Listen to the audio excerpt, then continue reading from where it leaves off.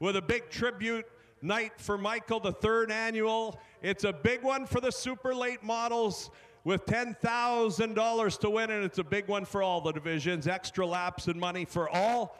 And at this time, the autograph session wrapping up back at the grandstand, we need all factory stock drivers to report to the front stretch so we can get ready for tonight's racing action. Factory stock drivers to the front stretch to your race cars, please.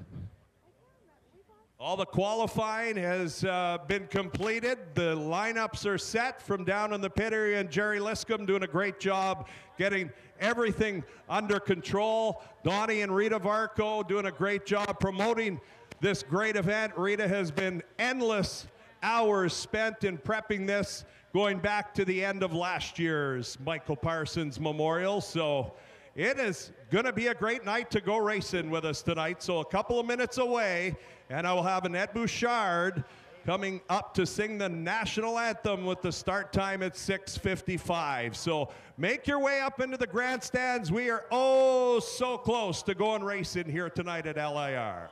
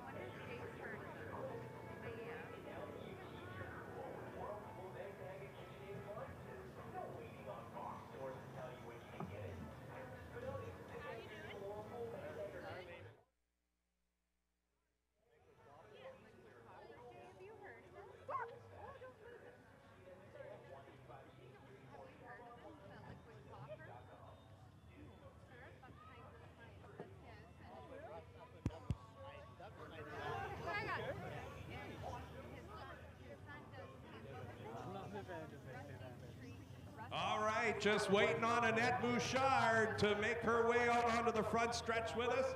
Here she comes. A warm welcome to Miss Annette Bouchard. Ready to shoot me as she comes out, but she's going to master it with the national anthems here tonight to get the Michael Parsons Memorial race kicked off. And we would like to welcome Rogers TV with us here tonight to the 3rd Mile Oval. For the first time, they will do all the video tonight at the Laird International Raceway that we'll be able to watch on our community channel. So welcome to everybody from Rogers TV. Also welcome Pedal Power 51 up top the tower from Southern Ontario taking in the action tonight. We thank you all for coming to give us this great coverage at the world's fastest third-mile racetrack, the Laird International Raceway. And for those that didn't know, if you're newcomers from down Southern Ontario, this became the world's fastest 3-mile back in the year 2000, August 26th. Terre Haute, Indiana driver Kevin Newton turning it in a 12.031 lap around this Speed Palace. And boy, it is one fast place to come racing. A lot of drivers from down Southern Ontario tonight to go up against the locals. Are we ready to go? Michael Parsons racing tonight at LIR. We'll give it 3 more minutes, and then we're gonna kick off with the national anthems tonight. I only have a couple minutes, but I just like everybody to stand up for a second and put your hands together, scream really loud, yell, whatever you want to do, jump up and down, don't fall. And thank Oval Revving and Greg Brazel for a fantastic, outstanding job that those guys do. It's not easy just to be up there, and you don't just grab the mic and announce stuff, or it's like a singer. You don't just grab the mic and start singing. So these guys have, day in and day out, have work ahead of them to do, and they do a fantastic job. So thank you very much, guys. Well, I appreciate that, Annette, and so do you. We're gonna hear it here in a couple of minutes as we get excited for what is gonna be our biggest race of the year. Capped off by a 73-lap tribute race for Michael Parsons. I know his daughter Joanna here tonight, and we're gonna talk to her before they give the starting grid for that 73-lap memorial race, and salute to her fallen father, who is with us in heart tonight watching from high above. And one of his buddies is gonna be doing a flyover tonight, Terry Mortimer. He'll be doing a missing man formation flyover that is going to come our way at 7 o'clock sharp. So we're watching the clock to time the anthems to get it to right when Annette's gonna be closing that Canadian national anthem. See how we do. We're not NASCAR, but I'll tell you what, Annette and I have been around a little bit, so I think we can pull this off together. And those greats up in the air tonight, flying over with some beautiful aircrafts. So salute them as they make their way by. Up on the starter stand tonight, veteran starter Ronnie Schmidt. He'll be making his way up top. He handles the flag duties tonight. Tremendous job, along with Billy C., who will work the turn 3 tower on the flags, and Gary Maitland, who we will see at the bottom of turn number 1. They'll handle all the flag duties. Michelle and Taylor, top-notch scorers here at the Speedway. Thank you for the work you do. Boy, you girls are just incredible in getting all the lineups set and ready to go. And of course, my partner making his way up into the tower from Indian River, Michigan. Please welcome back Oval Revving tonight. Oval, this is going to be quite a show. You got your microphone handy there tonight? We'll see if he's hooked up and ready to roll. Greg, we're hooked up, ready to roll, ready for the excitement. Welcome, fans, to the Michael Parsons Memorial. Great to have you here, Oval, for the entire season. Our contract ends tonight, Oval Revving. That's 3 years. Now we're unrestricted free agents. What are you thinking for next year, partner? You know, Greg, I'll have to wait and see. Well, I'll read the contract this year before I sign. Yeah, okay, we got it. And right now, if we could ask you all to please rise, if you could, and join with Annette Bouchard in the singing of our national anthems.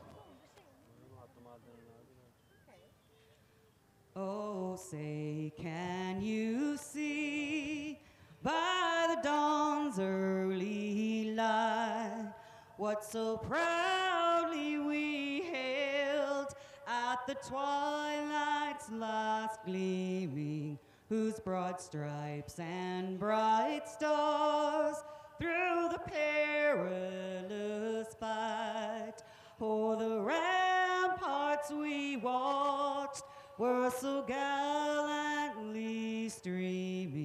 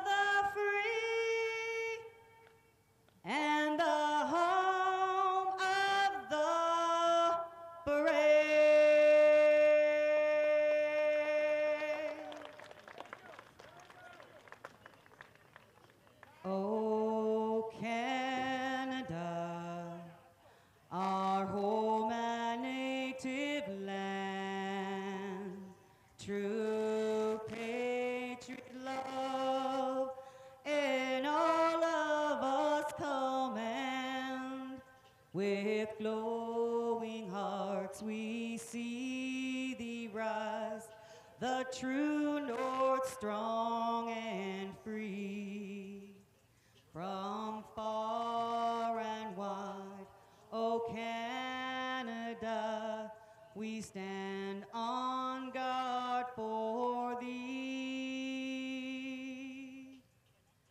God, keep our land glorious and free.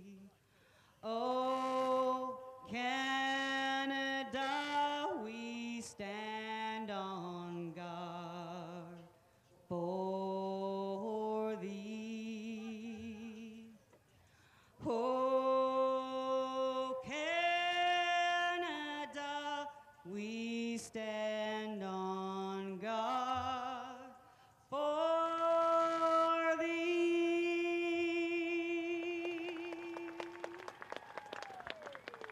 Thank you. Beautiful, Lynette Bouchard, and we are moments away from the flyover. So keep our eyes in the sky for John Koch and Terry Mortimer as they'll come fly over top of us. And I'm not sure exactly which direction they're going to be coming from. There they are. Look to the left of us. And they are on their way here, saluting our fallen friend, Michael Parsons. Enjoy the show, everyone.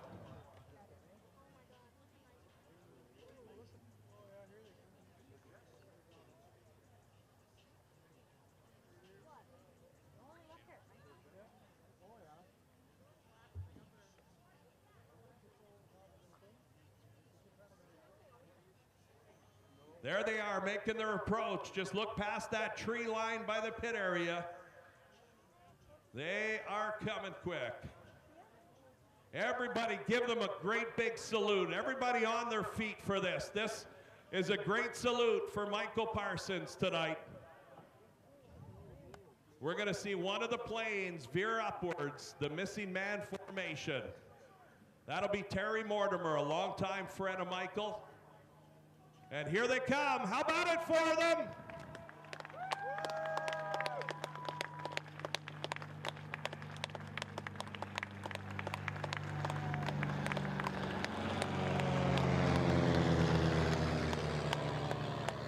There he goes, shooting to the heavens. How about it for that flyover? Woo! Beautiful stuff, and that is going to cue us to the starting grid to get things started off here on Saturday night. Front row, a driver that's got more experience than many and any down in the pit area. He's been racing since the 1960s. Started at the old Hayden Speedway, moved it on to the Northern Raceways. He's ran Onaway, Northern Michigan, Kinross, and right here at the Laird Raceway. How about a warm hand to the 57 of Rick Ellis? Starting outside of him from here in Laird, one of the homeboys in the 77X. He's been hot the last 3 weeks, looking to take over tonight in this division. Please welcome back in the National Transportation Chevy Monte Carlo, Ed Lapish. Row 2 inside, 16-year-old second generation or third generation driver in the 1965 Chevy. They did a complete motor swap after losing an engine last night, made her back to the track. Welcome back to 12, a youngster Owen Brown. Outside of him, this man is going to clinch a point championship right here in this heat race. Starting in the 08, a car him and his brother have made the looks very famous with in the IDA-sponsored machine. Give it up, if you will, for your soon-to-be champion, Daniel Bebo. Third row, inside, from the Mother Tucker Racing Stables. This is the dad. He has two daughters that run as well, one in the 4-cylinders, one in the Enduro division. Give it up for the Great Lakes Honda sponsored number 4, and Papa Dale Tucker. Oldest car on the racetrack, body-wise, this is a Falcon. In the stuffed lubricants, number 29, how about it for 16-year-old Xavier Carter? One row back in a 1963 Chevy. He's going to be oh so tough tonight to keep up with. He might be up there in victory lane tonight. He won the big one a couple of weeks back out of Gooley River, Ontario. Car number 91. How about it for Jay Palumbo? Outside of him in car number 80, one of the Sioux boys and one of the Bebo brothers. The winner of the feature event last night. He'll do double duty, as will Jay Palumbo tonight. We'll see him in a late model a little bit later. How about it for the 80 of Brad Bebo? Starting in the next row, on the inside, they did a transmission swap today. Our defending four-cylinder track champion, who's raced everything with us here this year, four-cylinder, super late models, factory stocks, and an enduro car. Welcome back from the Sioux, third-generation driver, Tyler Preisner. Outside of him, he's been busy working up in Wawa this summer, but he's making his return for the Michael Parsons Memorial, driving a 1967 Chevy Chevelle. Welcome back your quick qualifier, Jared Varco. And at the back in car number 33, another good-looking race car. That's a 1969 Chevy Camaro out of Sioux, Canada. Give it up, if you please, for Cody Champagne. Now it is your turn to get this night started. These drivers will not hit the start button until you give them the command where you're going to say, drivers, start your engines. And the drivers promise me they will not touch that start button until they hear that totally tight. So let's count them down. 5, 4, 3, 2, 1. Other than Noah Brown, they all listen. Back up to you, Oval Revving. All right, Braz, all right. Parsons Racing here at LIR. All right, race fans, you're set for an exciting night here. The final line of 2024 for LIR. The Michael Parsons and what a field of cars we have.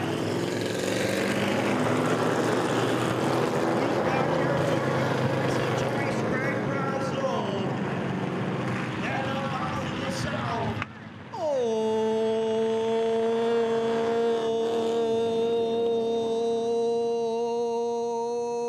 Oval Revving.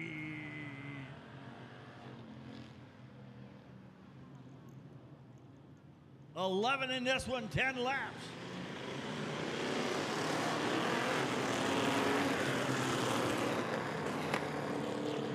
Ronnie Schmidl, then I'll get them tires warmed up a bit. We'll get the line up for you here momentarily. Make sure you stay hydrated out there. It's warmer than you think.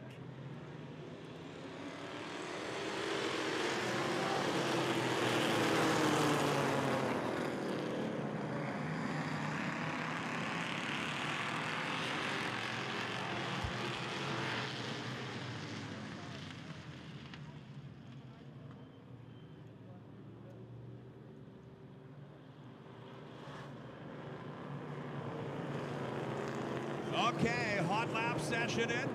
Put a little heat in the tires, and we are ready to go. Here's the format tonight. 2 heat races for each of the divisions.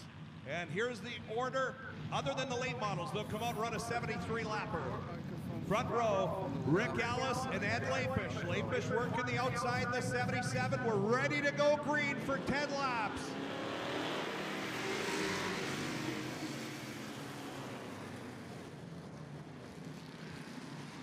All right, everybody survives 1 and 2, making their way down to 3 and 4. Bebo on the outside of Lapish in the 77. Yeah, and Ed Lapish has been quick. He's going to lead him by the stripe. What a camera we've got set up at that start-finish line from Rogers TV tonight.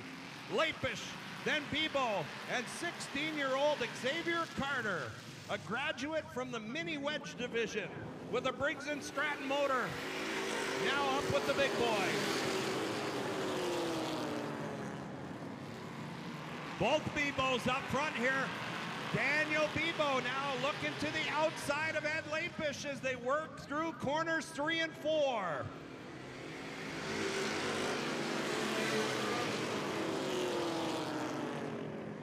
Brother Brad Bebo back there in 4th. Tyler Praisner back further in the field. A little bit of smoke billowing from the back of that car oval.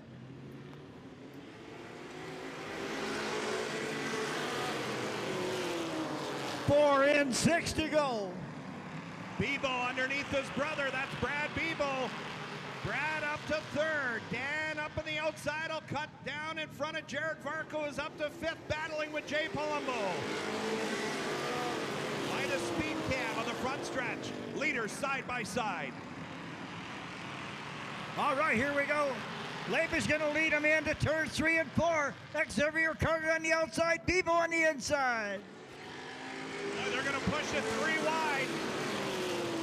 Xavier Carter backed out of that wisely. 6 complete, 4 to go here in the kickoff race for the Michael Parsons Memorial Saturday night at Laird Raceway. And Bebo, that's Brad, working the outside of Ed Lapish. He wants this race bad, oval revving.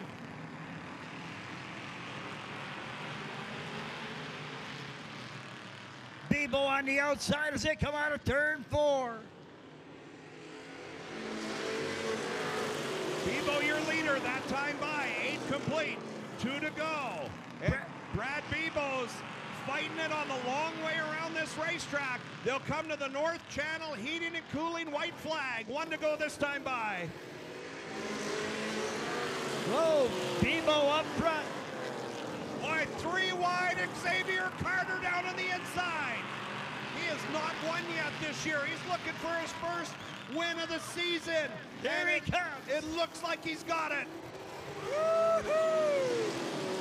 Wow, Xavier Carter in that 29. His first career win. Patience paid off here. Oh, that youngster's got to be happy there, Braz. Boy, he has worked so hard all season long to find that Ford Falcon up front of the field, and he said it's happening right here. Spotted an opening down on the inside, and Xavier Carter, the 16-year-old, sponsored by Woody's Wheels, Stuff Lubricants, Carlo Gervasi, Integrity, Heavy Repair, Arturo's, Lions Timber Mart, Chaos Graphics, and DKI Solution Services along with Lions Timber Mart. He picks up that checkered flag finally. You know, Greg, we've seen him improve week after week.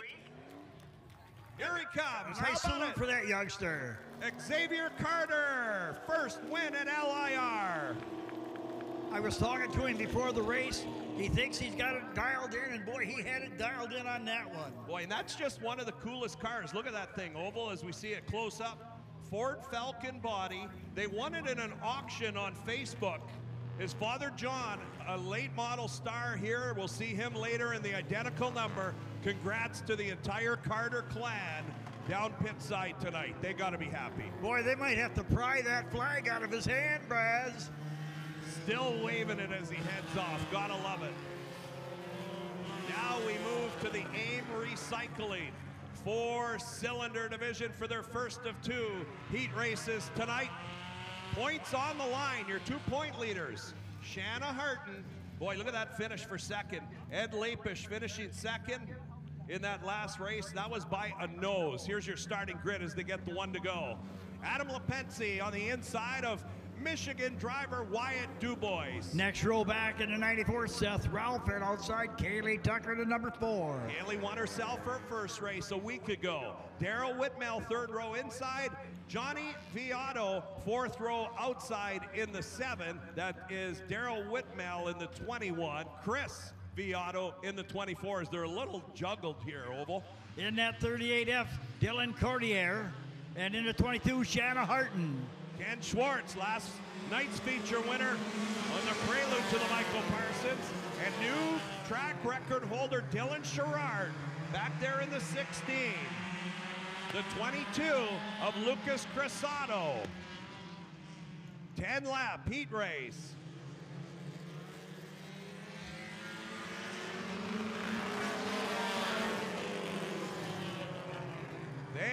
3 wide, further on back in the field.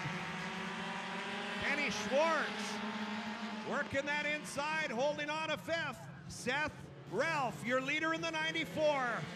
And he's got Chris Viato working the outside of the orange and black Viato and Sons sponsored machine. Dylan Couturier in the red 38. He had a great qualifying run tonight, Oval. He looks fast. He's up to 2nd as they shoot by the start-finish line. Schwartz up to 4th. Shanna Harton in a 22, trying to make sure she stays ahead of that number 16, Dylan Sherrard, who did the motor swap, might not have it tonight. Oval, I didn't know Dylan Sherrard did a motor swap. No, Owen Brown. Owen Brown in the factory stock. So Dylan Sherrard with the regular motor in, and he broke the track record tonight. So he's fast as the leaders come down the front stretch. Chris Viato and the 38 of Dylan Couturier. Kenny Schwartz, Shanna Harton working on a championship here. She's going to pick up points if it finishes in this order, but Sherrard's not done yet in that yellow Submarine 16. He's on the move. 6 complete, 4 to go. Battles up front. What a run by Dylan Couturier. This is the best run we've seen Dylan have in that red 38 as he tries to work on Chris Viato.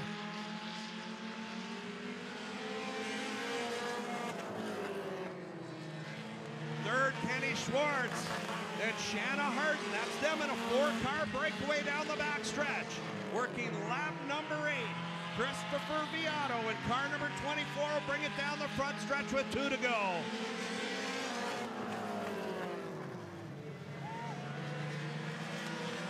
Whoa, and around goes Harton. Dylan Sherrard gonna pass her on that one. So Shanna Harton brings out a caution flag in car number 22. And see with the point leader, she's got it fired. She was having a great run. 22 to the rear, they tell us, so Shanna Harton will have 3 laps to run in this one to try to make up a little bit of time. Here's the replay.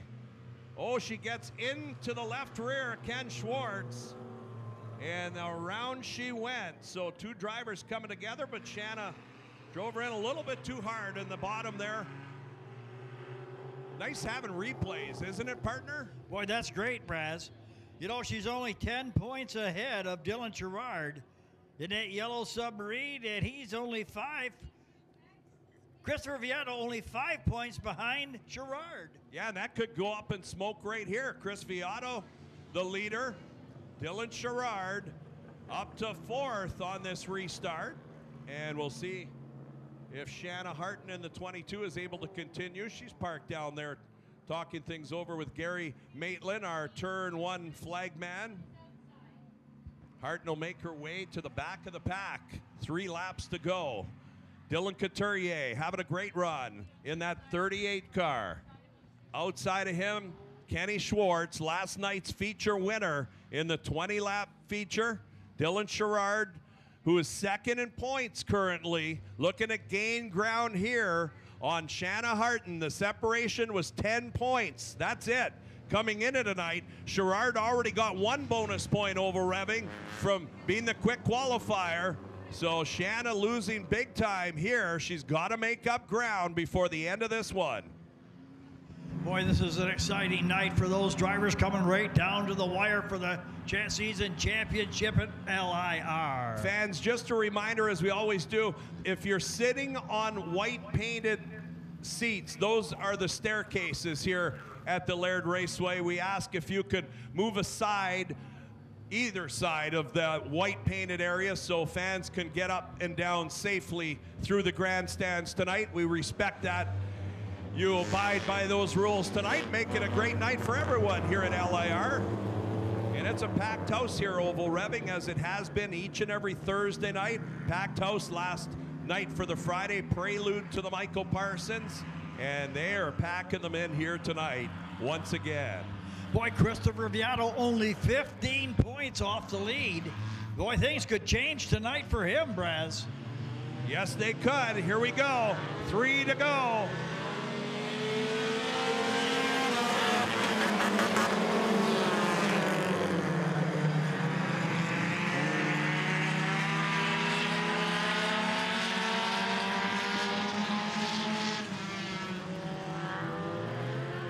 Caution comes out.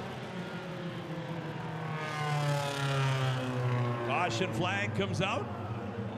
That's the 22 machine of LaPonce bringing out our next yellow. There's a look at him sitting up top of turn number 2. 3 22s in this division. The 22T of Adam LaPonce, that's him. Lucas Cresado is the silver number 22X. And Shanna Harton is the 22 in that Ford Mustang. And that Ford Mustang needs to gain ground back here in this heat race with 3 laps remaining. Boy, Rogers has some great camera angles that we're getting a chance to look at tonight. We welcome them here to the Speedway. Hope everyone enjoys it on the community TV watching the world's fastest 3rd mile oval. Chris Viato, your leader, slowly down the back stretch. They'll come to the M&M restart line just over to the left of us in turn 4, and that's when they'll hit the gas. And here we go, back to racing.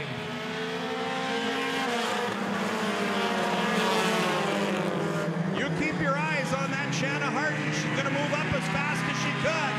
She's already got a few spots. She's up to 5th. Dylan Sherrard underneath the Ken Schwartz for 3rd. 8 laps in, 2 to go. Chris Viato, great job up front in car number 24. And Dylan Couturier, then the 16 is Sherrard. White flag for the North Channel Heating and Cooling. 1 to go. 5-car breakaway through 1 and 2 and down the back stretch. And they'll come around to the Thompson Hardwood floor refinishing checkered flag. There comes your winner right here in the 24. Christopher Viato. Viato, sponsored by Viato & Sons, co-operator Steel Speed, Total Tire Construction, Jeff Viato. What a great run. Brass, how many points will they move up for that heat race? Well, I believe Sherrard picked up 2 on Shanna Harton there, 1 in the qualifying, so they will now be separated by 7 points with 2 races to go. And Christopher Viato only 15 points behind. Yeah, well, he'll pick up a couple there, but he's going to need a miracle if he's going to be able to win a championship tonight. He's just got to do exactly what he did. Go out there and try to win every race, and the cards will fall like we seen there further back. He just needs separation behind himself and Shanna Harton in particular, and the 16 of Dylan Sherrard. And give it up for your race winner, Christopher Viato. Him and his brother Johnny sure put on a great show night in, night out. Johnny falling out of that race in the number 7. But Chris bringing that Dodge Neon around, holding that checkered flag, and we'll move on to the Rayco Automotive Napa Modified Division. The Thundering Modifieds, boy, these cars shake the grandstand, shake the tower. Another tight point race. 5 points is all that separates Jason Harrington, the Thessalon driver, in car number 78, and Mark Laxo in car number 83. Quick little hot lap session before we go green flag racing for 10 laps in this one. Okay, so here we go.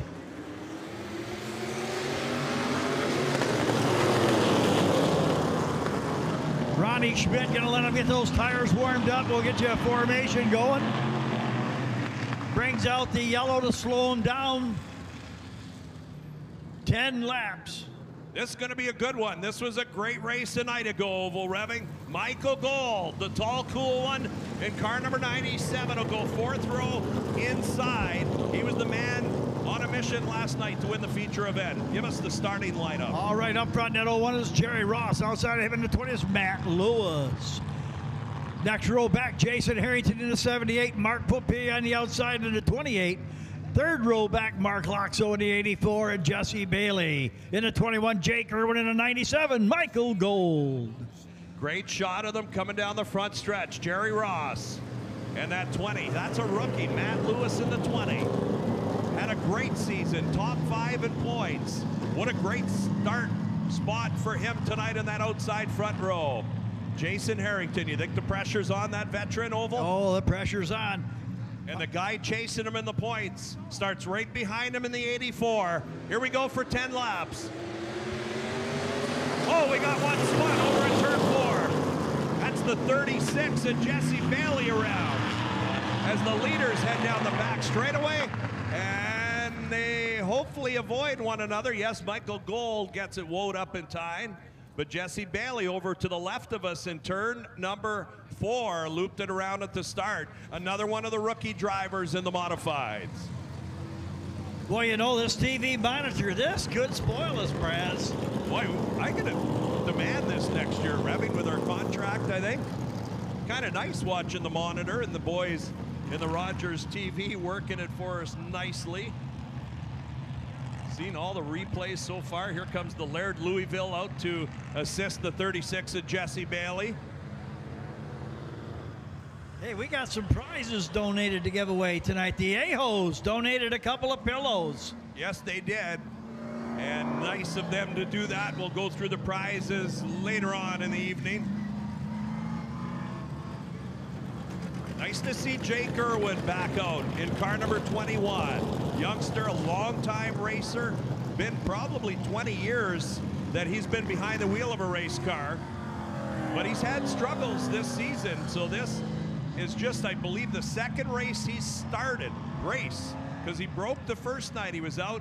He's back there in the 21 tonight working outside row number 3. And Mark Loxo only 5 points behind Jason Harrington, who he is behind. So he'll keep him in his sights as we get it restarted here. This is the Rayco Automotive, Napa Auto Parts sponsored division. They're also the big sponsor for the Mike Parsons Memorial. 73 lap, $10,000 to win tonight for the super late models that are normally always sponsored by Service Rental and Sales, which they are tonight as well. Jerry Ross brings them to the green flag and leads them in on a turn 1 and 2, and Jason Harrington with a great start, Oval. Harrington in the 78, Loxo in the 84.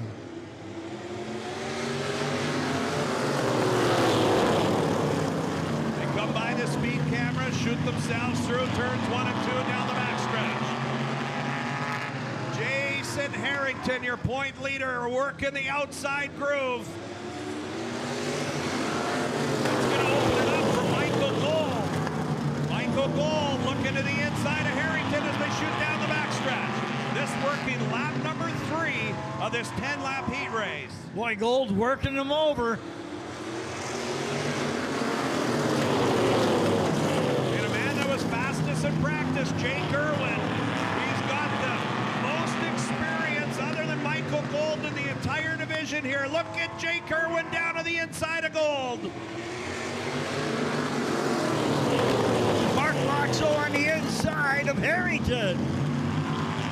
Oh, they're 4 wide. Now make that 3. Boy, Mark Perpelia goes for a ride in the Rayco sponsored machine. And he brings out a caution, comes to a stop. Now he may need a tow truck, Oval, because that come to an abrupt stop after he was rolling through the grass to get back up onto the bottom of, oh, wait a minute. Surprise, he's fired it up. Still rolling. See what the replay replay shows. Well, I'll tell you what Ronnie Smith just showed him, the black flag. Oh boy. That's a no-no. And Mark Perpelia, unfortunately, with contact with Mark Laxo, and it looks like Jason Harrington had nowhere to go. He loops it down on the bottom. Car was rolling to get up on the track, and then he came to a stop, and Ronnie Schmidt says, enough of that, we could have stayed green. And he's probably not going to be too happy with that.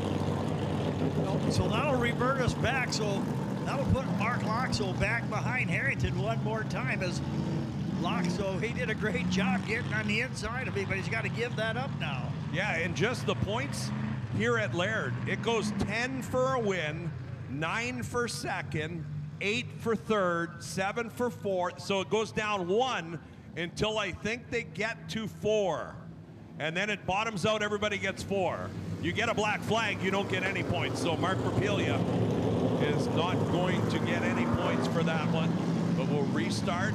Leaders start solo up front of the field. And then second on back will be side by side. You'll see that throughout the night to all the newcomers here at LIR. And we are back underway. And look at Jake Irwin. What an impressive run from the back of the pack. Irwin to the lead in car number 21, and Mark Laxo working the outside as well.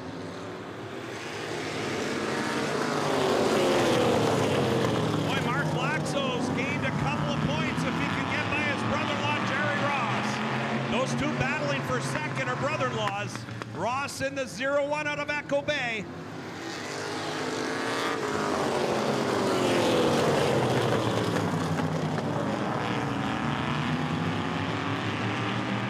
Harrington currently running in 5th. So if it ended right now, Oval, he'd pick up 3 and trail by 2 points only. Heading into the next heat race. Laxo in the 84. But your leader, Jake Irwin, who was the fastest in practice, second quickest in qualifying tonight, showing them the quick way around this racetrack here in Heat 1 for the modified. 8 in, 2 to go. So Jake will bring it around to the North Channel heating and cooling white flag with 1 to go. Michael Gold working the outside of the 01 Jerry Ross. But it is all Jake Irwin in car number 21, his first win of the season.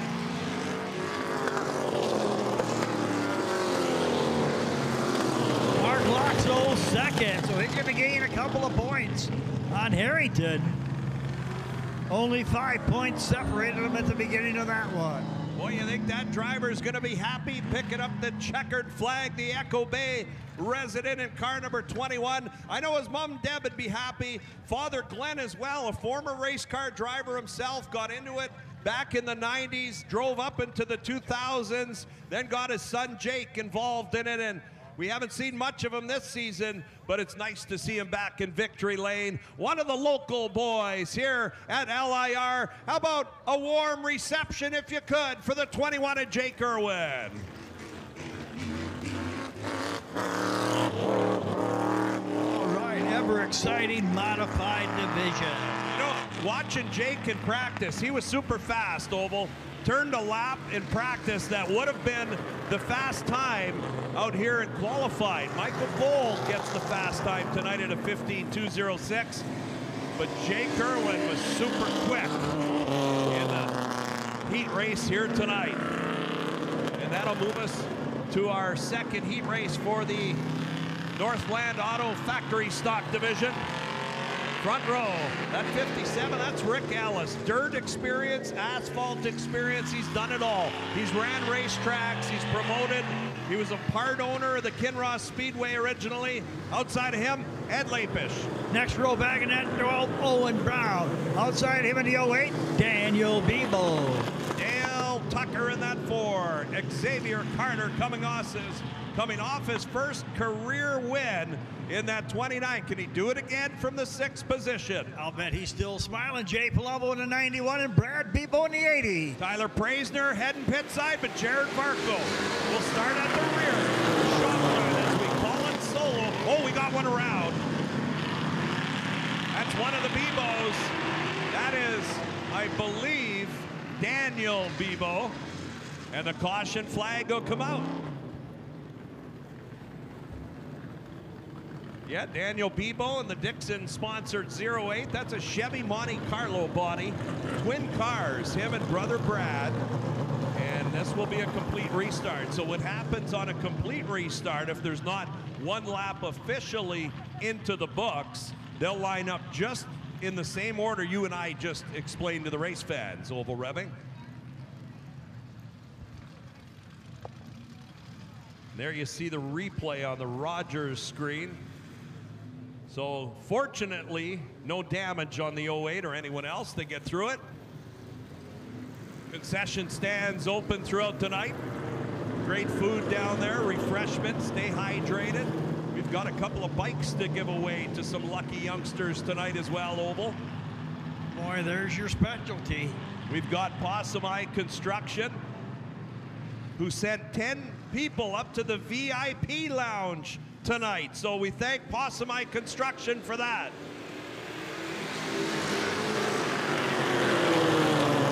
Back to green flag racing.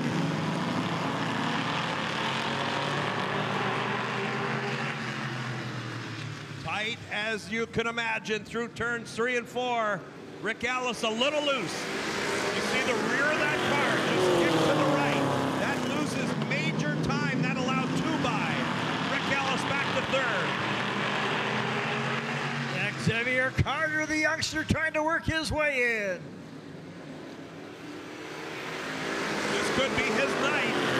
Daniel Bebo up to 2nd. Rick Ellis.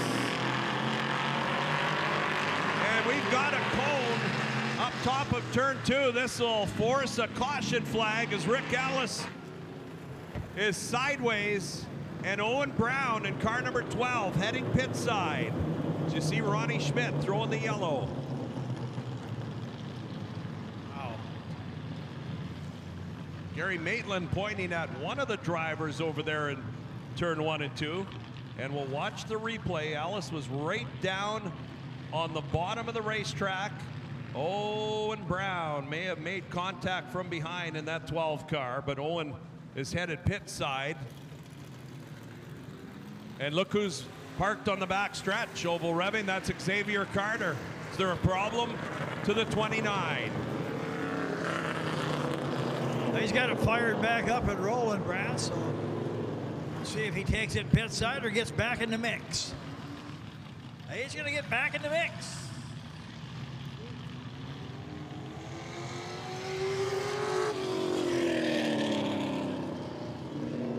Boy, what would Ronnie Schmidt pay to have this monitor installed up on the flag stand to see the replays like we could see up here? We got it over you tonight, Smitty. I'm loving this.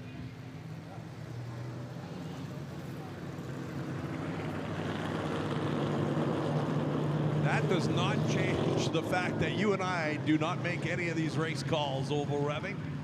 We get the best job in the house. It really is. Yeah, I mentioned that to somebody earlier. No matter if we see it, I'm not going to call. No, it's not our call. We could explain what we see, but that's not the official call. The officials will make their decision.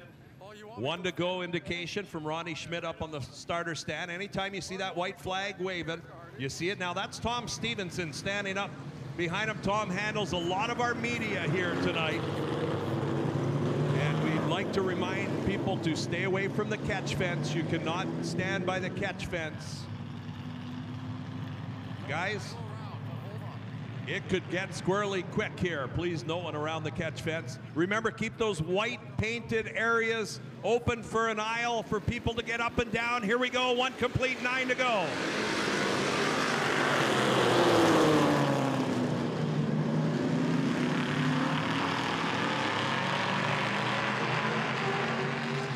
Ed Lapish, he's won 4 races of the past 6 the last 2 weeks. Leading the way. And the other 2 that have won the other races, the brother Bebos, are running 2nd and 3rd. They're tough. Jay Palumbo back there at 6th in a great-looking car number 91.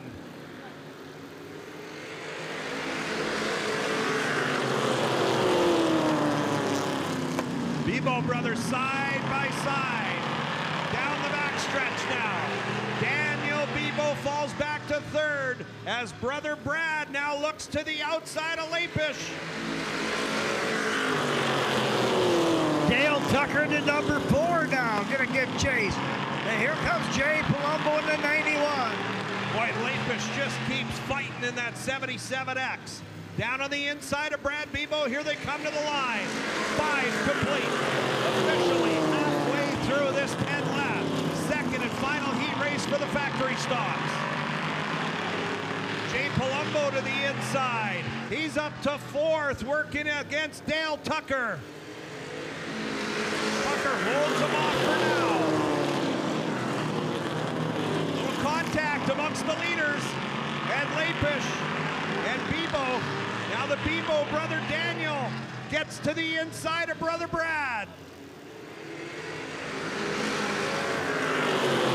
See the black flag pointed that last time by to the 77X. That's the National Transportation sponsored Ed Lapish, who continues to lead with Brad Bebo working tirelessly on the outside. Brad led that last time by. What a race we got cooking here. Bebo to the outside. And he's taking the lead, Oval. He'll come to the North Channel, heating and cooling, white flag. 1 to go, says Ronnie Schmidt. And look at them bunched up like bananas from 3rd on back. Dale Tucker 3rd. Daniel Bebo, who secures a point championship right here. In the 08, he'll finish 5th.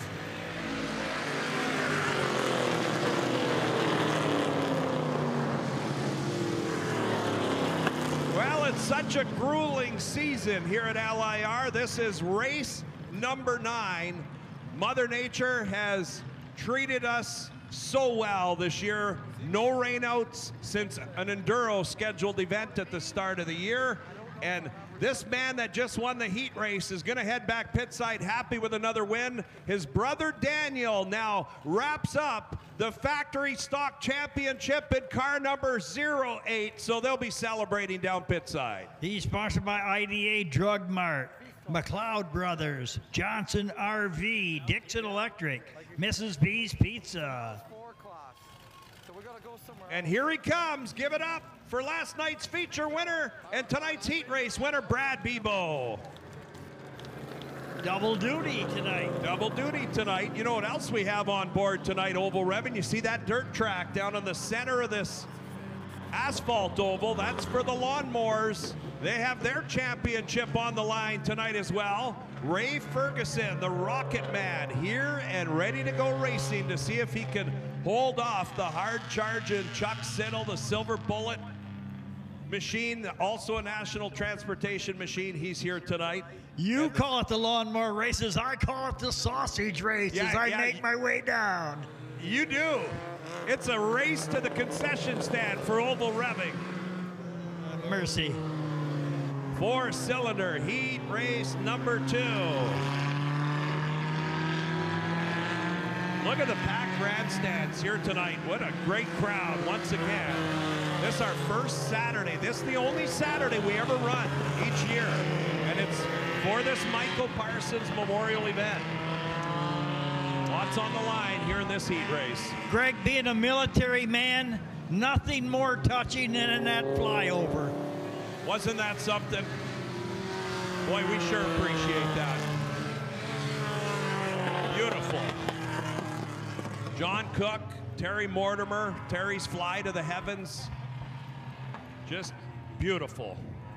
There's the 22 leading the way around. That's Adam LaPonce and the 22T. Wyatt Dubois out of Afton, Michigan. That's just outside of Indian River, Michigan. That's a summer hotbed, isn't it, Oval Revving? Boy, they got Burt Lake State Park. They've got others. They got Yogi Bear Campgrounds.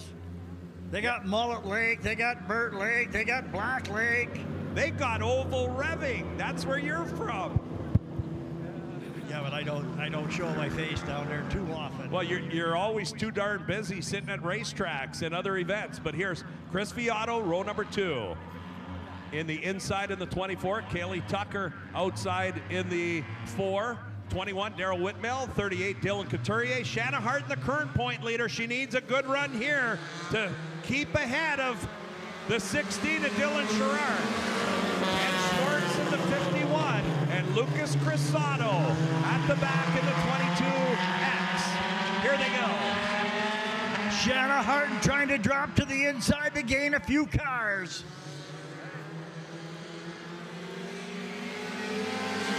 Another great start for Chris Viato. Viato leads the way. Look who's second again. It's Couturier. Will he get to the inside as they shuffle down the backstretch? Couturier sticks the nose of that neon down to the inside. Now they battle wheel to wheel. 2 complete. And Shanna Harton, Boslucci's running 4th. Kenny Schwartz running 3rd at 51.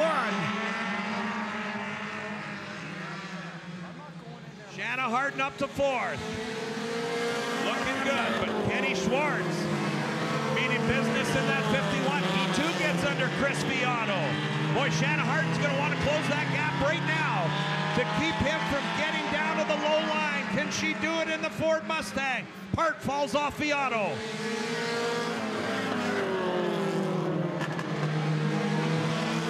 Oh, their door handle out of 2. Harden now gains it into 3rd. Good run by the top 4. They have checked out. Further on back, Dylan Sherrard, 3 wide on the outside. Whitmill into the rear of him. Can he hold on to it? He does. That was Calamity Corner right there. There it is. Watch for that throughout the night. But here comes the leader working lap number 6. 4 to go.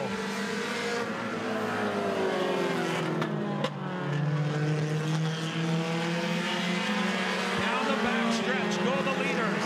Sherrard trying desperately in that yellow submarine to get up front. He's currently running in 5th. And Schwartz thinking the outside of the 38. That'll give Shanna Harden maybe a shot on the inside. Harden, a 19-year-old Lake Superior State student, ready to go back to school on Monday. But until then, working on a championship here tonight in their 22 Mustang Sally.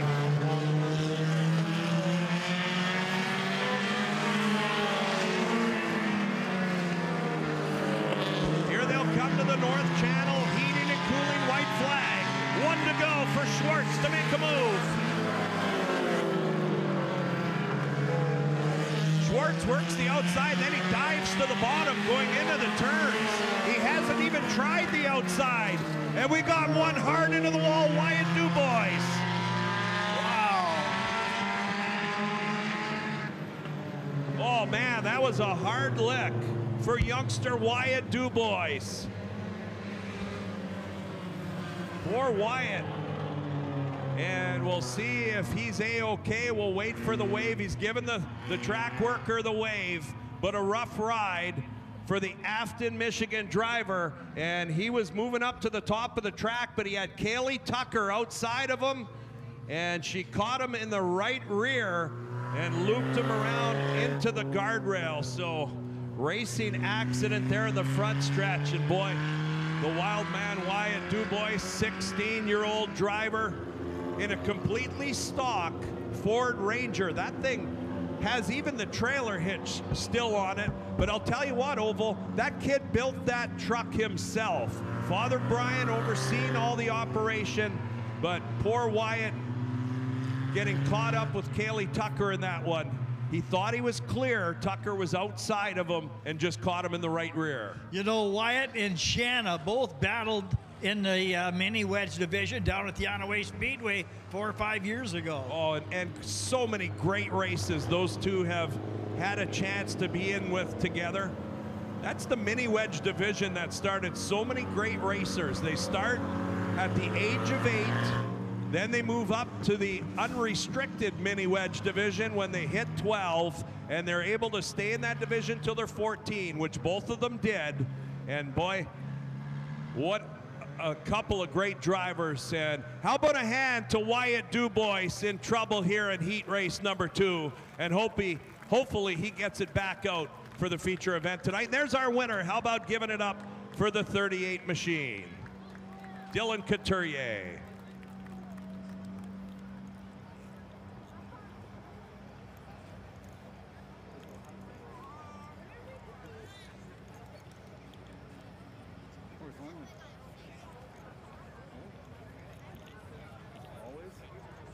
Okay, final heat race of the night getting set to come out once the Laird tow truck and Laird Towing gets Wyatt Dubois back. And Wyatt's going to drive it off. Look at that. Gary Maitland looked it over, left rear tire flat, but hopefully they can get that thing back out for the 30-lap feature tonight for Wyatt, spending the weekend here with us.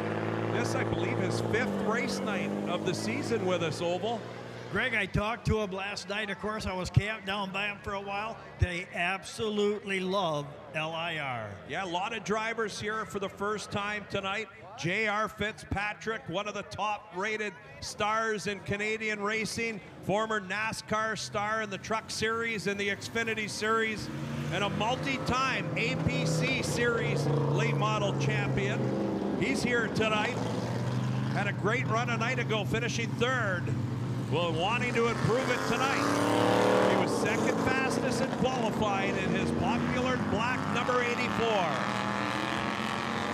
Final heat race of the night, the modified, sponsored by Rayco Automotive, Casey Davio and the gang up on White Oak Drive. And they, the official sponsor this night of racing as well, the Mike Parsons Memorial on this Saturday night.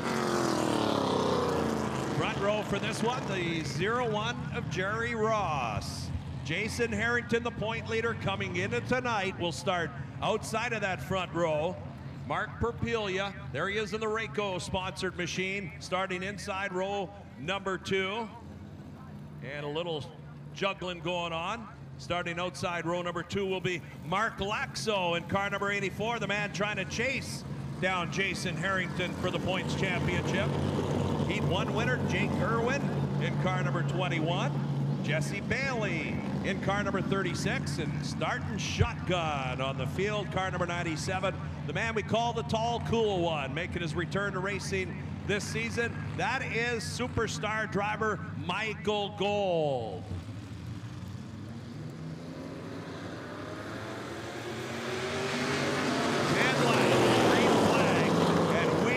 Underway. Jerry Ross leads them down the back stretch. Mark Perpilia going to try to close that low line off from Jason Harrington getting in there. Harrington holds him off. He runs 2nd. Mark Laxo in the 84 trying to work his way around. Trying to get up behind Harrington. Be nice to see Mark Perpilia recover in this one and win one for that Rayco Automotive. They've been with him for years, sponsoring him as a factory stock driver, the last few years as a modified driver. He runs 2nd right now at the moment as Jerry Ross in that 01 leads him on a turn 4. And look who's coming. Jake Irwin up to 3rd. Mark Laxo once again on the inside of Harrington. Yeah, that's the most important battle on the racetrack right now is for 3rd, 4th. Laxo trying to gain ground on Jason Harrington. Oh, Jake Irwin real loose that time going into turn 1. And they are freight training him for now on the inside.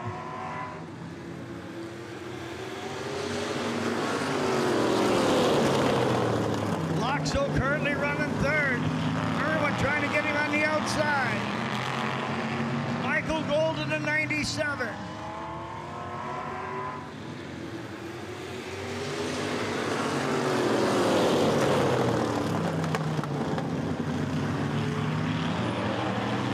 Down the straightaway they go. 6 in, 4 to go. Lawnmowers to follow the Algoma Lawnmower Division for a 20-lap feature event. Jerry Ross continues to lead half a car length. Make that a car length now as they exit down the backstretch. Jake Irwin has recovered nicely, working the outside, trying to get to the front.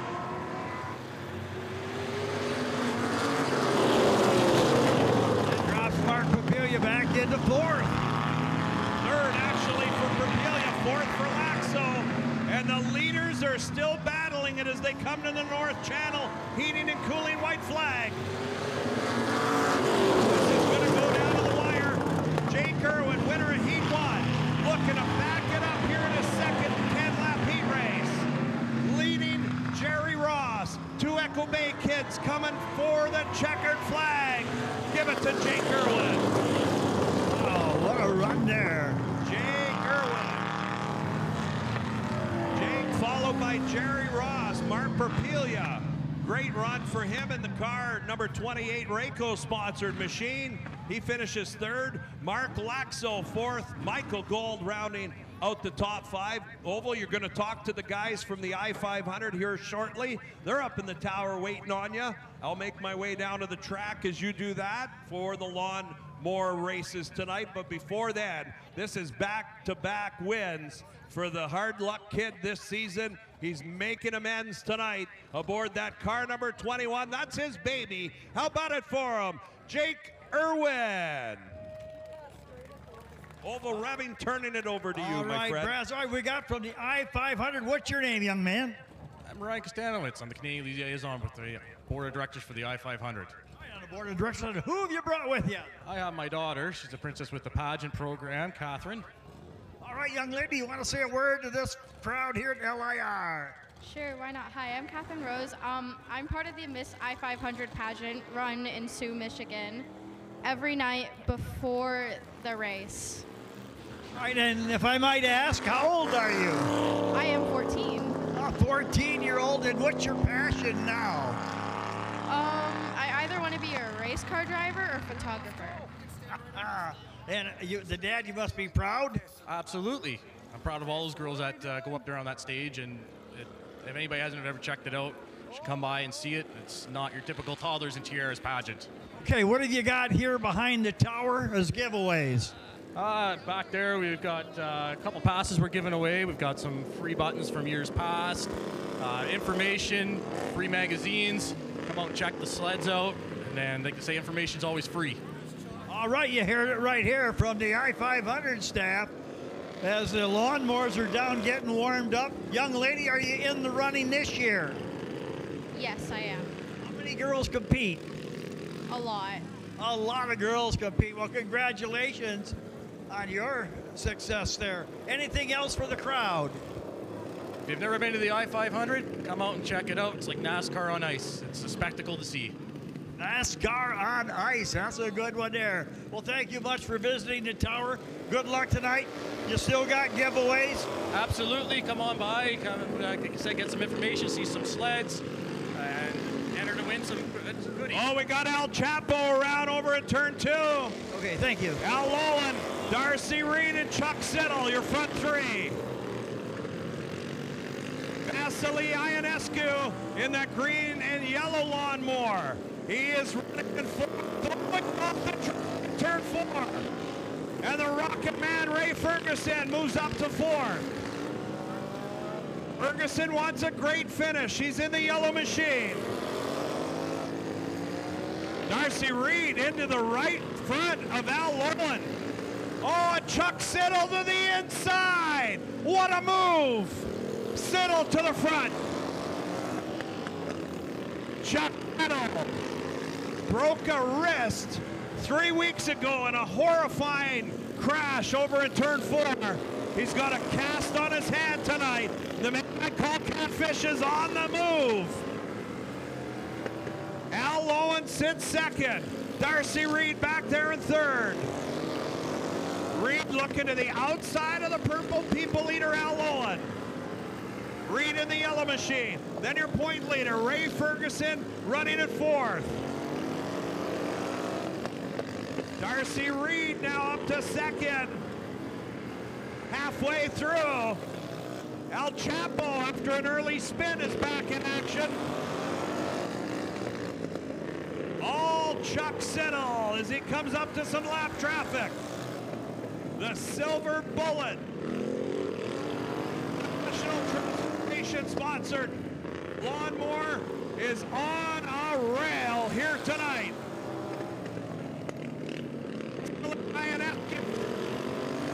Go down a lap to Siddle. Siddle bringing it around, looking dynamic. Ionescu around, but he straightens it out. We stay quick.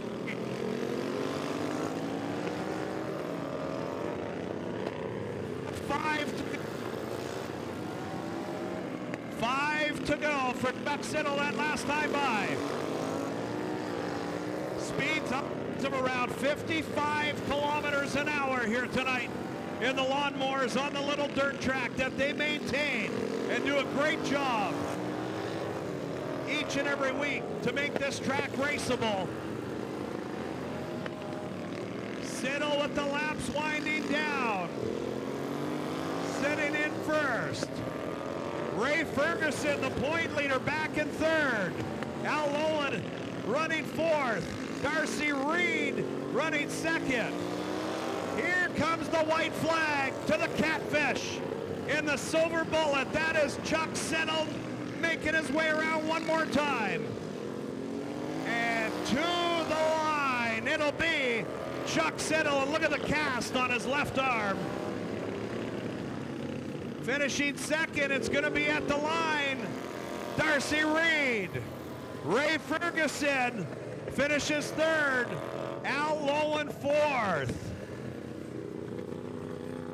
Vasila Ionescu finishes fifth. Al Chapo finishing in sixth. And we're going to see if these guys have the points figured out to find out if we know who's going to be a champion. Boy, this is cool for all the newcomers or the viewers watching on Rogers TV tonight. These lawnmowers have been a big hit out here at LIR for the past 3 seasons. They have put on a terrific show. And Chuck's going to take the helmet off. We're going to talk to him first. We've got Ray Ferguson down on the infield. Here's the leader coming into tonight. Make sure the microphone makes it down here. Hopefully. Yeah, we're going to cut out. We're going to have to take him. Whoa, what a delivery. Thank you, guys. There's his daughter. Oh, look at that hug. She has got to be happy with that one. She's going to hold the checkered flag. Give it up for Chuck's daughter. Charity holding the checkered flag tonight. Chuck, you guys got to get over here. The mic won't go that far. And then you can head on back over there. There's his son, Will. Chuck Siddle in a nasty wreck 3 weeks ago. Show that cast off. That's a full-blown cast. And you did it again, old buddy. We did do it again. Everything just lined right up. Here comes the cast. He's got it. Oh, he's even got the number on the cast. Hold that up. Check it out. That is great stuff. Chuck, you were at the autograph session. Kids got a kick out of the Catfish. Oh, man, that was way cool down there. That's why we do this, right? Those guys came down, and we were just lit right up. It was awesome. Boy, you got a 3-wide pass to get to the inside there and sped away from the rest of the field. That thing is just a rocket. Oh, there's some secret sauce in it there. Mike put a little touch of barbecue to it. Of course, we're talking about Mike Taylor, a seasoned guy, a former late model crew chief years ago for Robert Heima. He was, and he knows how to shine, and tonight's actually our last race on this one. We're going to try something different next year. Tell me, did you figure out the points, the way it sits right now? Who's the champion? Believe it or not, we're tied. A tie for the championship. Father-in-law and son-in-law. Give it up for the Rocket Man, Ray Ferguson, and the Catfish, Chuck Siddle. Boy, you had all odds behind you. You were trailing by quite a few points coming into this weekend and 2 big wins. Yeah, we were definitely behind. We missed a race, and then we just didn't finish one, but we'll take that. That's like 5 wins in 2 seconds and a DNF, and all in all, I'll take that this year. And a lot of injuries to go along with it that one night. Oh, yeah, there was some pain. Good for you. Congratulations, Chuck. Thank you, Brett. Now get out of the way, because I want to talk to this man sharing the championship, his father-in-law. Give it up one more time, the Rocket Man, Ray Ferguson. Well, you got the granddaughter cheering for both of you here tonight, Ray. That was a great performance, and not just tonight, but every night. You are the elder statesman of this group, and you pulled off a championship and shared it with your son-in-law. How special? That's pretty special, especially sharing it with Chuck. Now, going into the weekend, you knew he'd be coming. Oh, guaranteed. He would be there. I knew he was going to win. Did you really? He's that fast, huh? Oh, yeah. He's that fast. Well, he pulled it off tonight, but you know what? I think that's pretty family-like, the rest of the racing. It's all family involved. Everybody's involved. To share a championship like that with your son-in-law, I think that's pretty special. Very special. I don't think I would have wanted to win it. You're right. I wanted him to win it. Well, I'll tell you what. You guys are class acts. Did a great job. I got Al Lowen. I want to talk to him here in a minute. But how about giving it up one more time to Chuck Siddle and Ray Ferguson on the Lawnmower Championship? And look at, I think I forgot the trophy. And this trophy is for tonight's winner. I'll switch you. Tonight's winner, Chuck Siddle. Charity's going to grab that. I want to talk to this young girl on the microphone. I think she would like it. What do you think of dear old Dad's win tonight, Charity? I don't think I trust that mower anymore. Did that lawn tractor, when it had that nasty crash, scare you a little bit? Maybe. Maybe? I see you've got a real nice pink one in the trailer, and I know you won a race here at the Laird Fair in your lawnmower last weekend, didn't you? Yeah. And how old are you? Because Dad totally messed that up last time I asked him. 7. She's 7 years old. She won in the lawnmowers last weekend here during the Laird Fair. How exciting was that? Super. Awesome. Thanks for talking on the microphone. What a great job. Give me bumps, partner. Thank you. What a girl. Give it up for Charity Siddle. Charlotte. And here we are.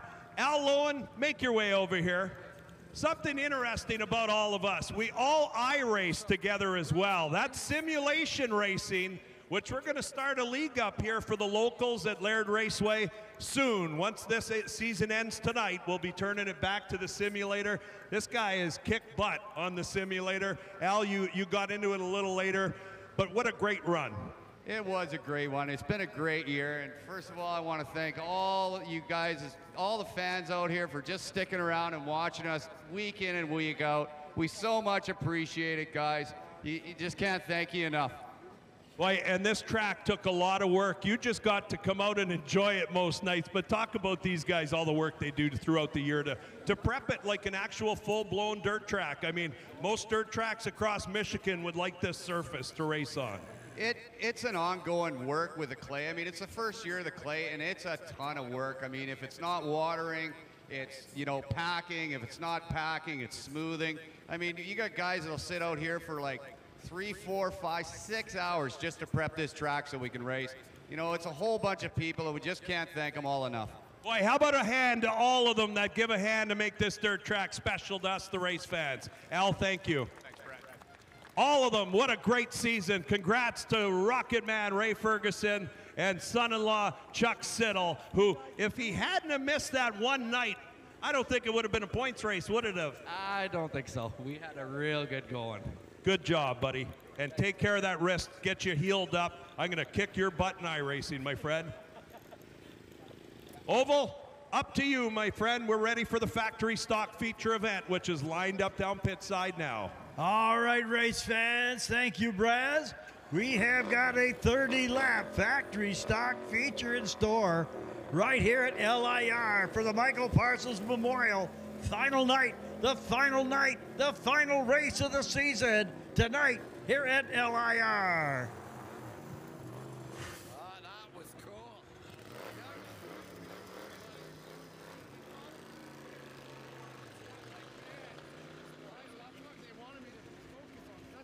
So 30 laps, anything can happen in this one. Already have the season championship of Daniel Bebo in the factory stock division. Some of the other ones will be determined yet tonight. So Thank you. Hey, bear with us as we bring you an action-packed 73 laps in the super late models a little bit later on. $10,000 to the winner. The checks are here in the tower. $4,000 for second and $2,500 for third. So some moolah to be taken home here tonight at LIR. Ronnie Schmidt gingerly makes his way to the tower. As the factory stock line up here at the front, on the front stretch. And that's 77X, that is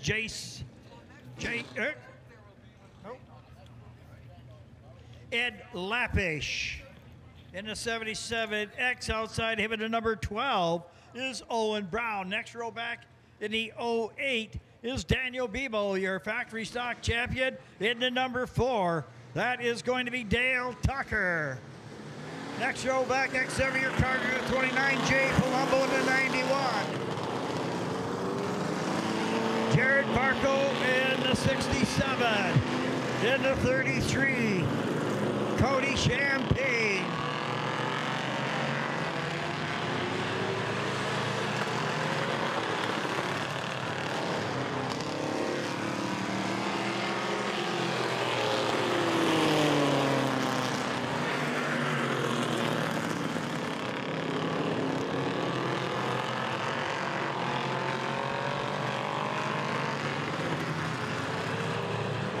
Ronnie Schmidt.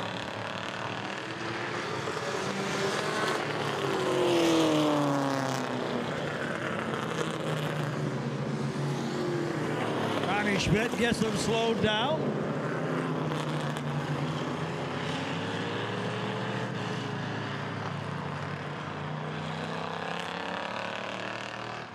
So Ronnie Schmidt. Ed Lappish on the inside, outside of him.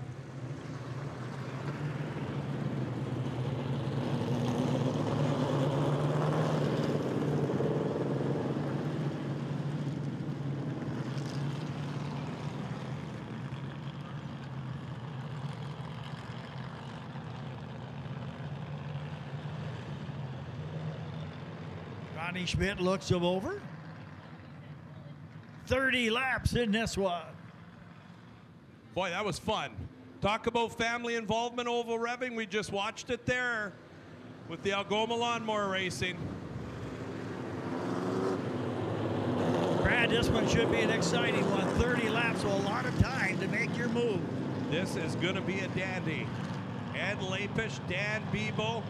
Who's it going to be? Owen Brown working the outside of that front row. There's Daniel Bebo, the champion in the factory stock. So go inside row number 2. 30 laps, sometimes the best race of the night.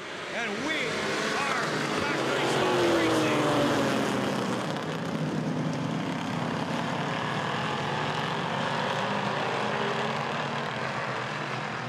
Ed Lapish in the 77, gonna bring him around.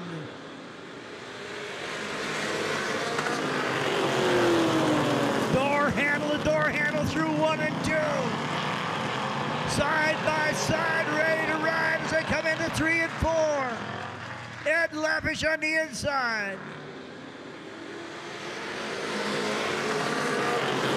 Door handle here at the turn. These guys are battling out into 3 and 4. Lappish on the inside.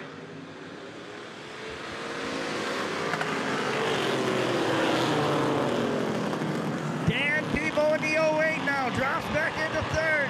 Now Owen Brown in that number 12 gets around Lappish into 77X.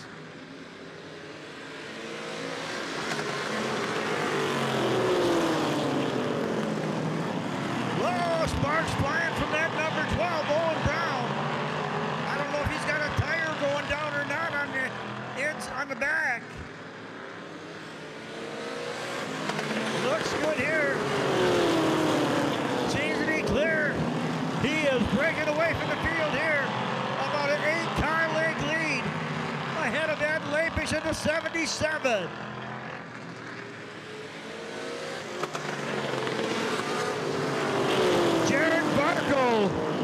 at his move into 67. 6 in, 24 to go.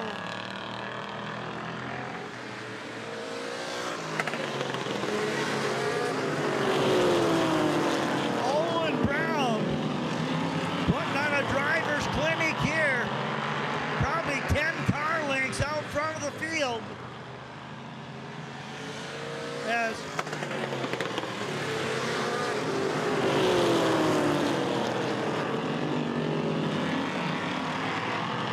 they're telling me now Owen Brown overrunning his time, gets the black flag. Boy, that's too bad. That'll put Ed Lapish up into first place and Daniel Bebo second. Yeah, what a bad time. He's seen the black flag right now from Ronnie Schmidt. And they've been telling him in his ear, if you overrun your lap time by better than a quarter second, why he's going to let the field go by him before he pulls it off the back straightaway back to the pit area. Smart move by Owen, tough break for the youngster. So if you're not in the fast four qualifiers, if you're 4 or a quarter second faster than your qualifying time, because the slower cars start further up in the field, you're DQ'd, and Owen Brown shattered his lap times here in this feature event. So Jared Barco, door handle with Bebo. 30-lap main event, working lap number 13. Jared Varco from the back of the pack, working the outside for second. Side by side with Brad Bebo. Tony Champagne in that black 33. Nice to see him running tonight. He struggled all night long. He's at the back of the pack, but he's still running as Ed Lapish brings him around. Battles for spot number 2. Bebo, that's Brad Bebo, last night's feature winner. And Jared Varco working side by side. Varco's looking to the front.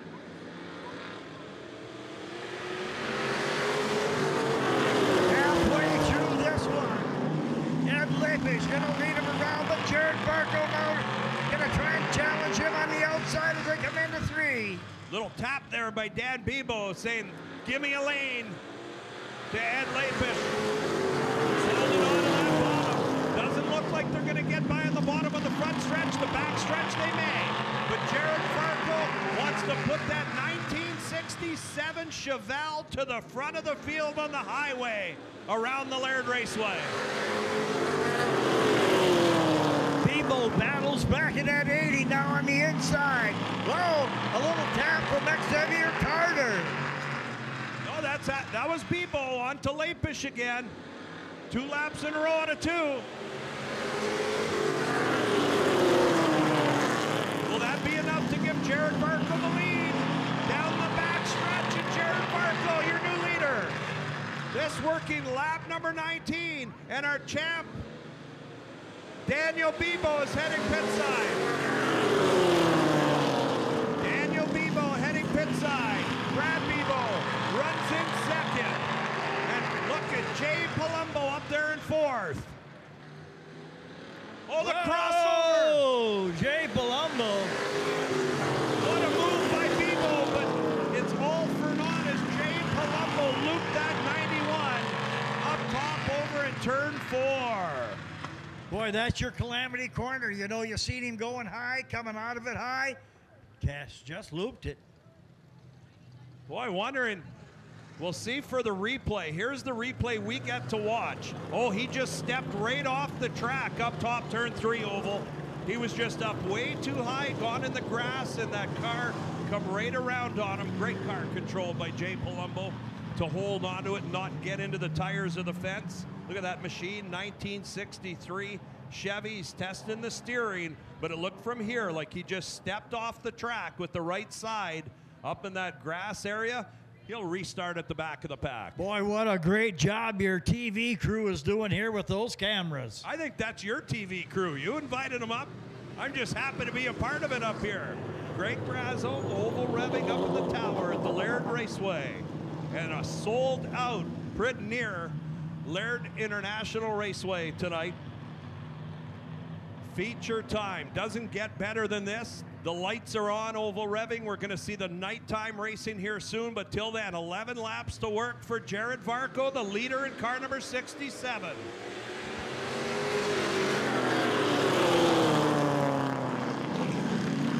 Watch young Xavier Carter got to the inside, but here comes Jay Palumbo working his way up that quick.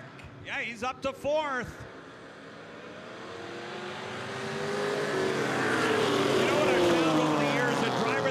Spill themselves, they want to redeem themselves, and Jay Palumbo's just that driver. He's not going to be happy with himself for that spin. He's going to want to get back up front of the field and dangle for that win.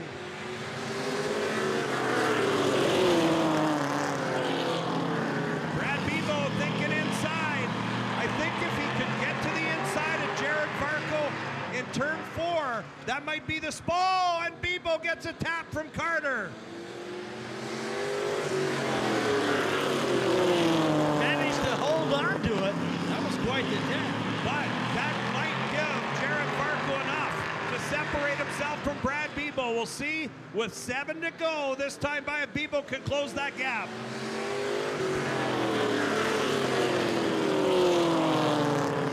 Jared Varco by about 4 car lengths, stretching it down the backstretch. Brad Bebo, last night's feature winner, 2nd. Xavier Carter, 3rd. Then the 77 of Ed Lapish. Jay Palumbo working the outside of Lapish, trying to get up to 4th. Lapish holds him off. He is one tough customer to pass, isn't he? He's been tough for a couple of weeks here in a row.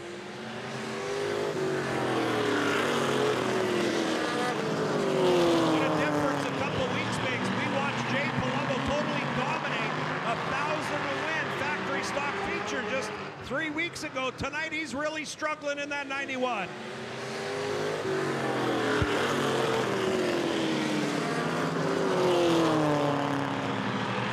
Leader heads down the backstretch. Brad is closed by a little bit.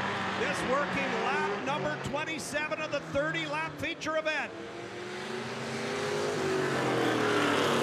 Xavier Carter running 3rd.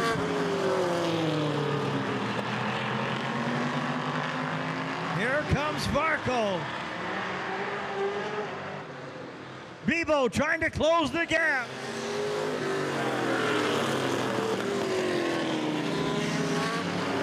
Brad Bebo, white flag in hand, I do believe. White flag. 1 to go.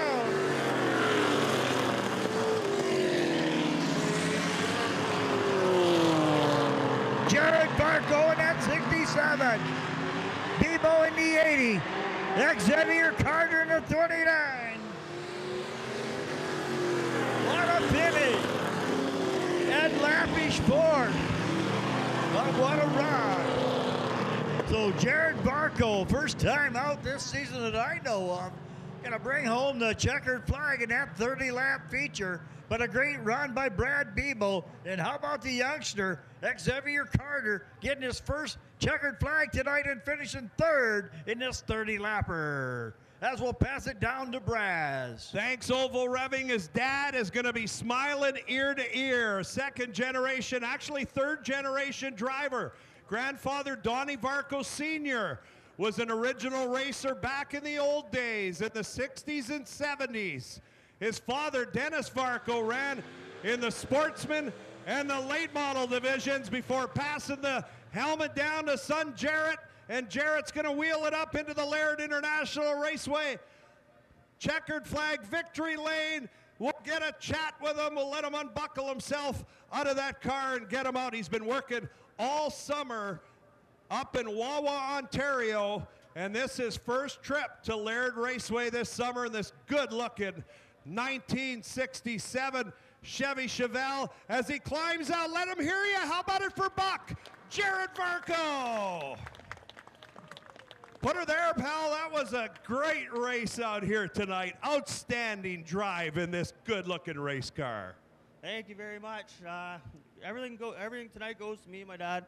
Donnie got the tires for me, but from what we had to do yesterday until today to get her to rock and roll around here again, feels great.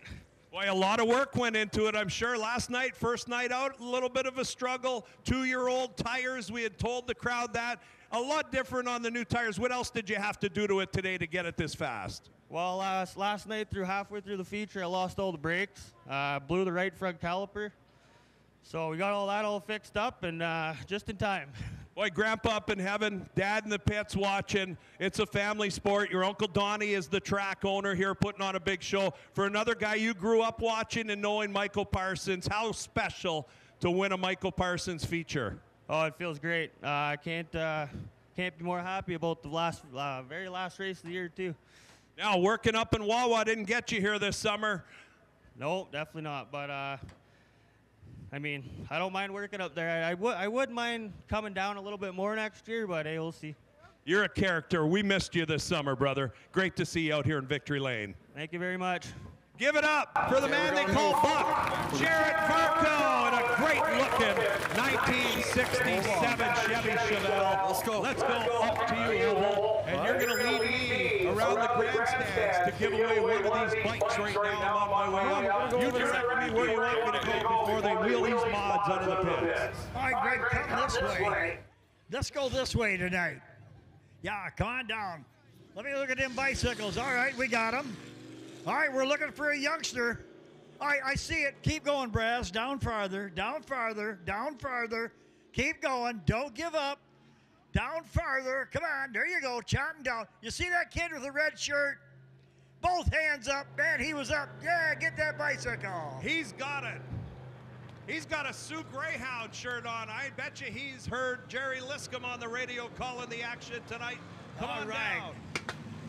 You're going to come and pick out a bicycle tonight. Excited? Yeah. How old are you? 9. And what's your name?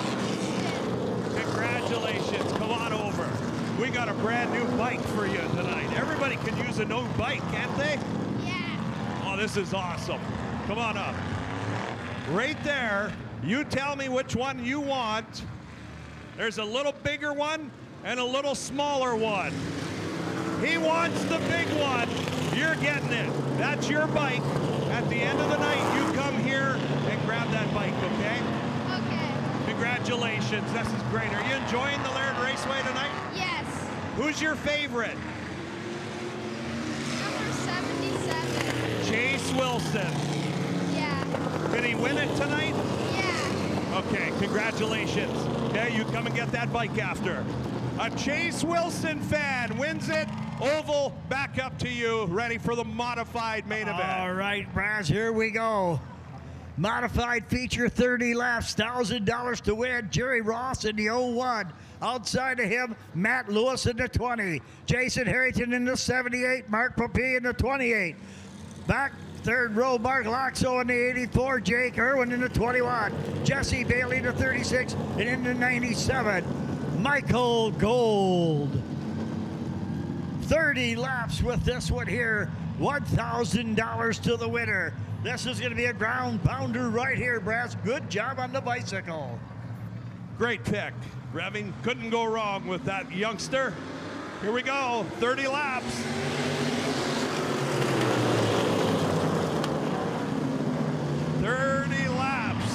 And as it looked in the heats, Jerry Ross in that 01 leads him into turn number 3. Harrington in second.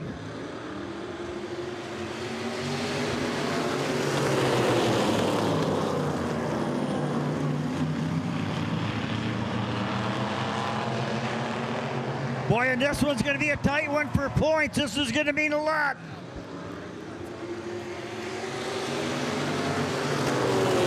Mark Loxo gained a few points on the Jason Harrington. So this one will be down to the wire. This could determine this year's championship in this modified division. It sure can. We're going to come down to this. This is going to be, oh, we got them together over in turn number 2. Boy, oh boy. And that's your point leaders. Jason Harrington and Mark Laxo come together over at turn 2 and the 2-point leaders. One gone fishing off the back stretch. And Harrington in the 78 is going to get things straightened around. Boy, let's check out the replay on that one, Braz. Well, here it is. Harrington getting it. Oh, he got tapped by Mark Laxo right on the bottom, and that looped him around twice. And Laxo exited the track up top of turn 2. And we see him climbing back on, but Harrington a couple of trips around. And we'll see if that car is able to continue. But Oval Revving, that is your 2-point leaders. Boy, I'll tell you what, they were tight tonight. 5 points separated them. 5 points separated them coming into tonight. And this is going to go down to the wire here. Oh, it's going to go to the wire, all right. Let's hope Harrington can get going. Laxo's back under power. As we got the TV crew right here in the tower. Yes, we do. Welcome everybody watching from Rogers, Greg Brazo, my longtime partner, Oval Revving. We've toured quite a bit over the years together, and we love the Laird Raceway. It's great to be here every Thursday night, this weekend being Friday, Saturday, saluting our old buddy, Michael Parsons. But what a racetrack here, and the fan counts. You guys could have come at a better night, but this fan count is about this way every Thursday night thunder. It really is. The lowest crowd we've had this season, 3,200. This one probably the biggest in the 4,000 plus range tonight. So we hope you enjoy the show tonight here on Rogers, and it's been a heck of a show. It has, Greg. We're only 2 laps in, 28 to go, and this one could determine the season championship in this open wheel modified division. So we're going to check out the end, see if Jason Harrington and Mark Laxo can continue on, or if both cars are going to have to head pit side. Oval Revving. Boy, oh boy, it looks like the hook is out there. It's going to get after Harrington in that 78. What a twisted fate here. Wow. It's never over till it's over. Boy, you hate to see that happen at any time of the race. And this one with 2 laps complete. Harrington was running second. Mark Laxo was running third. Just a little bit of contact into the left rear of Jason Harrington's car, and it went around twice before coming to a halt. Mark Laxo up top off the racetrack. He's got it back on the track, but he stopped there, and I'm thinking there's damage on that car as well. Boy, that'd be a sad one right there, Braz. You know, only 5 points separated them. Mark Laxo made up some ground in the heat races by getting by Harrington, but I don't know how close it is. No, and we won't know that totally until they get all the points calculated and updated by tomorrow. So the season championship could still be up in the air if these two cannot finish. Who's closest there, Oval? In points. Is it Matt Lewis? It is Matt Lewis but he's 50 points back. Yeah, no, it's going to be settled by Mark Laxo and Jason Harrington. And if Mark Laxo is able to continue on, it may be him. Let's see if we can find where they finished here. Looking through notes, Laxo picked up 2 points in one of the heat races tonight. So that would put him where? That would put him within 4 points? 3 points. And in the other heat race, Mark Laxo picked up 3 positions there. So they were tied coming into this feature event. Wow. Boy, you fans are in for a treat here. Tied. They were tied coming into this feature event, according to my calculations. Oh, man, and you see 78 on the hook. Now, let me just double check that. We're going to look through qualifying. Oh, Mark Laxo was actually up by 1 point coming in because he was third in qualifying. I believe he'll get a point for that. Harrington was 6th in qualifying, rather 5th. Laxo was 3rd in qualifying. And here we go. Mark Laxo still under power in that number 84. So this is probably going to determine your point championship here in the mods. Now, I'm sure the Rogers crew is down pit side. They're going to get to see a tire change. We've just been told Jason Harrington has a flat tire. They're heading down to the pit area. His crew is waiting on him in the pit stall. He'll get 5 laps to get a new tire once he makes it down to his pit stop. So the pressure's on. Crew will go to work on the 78, the Thessalon driver, Jason Harrington. The drama here on a Saturday night for the Michael Parsons Memorial continues. Boy, oh boy, and the excitement builds here at LIR. Grass, this is exciting even for the announcers. It sure is. I mean, every night is, but there's so much on the line to all these drivers tonight, including extra paydays for the long features that we're getting a chance to see as the race fans here tonight. $1,000 to win this one. 1,000 big ones. Great payoff here tonight. I do not know how much money will be paid out, but I am thinking it's way over $50,000 will be paid out to all of the drivers here tonight at LIR. That's just a salute to a well-run Laird International Raceway this year, and you, the race fans, that allow this track to do that. That's a great salute to you, the fans, to get to see a show like this here in town. You know, and I just noticed a for sale sign on that Matt Lewis car, Greg. Yeah, Matt wanting to buy something newer next year. So if somebody wants to get in to a modified, that 20 car that's on the outside of that second row to restart this one is for sale, and that kid's done well in it. We watched last year, that was Devon Services car that had the 97 on it, and he did quite well. Devon taking a year off. We'll see him back, I'm sure. But Mr. Lewis looking to move up into maybe a faster car, something a little bit different, not sure exactly. He said a Michigan modified, which is similar to what we're running here at Laird. You know, if Harrington can get back out, there's still a lot of time. Only 2 laps in, 28 to go, so it's another start. This is far from over, and I see you chuckling over there. You know it. And I see him in the chute. I think he's going to make his way out. Here he comes, Jason Harrington, back out of the pit area. Wow. Now, to go along with trying to win a back-to-back championship here, Oval, he was your last year's champion, so a lot on the line for him. And look where Mark Laxo, he will start at the back of the pack, so the two of them will be coming from the rear, and nothing settled right now in the points championship for the modified division, sponsored by Casey Davio's Rayco Automotive, Napa Auto Parts. And the Napa car currently running in second will restart this as they see the 1 to go indication in that second row on the inside. A race leader, Jerry Ross, the Echo Bay driver, we'll see his brother, John Ross, in that 73-lap Michael Parsons Memorial Super Late Model feature event. Slowly they roll to the M&M restart line over in turn number 4, and Jerry Ross is on the gas. We're back to racing. And how do we take our eyes off them back cars right now? Harrington and Mark Laxo. And we'll see if one of them had damage from that get-together over in turn 2.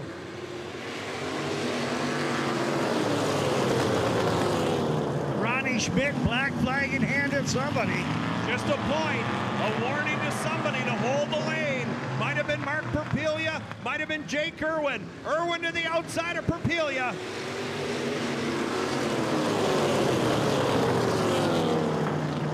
Two of them now battling side by side down the backstretch.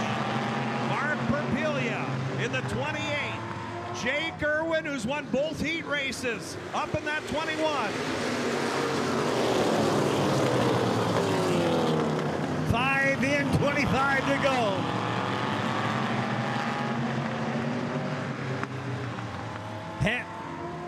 Laxo on the 84. Doesn't seem to be as quick as he was earlier. He might have had some front end damage and having trouble steering that car. Just what Jason Harrington wanted to see. He wanted to see himself ahead of that 84. Right now he doesn't see the 84 ahead of him. So he's just running. No mirrors in any of the race cars here at LIR. So they don't know where the cars are behind them. It's just go time for the leader, Jake Irwin, looking for a clean sweep here tonight. Jerry Ross in second, Mark Perpelia in third. There's Jake Irwin in the 21, entering turn 3, exiting turn 4, and he'll come to the stripe. 10 complete, 20 to go. Boy, oh boy. 9 complete, my apologies. Mark Loxo falling farther behind in that 84. He's got to do some catching up to do.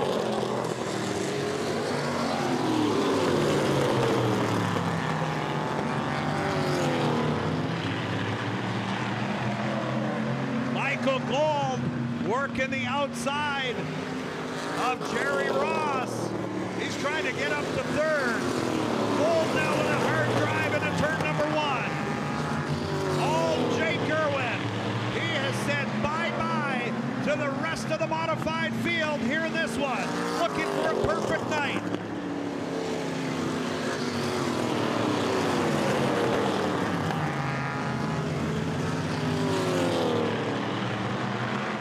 Michael Gold up to spot number 2. He is second place as he clears Jerry Ross. There's the tall, cool one. And the Hearing First, sponsor number 97, Gold's Garage. Check them out on Facebook. What a show they put on with Father Allen, a former racer himself. And Matt Lewis is heading pit side at car number 20. 14 in, 16 to go. Far from over.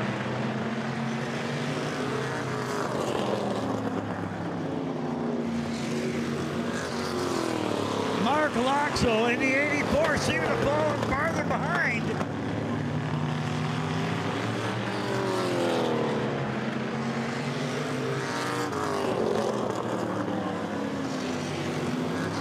Boy, this is a tight one. Jason Harrington's going to need one more spot for sure, Oval.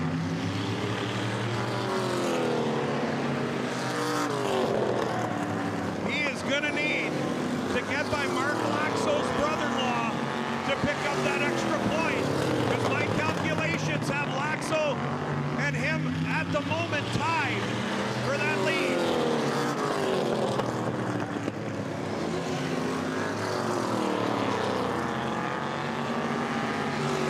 Lap traffic coming into play. Quite a great run so far by Mark Perpelia. Up in third. Jerry Ross fourth. Harrington running fifth. Jake Irwin working lap number 20 this time. 5 for the 21 machine. He's working outside. He's putting the Mark Laxo a lap down. Oh. So Laxo definitely struggling. The gap is still 1 between Harrington and Laxo. Might not be enough for Harrington.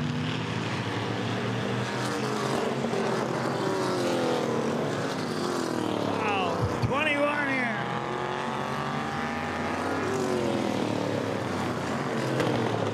It's a sprint to the finish now.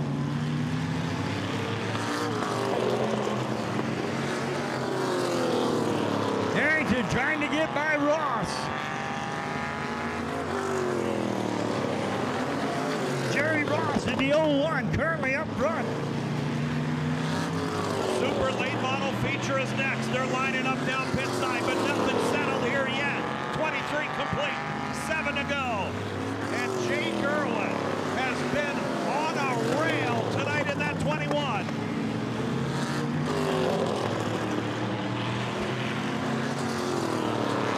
I see the inside fender coming loose on Harrington.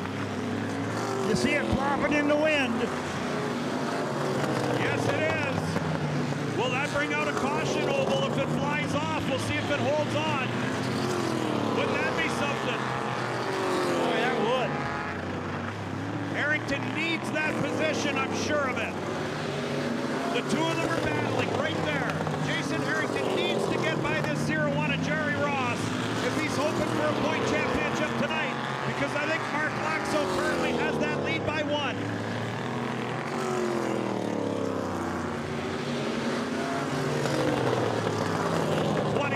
Complete for Jake Irwin.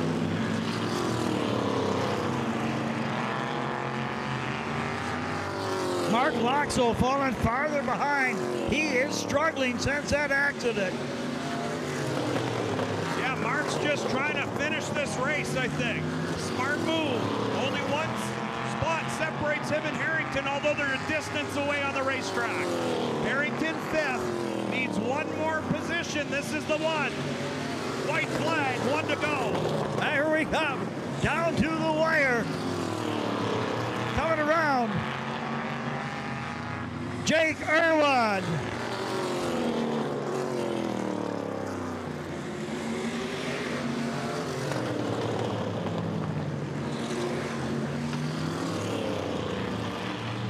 Jake Irwin, Michael Gold, Mark Papilia, Jerry Roth, Jason Harrington, and Mark Loxo. So that is going to finish that up. That was a run for the Roses right there, and points.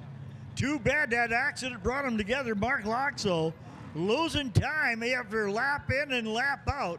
Don't know if Jason Harrington had enough. He finished 5th. I don't know how far down the points go. Braz, we're turning it over to you. Thank you, Oval Revving, and what a feature event, and what a day for Jake Irwin as he bags off his 3rd consecutive race win. This one being the big money event. He'll get his picture taken from the voice of the Sioux Greyhounds, Jerry Liscombe, down there setting up the winner's sign next to that 21 car, and that 21 car, that's his baby. He's ran super late models. He's ran everything there is to run out here at the Laird Raceway. Give it up for him, Jake Irwin.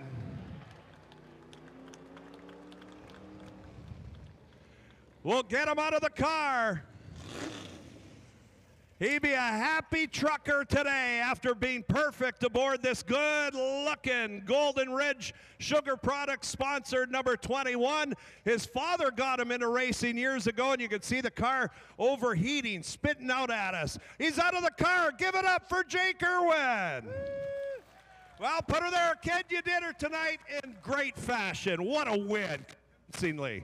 Oh, thanks a lot. I had tons of help in the pits. People are endless. Steve Kent. My dad, Jamie Fox, Darcy Reed, Donnie Varco, everybody's been helping me. We went through every last problem that could be on this car and finally got her, and she's rocking. You had a rough season. Problems with this car. Come on over here, Jake. Let's get this microphone working. A lot of problems with this car, a lot of them under the hood.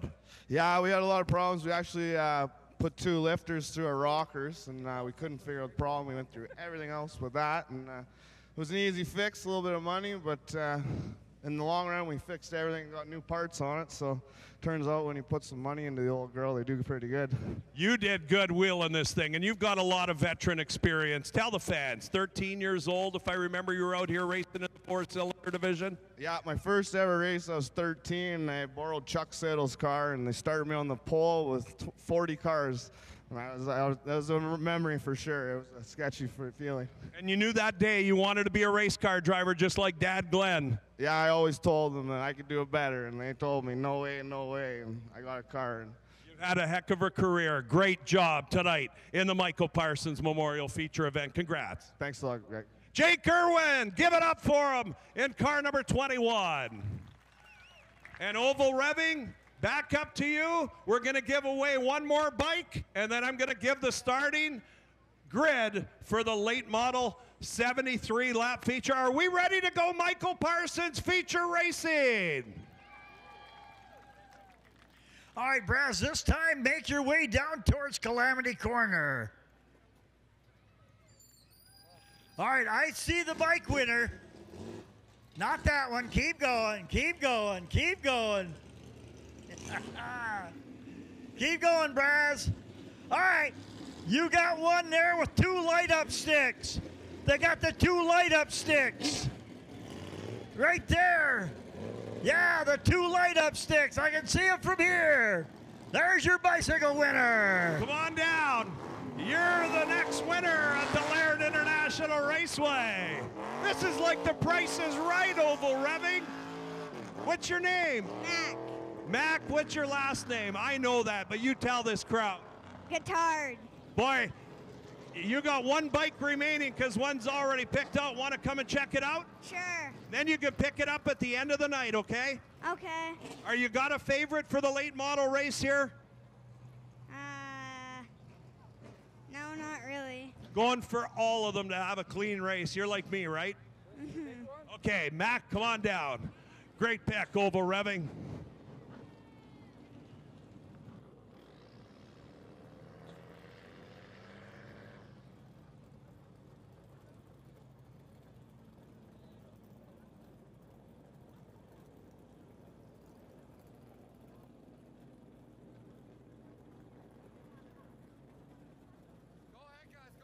There's yours. What do you think of it? I like it. You're going to love it. Now, can you pop wheelies on that thing, you think? Yeah, probably. You enjoy the rest of your night. Thanks for coming to the Laird Raceway tonight. Thank you. You're welcome. How about giving it up for our latest bike winner? Unbelievable. I love this place, oval revving, and I'm going to make my way onto the racetrack for the starting grid.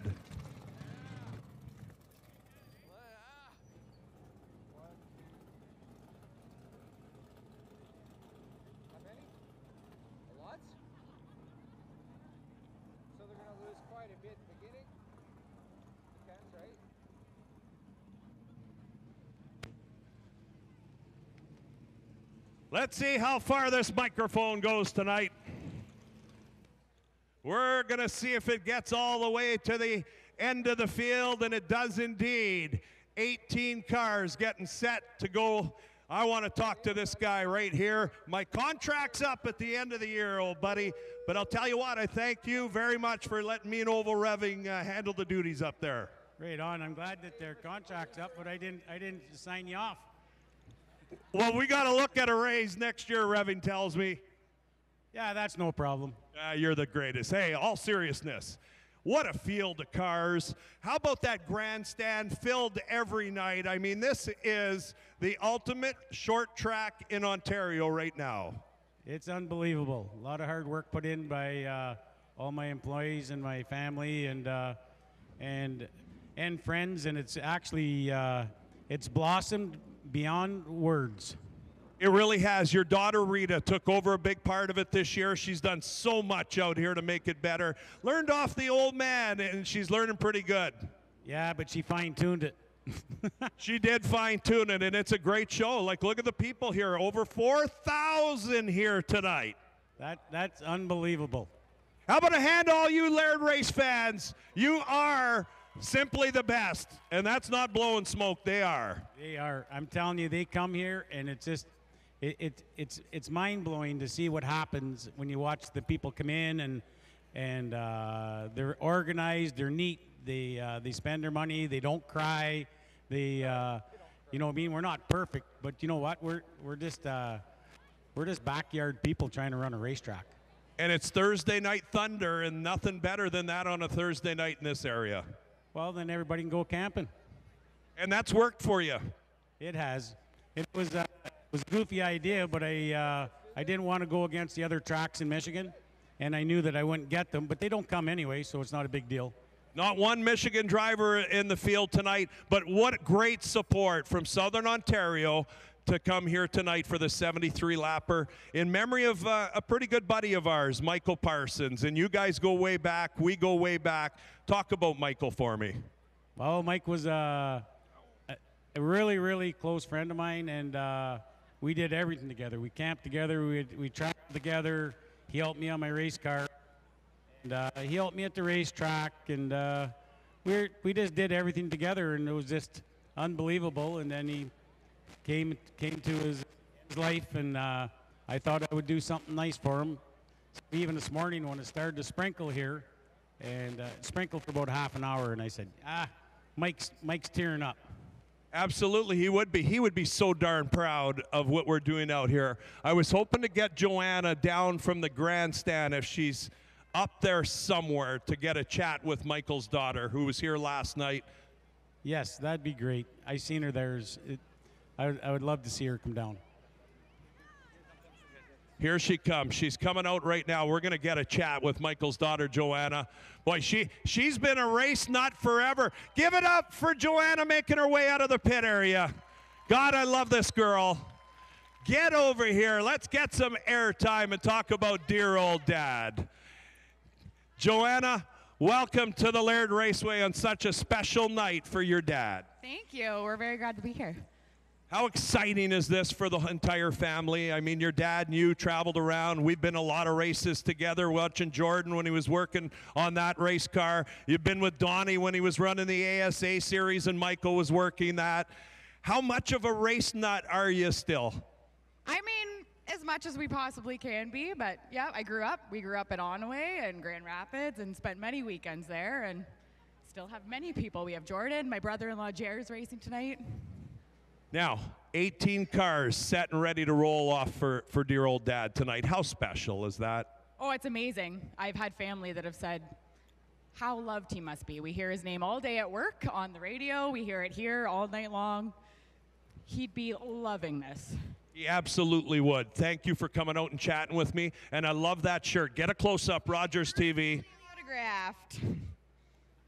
That's autographed from dear old Dad. Sure is. I dug it out of the attic. And last night you had the winners on. I hear you had a Jordan Sims shirt on that was your dad's. I did. I had his crew chief 47 Jordan Sims. Give me a hug. Congratulations on everything. And we're going to make this one a special one for your dad. Give it up to Joanna. Give it up to track owner Donnie Varco Jr. Thank you, too, for putting this on here tonight. This is special to all of us race fans and the community that knew Michael. From Proust Motors, where he was a mechanic, to Elway and Bedford before your time or when you were a young one. I remember. Good stuff. Joanna, go enjoy the race. Okay. Donnie Varco going to come by and greet the drivers as we give the starting grid here in the super late model feature event. 9th row on the inside out of Caledonia, Michigan, making his 3rd start in the Michael Parsons Memorial. How about it for Mike Miller? Outside of him, they call him the Wild Man. Starting at the back on the outside out of Sioux, Canada, the 826 of Jordan Parniak. Inside, row number 8. This kid knows how to get to the front. And we'll see if he can do it tonight in his 2nd night behind the wheel of a super late model. How about it for Sioux, Canada driver Brad Bebo? Starting outside row number 8 out of Gooley River in car number 90. Put your hands together for the always fast Jay Palumbo. Row number 7 in car number 51 in the Batman-sponsored Chevrolet out of Sioux, Canada. He's a local Sioux firefighter. Put your hands together for Jeremy Van Hoyk. Outside of him in the Lions Timber Mart sponsored Chevy number 29, we watched his son Xavier put on quite a show and won his first race tonight. We'll see if John can win this feature event for $10,000. How about it for John Carter? 6th row inside. Kid's had a masterful season. He's a back-to-back super late model champion here at Laird. 6 consecutive feature wins this season before finishing 2nd in the last 2. How about a warm applause to 20-year-old Chase Wilson? Outside of him, 1st year behind the wheel of a late model. He nearly won the B feature last night in the North Shore Auto-sponsored Chevrolet. Give it up for 1st-year driver Jordan Raqueta.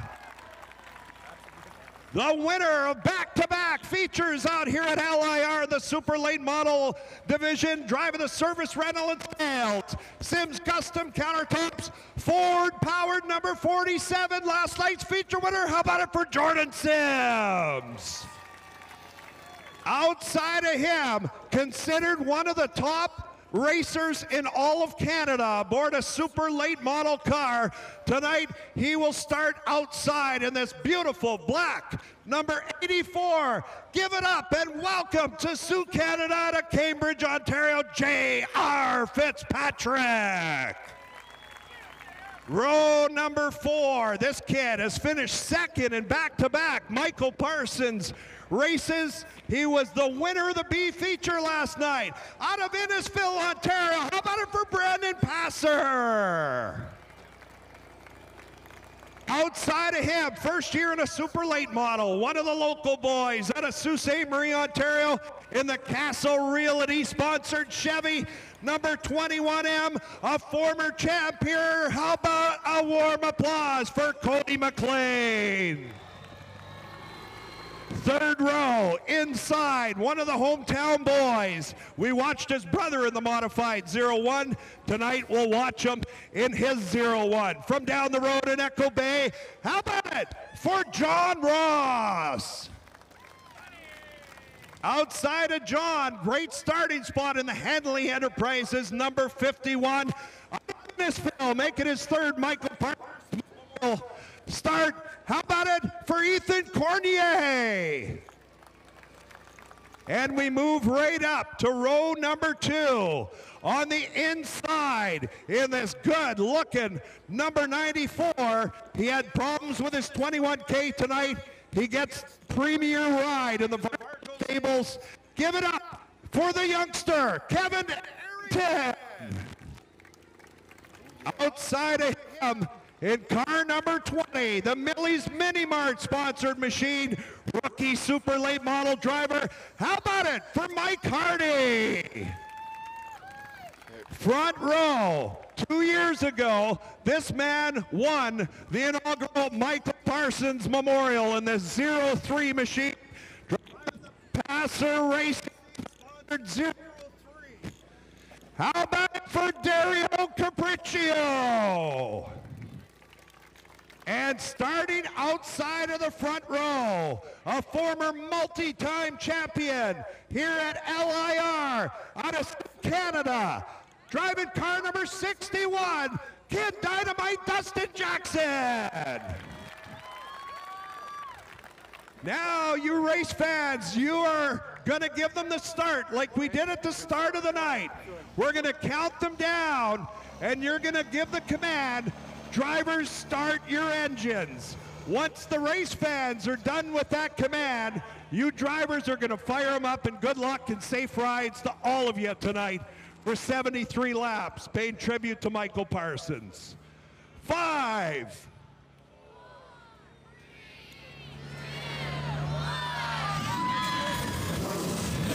Let's go racing here at LIR, and you can see the fireworks in behind us tonight. Back up to you, Oval Revving. All right, race fans, here's what we've been waiting for. Now, we'll let these guys clear the field.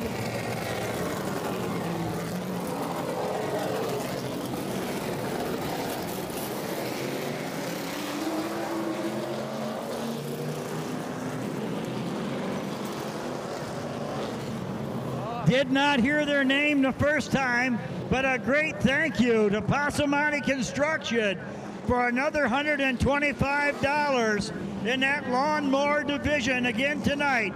Passamani Construction, thank you very much. If you didn't hear it, you heard it that time. Also, here in the tower, I've got a set of beads that was found and brought to the tower. Yes, dude. Shut that off. Fucking Jesus Christ.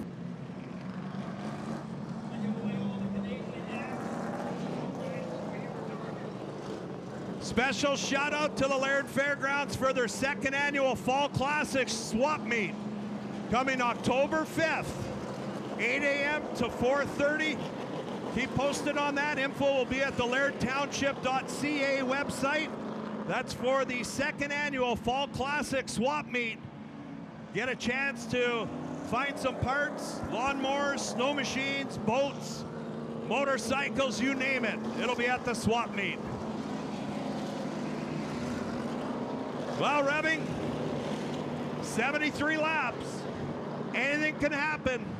A lot of fast race cars. All the fans are in for a treat. I also want to thank the Aho family. They donated a couple of pillows I gave away, a picnic basket, and we gave away all the I Love Canada hats. I love it. Great job, partner, up here in the tower while I'm down there, man in the bottom. Caution flag will come out, and we'll get them ready for 73 laps of nail-biting super late model ground-pounding action here at the LIR. And you'll be able to watch the laps on the Highland Ford scoreboard on the far side to know where they're at. Yes, we will. They've inverted 11. So starting 11th, Chase Wilson, he was your fast qualifier. So 11th fastest, Dario Capercio is your pole sitter in car 03. Dustin Jackson was 10th fastest. He starts outside of that front row. J.R. Fitzpatrick was 2nd fastest. Jordan Sims was 3rd fastest.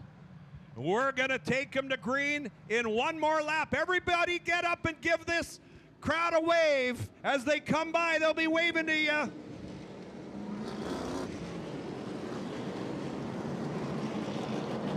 "18 laps.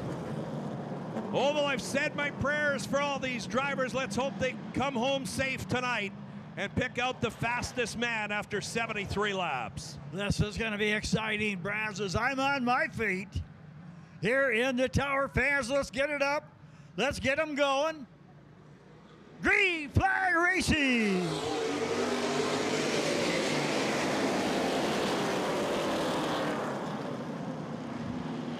They work down the back stretch.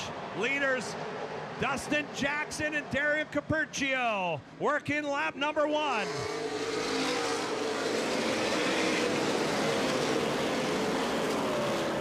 All 18 survives 1 and 2. We got 1 lap in the books. 72 to go. Capercio, your leader.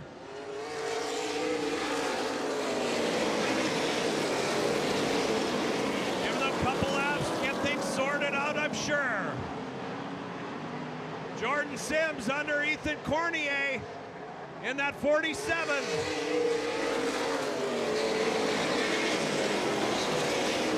And the speed these drivers are doing.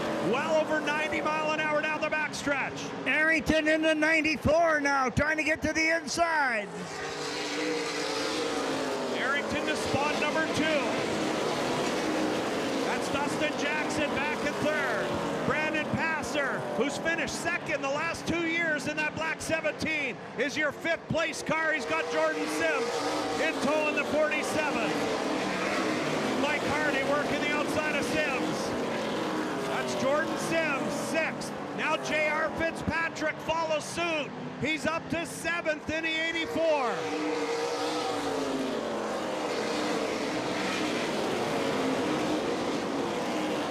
Sims to the inside of Passer. Down the backstretch. Jordan Sims up to 5th.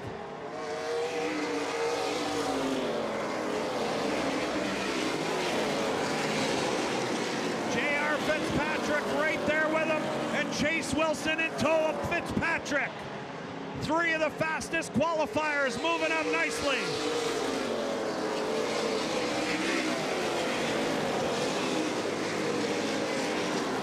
Jordan Sims in the 47 now. Your leader, Dario Capercio. Kevin Arrington, then Dustin Jackson. John Ross and Jordan Sims. That's your front 5. Then J.R. Fitzpatrick looking to the inside of Sims. That's going into turn number 3.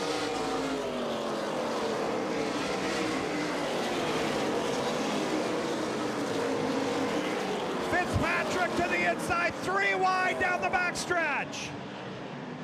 Oh, they both get by.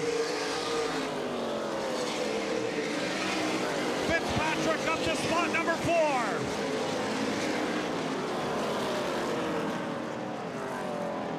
Battling for 2nd, Kevin Arrington and Dustin Jackson.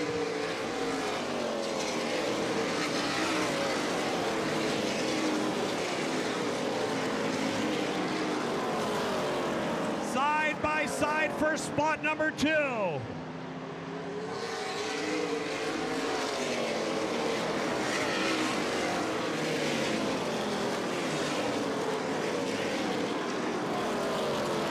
Kevin Arrington holding on to that spot in the inside for spot number 2. And not giving up is Dustin Jackson. J.R. Fitzpatrick starting to close in on the John Ross is 6th. Chase Wilson 7th. Brandon Passer 8th.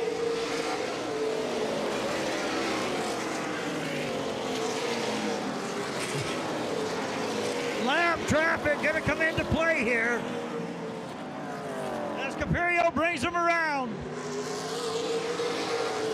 Dustin Jackson, door handle to door handle, down the backstretch. Young Dustin Jackson on the outside. Dustin going to try the outside of the race leader, Daryl Capriccio. Dustin really on the move, trying to get that lead away. Great battle for 3rd as well. Top 5 bunch like bananas as they work lap number 18. Dustin Jackson out front.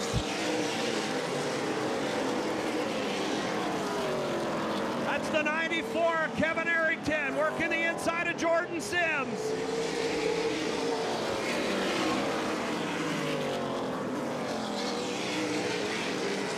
Sims up to 4th. J.R. Fitzpatrick's going to look to the outside of Dario Capriccio.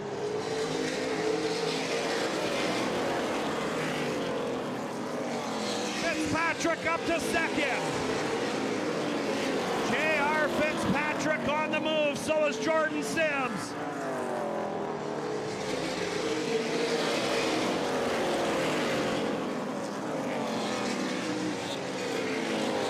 Dustin Jackson, your leader in car number 61, side by side for 3rd.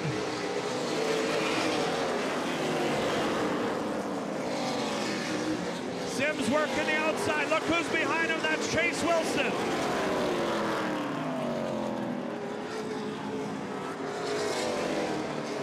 What a battle we got going here in this feature event. This has been an incredible start. They're going to come up to that lap car of Jordan Parniak. Ronnie Schmidt's going to want to use that move over flag.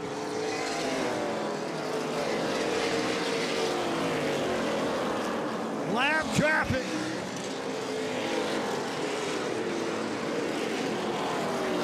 Dustin Jackson, J.R. Fitzpatrick, Jordan Sims, then Chase Wilson. That's your top 4. They're going to come up to that lap car, the Wild Child. He has not seen the move over flag yet. Now he will. Oh, he's going to move in front of the leader. Oh, Jordan Parniak has just gotten in the way of Dustin Jackson. And we got one spun. Wow. Wow. That's going to revert back a lap. Maybe Jackson will get his spot back. Well, Ronnie Schmidt didn't show Jordan Parniak the move over flag maybe when he needed to until it was too late. Once he did, boy, Jordan really knew where to go, trying to pick a lane. Didn't know outside, inside. And Dustin Jackson got caught in the middle, and J.R. Fitzpatrick's just too good oval revving to not pick that spot off. But they're going to revert back to the last completed lap here on the start of this one, the restart. So J.R. Fitzpatrick will go back to 2nd, Sims back to 3rd, Chase Wilson back to 4th. Boy, and it's not over yet. There's a lot of racing to take place. Dario Capriccio, the 2022 winner, back in 5th. He was your pole sitter, led a lot of laps here to start this thing. Last year's winner, Chase Wilson, running a perfect race back there in 4th position. And Sims ahead of him. And we got a set of gold beads here that were found and brought to the tower. If you want them, they're here.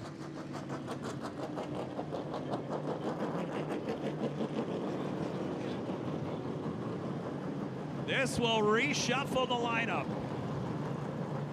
Jordan Parniak stopped up top of turn number 4 and being talked to from track worker, I believe that's Jerry Liscombe. Billy Sims out there. Look at the show he puts on. We missed him. Billy back here working with us. He's one of the on-track workers.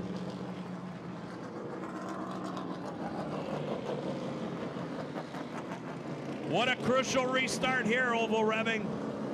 Boy, we've talked about restarts. This is going to be an important one.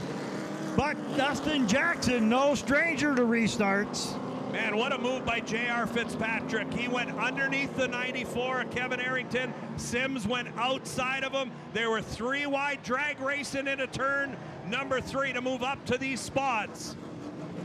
Chase Wilson right there on the inside following Fitzpatrick. 6 feature wins for Chase Wilson. And in 3 starts, Jordan Sims has 2 wins. He's won the last 2. JR making his 2nd career start here at the Laird Raceway, looking for career win number 1. And wouldn't that be a doozy to win it here in the Michael Parsons Memorial $10,000 night? And that's what's brought these Southern Ontario drivers here. He's looking now to finish the job. All right, 18 started, 18 still with us. It's 18 of the quickest. Super late battles here at LIR. Less than 50 laps remaining, 26 complete in the 73 lapper. Boy, Dustin Jackson is going to have to be good on this restart. He's got 2 of the biggest veterans in Canada trailing him on this. And Jordan Sims gets up to 2nd on that restart. He is a master at these things. We'll see if he can hold him off in his little Ford crate motor. Smallest one, and Dario Capriccio into the trees.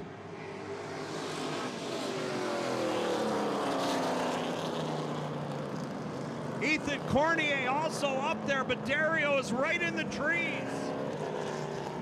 The window net's down. The 2022 winner is okay. Window net's down.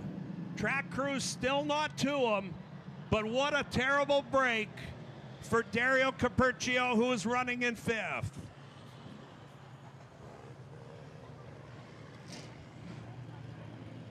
Now, we did not complete a lap, so we will have to redo that restart once Nick Beattie and the Laird tow truck get the wreckage on the back straightaway cleaned up. Ethan Cornier in the 51 also stopped up there in turn number 3. Oval, did you get a chance at it? We haven't seen a replay yet. Haven't seen the replay, but safety crew is on site. EMS is there also. Checking on the driver. I did not see what happened. No, I didn't see it either. I was watching the leaders. We'll wait for Rogers' replay to see if they picked it up for us. Never want to see that. That's 2 Southern Ontario cars parked on the back stretch, one in the trees off the back straightaway.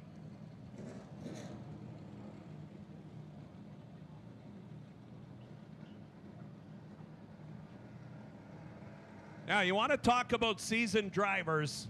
Look at Jordan Sims. Look at J.R. Fitzpatrick. They want to protect the fuel pickup in these cars. Both of them have steered their cars down to the bottom, pointing with the nose down to keep that flow going. And Dustin Jackson's done the same as they get to the banking over there in turn 1. That's veteran drivers right there, Oval, knowing their stuff behind the wheel of a race car. Boy, a lot of excitement abound yet to go here. As the ambulance got their lights on, I wonder if there is trouble over there with that number 3 driver. I think something looks like it just went wrong with Dario's car. It steered right. He was all alone there, Oval. No contact whatsoever from any other driver. I think Dario had something break in that race car. He's out of the car now. Yeah, he's out of the car. That's great to see. And they'll hook it up. That's Christian Medallia working the Laird tow truck on the back stretch tonight. He's hooking it up for Nick Beattie, who's running the hooker. And there's Dario. He's looking A-okay, but he's got to be frustrated. He did not come here not to win this thing tonight. We'll see how much damage. There's a lot of tires over in front of the... So we say the trees. it's not really trees. There's a load of tires. Well, he did get into the trees there. I see the branches moving. Yeah, it plucked that set of tires right off. And Dario now able to wheel that car out of there. Yeah, Dario all by himself in that video, went off the back stretch. Looked like the car veered to the right, just took off on him. So definitely something broke in the 03. The left front of that car looking good. I'm sure that there's front end damage on the right side of that car.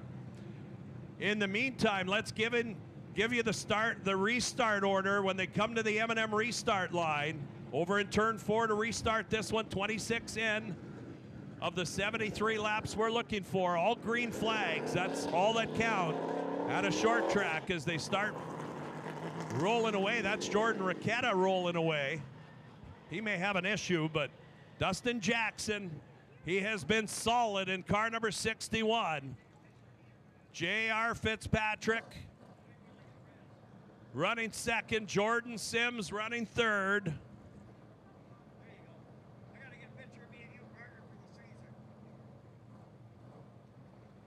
Chase Wilson running fourth. Dario was fifth. That's going to move up Kevin Arrington back to fifth position in car number 94. John Ross holding on to sixth.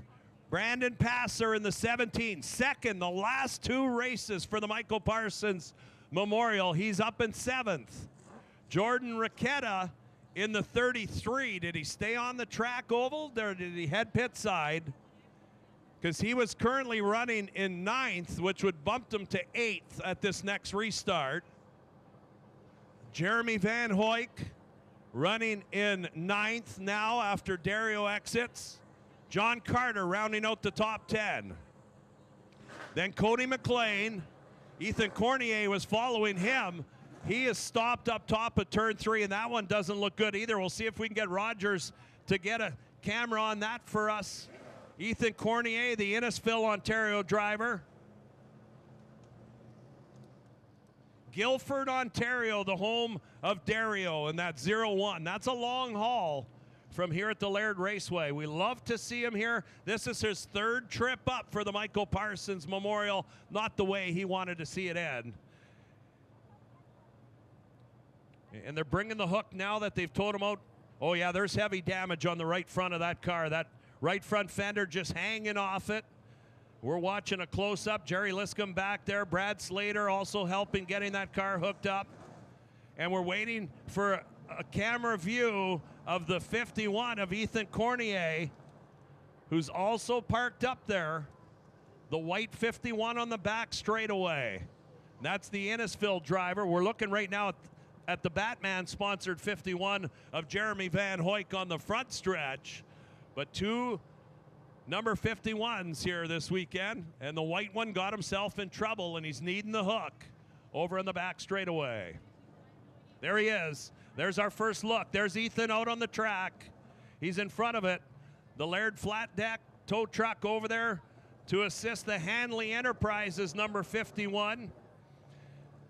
And Oval Hanley Enterprises, that's Junior Hanley, who without a doubt, the #1 race car driver out of Canada, I'd say all time in a super late model. He builds them now. He works with a lot of the young drivers in setting their cars up for that APC late model tour. We run into him quite a bit when Jordan Sims and J.R. Fitzpatrick are running that APC series. Sims no longer in it. J.R. a 5-time champion, but they've had a lot of help over the years. A lot of the drivers have had help from Junior Hanley. He's really turned his trade from driving to wrenching on these things, and a lot of these cars have Hanley technology in them. So a tough one for one of his cars, Ethan Cornier, and you can see the 51X sitting off the back stretch waiting to get assisted back pit side. Braz, as you talk about young drivers, is there anyone younger than Chase Wilson on the field? No, youngest driver in the field tonight,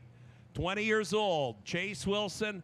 And he is one heck of a talent, and he is right up there in 4th position right now.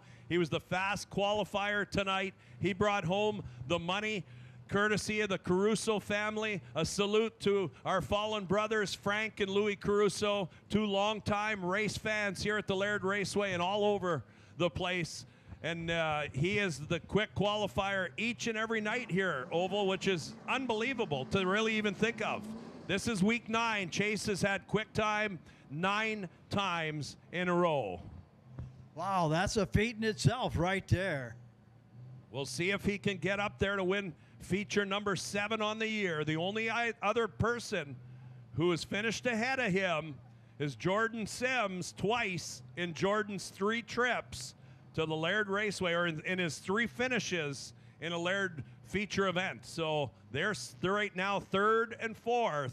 J.R. Fitzpatrick, the master behind the wheel in that 84, sits 2nd.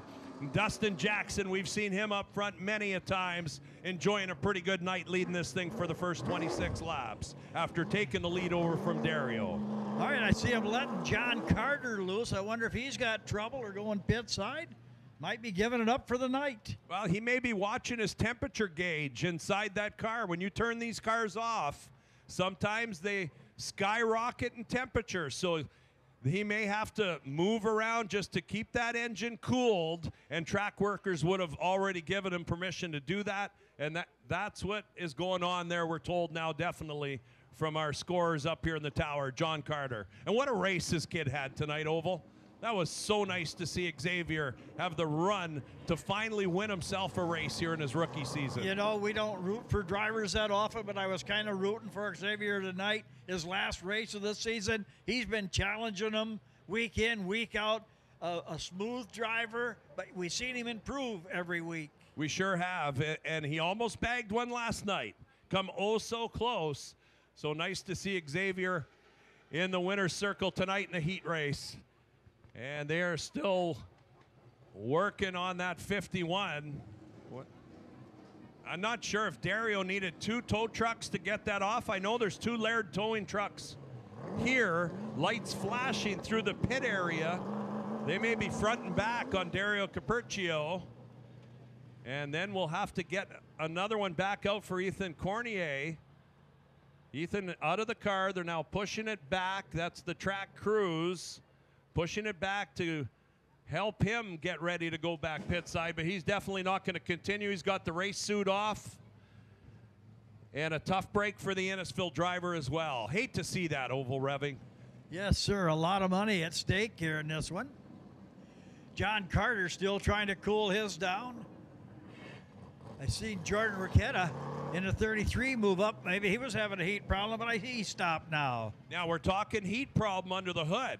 Now here's what else happens during a long red flag. These tires change. They went through an original heat cycle. Everything was good. Now they're sitting there. They'll cool by roughly 30, 40 degrees. You watch on the restart, you're going to have some loose conditions of guys not used to what their tires going to react to here when they get going back to green. You know, speaking of tires, we talked about it last night with the Bebo boys when he had the flat. I talked to him tonight.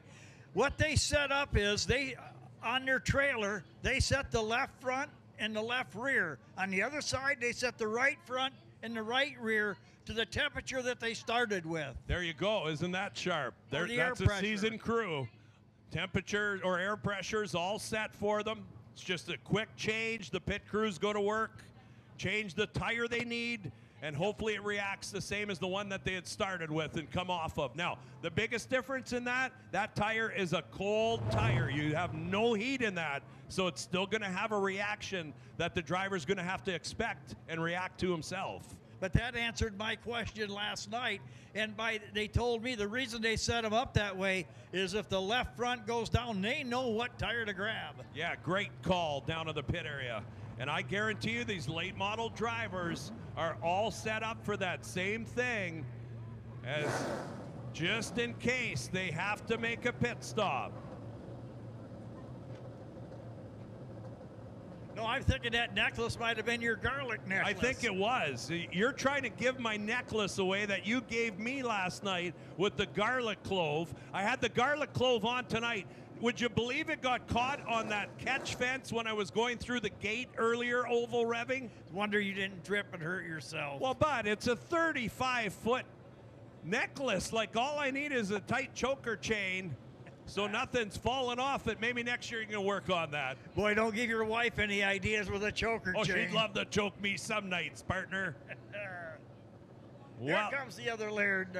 Yeah, that's Nick Beattie again, so he's going to get around to pick up Ethan Cornier. I had thought we had 2 tow trucks, maybe 3 here tonight, but I guess that's not the case. Our official tow truck company, Laird Towing, is in action here tonight. Nick Beattie, a second-generation tow truck driver, son of Dave Beattie, who is just fantastic for so many years out here. And Nick rode shotgun with Dave on the passenger seat. Dave taught him how to hook all these race cars up good and safe. And he's hooking one up right now for us so we can continue on with 26 complete in the 73-lap Michael Parsons Memorial.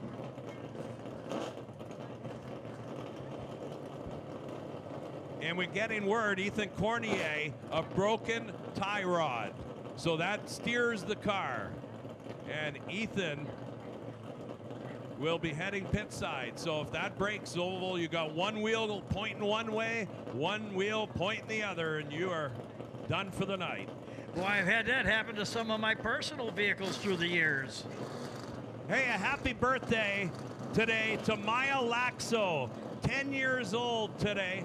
Maya Laxo, happy birthday from all of us here at the Laird International Raceway. And some great news to deliver to all the kids here tonight. Next week, you all get to go back to school. Oh, that wasn't a very warm reception, oval revving. Boy, I'll tell you what. You had some friends until that stage.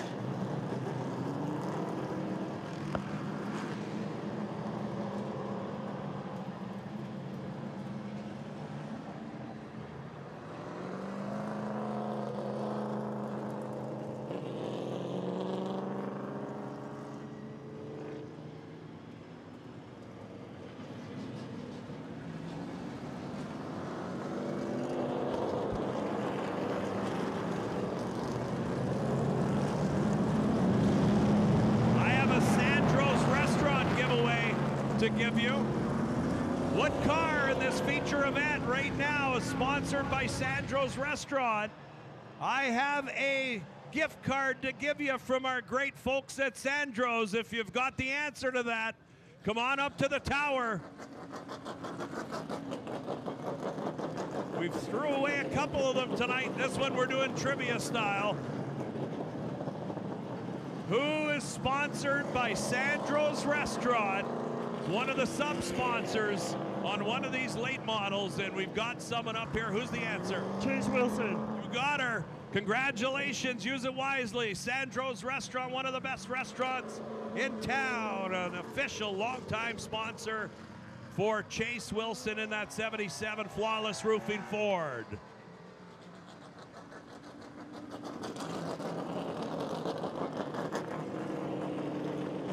Brad Bebo has not restarted. That's what the worst fear of all these drivers. Once they start them, run a few laps, then turn them off. Temperatures do something crazy under the hood, and it's sometimes hard to get them restarted. And Brad Bebo in the Dustin Jackson race car number 61X is parked in front of us on the front straightaway. There's a good look at him right there in the Piston Broke Pub sponsored machine.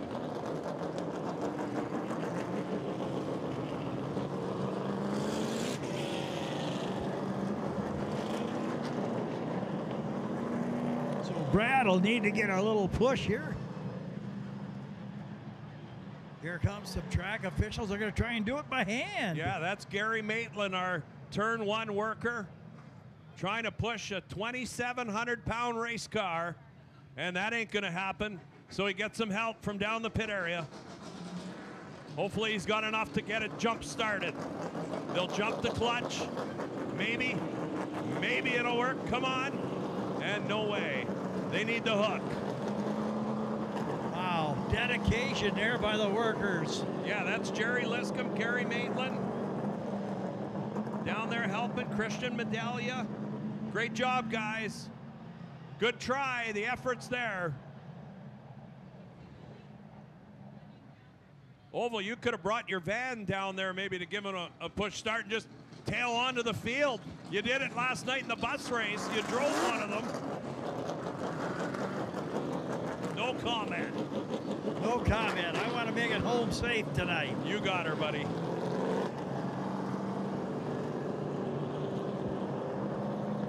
Boy, the other thing, Brass, this is going to bring our partnership to a close here for 2024. Yeah, that'll be it. Tonight's our final night together at the Laird Raceway for 2024. What a season, Oval Revving. Boy, I'll tell you, I missed one race. I missed the July 4th race. That's a big holiday in the U.S. In my business, I just couldn't get away. Totally understandable, but boy, did we miss you that night. Had a good buddy of mine, Ronnie Caruso, step in. He had a ball up here. We seen Ronnie last night. Ronnie and his son Jonathan donated the $273 in memory of Ronnie's brothers, Louie and Frank, for the Fast Qualifier Award. And that went to Chase Wilson. Last night, he had the Flawless Roofing Fast Qualifier Award for $273. Some good little cash for Chase to put in his pocket and be proud of as the quick qualifier. All right, we got Donnie Varco down on the track in dark clothing. Make sure they see Donnie down there with that dark shirt and dark trousers as they're getting ready to restart this one. 26 laps completed.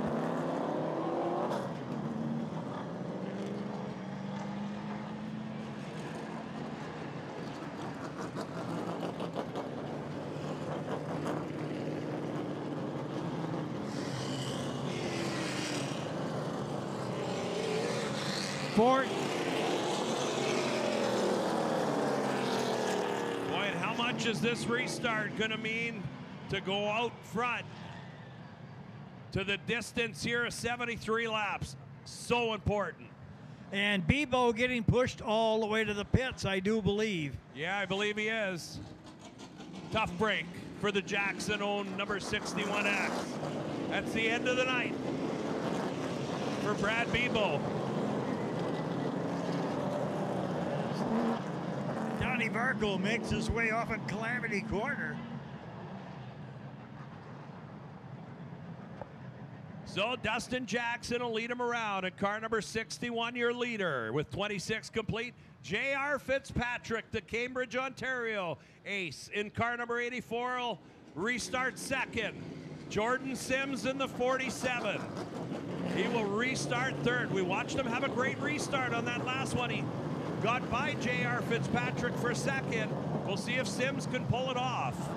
You know, Oval, that's a crate motor in Dustin Jackson's car, I believe, and also in Jordan Sims' car. That's like under 500 horsepower, 450 horsepower. That's it that Jordan Sims is trying to pedal around this place. So maybe a disadvantage. We'll see how it plays out here tonight. The one next to it, J.R. Fitzpatrick, I would think somewhere around the 650 horsepower. Got to really pedal the cars. And we're going to see a great restart.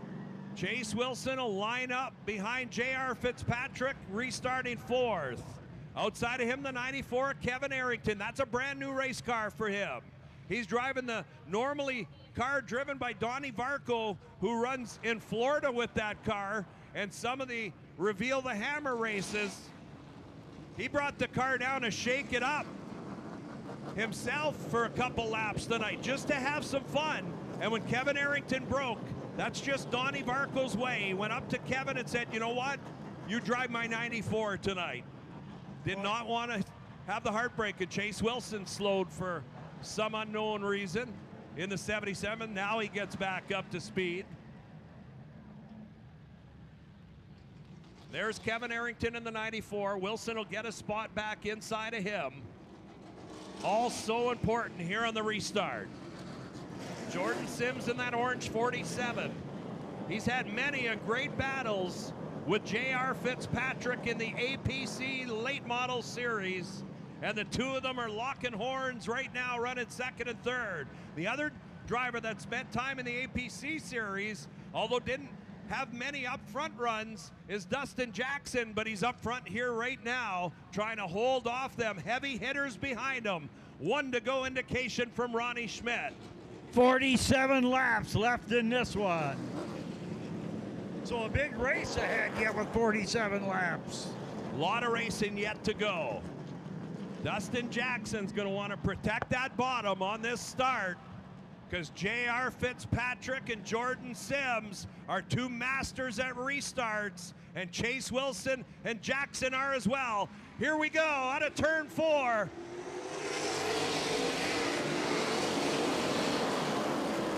This time dead heat for second and third. Jackson down the back stretch. J.R. Fitzpatrick to the inside. Sims will move to the inside to shovel Jackson out to the outside.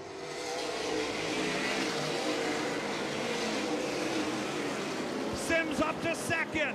Fitzpatrick, your leader down the backstretch. Chase Wilson will follow in. On the bottom of Dustin Jackson working for third.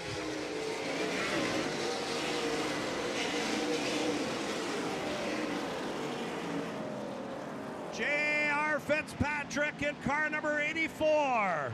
Your leader, and he is rocking.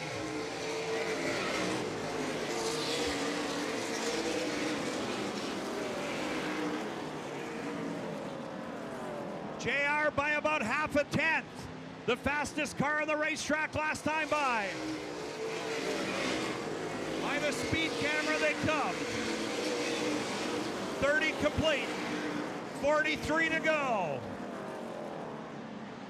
Look at who's second and third, Sims and Wilson. The two of them have had some great races when they both finished. JR looking fast in this one.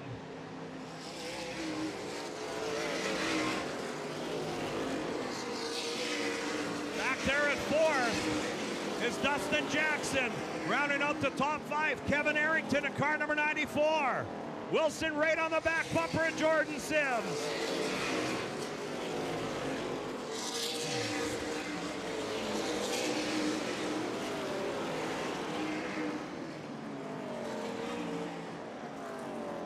Great battle up there for spot number 2. Jordan Sims, Chase Wilson. About a car length separate those two as they head down the backstretch. 34 complete. Jordan Sims. Wilson really loose that last time by out of turn 4. He's got to save his tires. They need tires at the end of this race, so you want to be as smooth as possible. Lap traffic. J.R. Fitzpatrick down the backstretch. He's going to come up to the lap car, Jordan Parniak, pretty soon. Sims runs second, Wilson third. Dustin Jackson running fourth. J.R. underneath and by the A26 good and safe. Halfway through this time by, says Ronnie Schmidt, with the cross flags being shown to the field. Sims now comes and puts him. Parniak a lap down. Wilson will follow suit and try to do the same.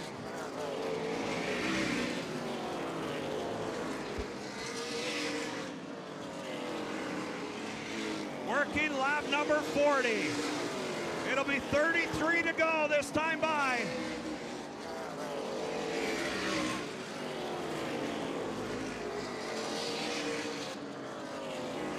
Rounding out the top 10 right now. Let's give you a field rundown. Jordan Riquetta 10th. Jay Palumbo in the 90 is 9th. Jeremy Van Hoyk 8th. Jerry Ross running 7th. Brandon Passer out of Innisfil is 6th. Kevin Arrington holding on, and we got one around. That's the wild child. bringing out the second caution.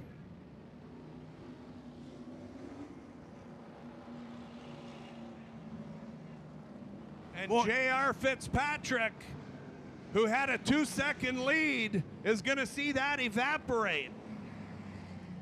That's going to put Chase Wilson and Jordan Sims right there on the restart. And boy, things could change quick. They sure could. Didn't get a replay to watch yet of the Jordan Parniak spin over at the bottom of turn 2. 41 laps complete, oval revving, 32 to go.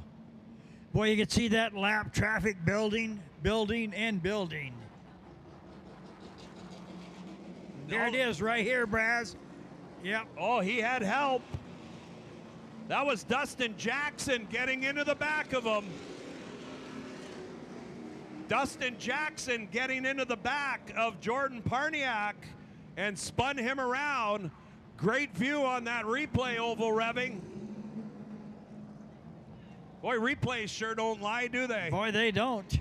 Rogers TV, great job tonight in that truck to get us the replays.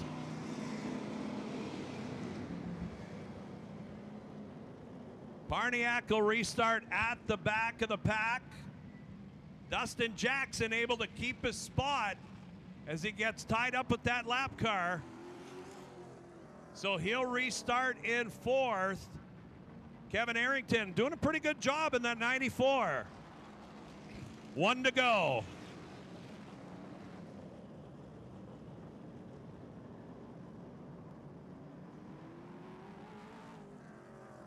Okay, ever important restart. Follow the leaders. J.R. Fitzpatrick has Chase Wilson on the outside in that second row. Jordan Sims on the inside. Whoa, here they come.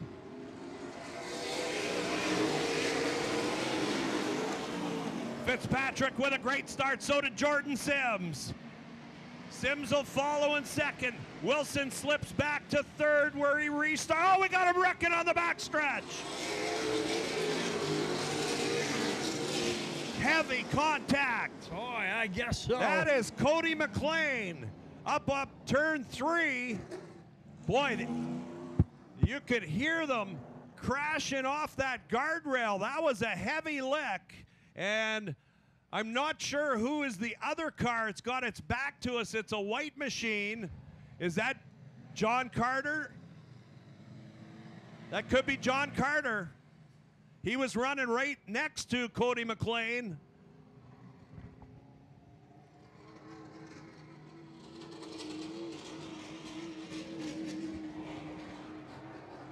Let's see who it is. I see John Ross in the 01. He's parked on the backstretch. Ambulance there.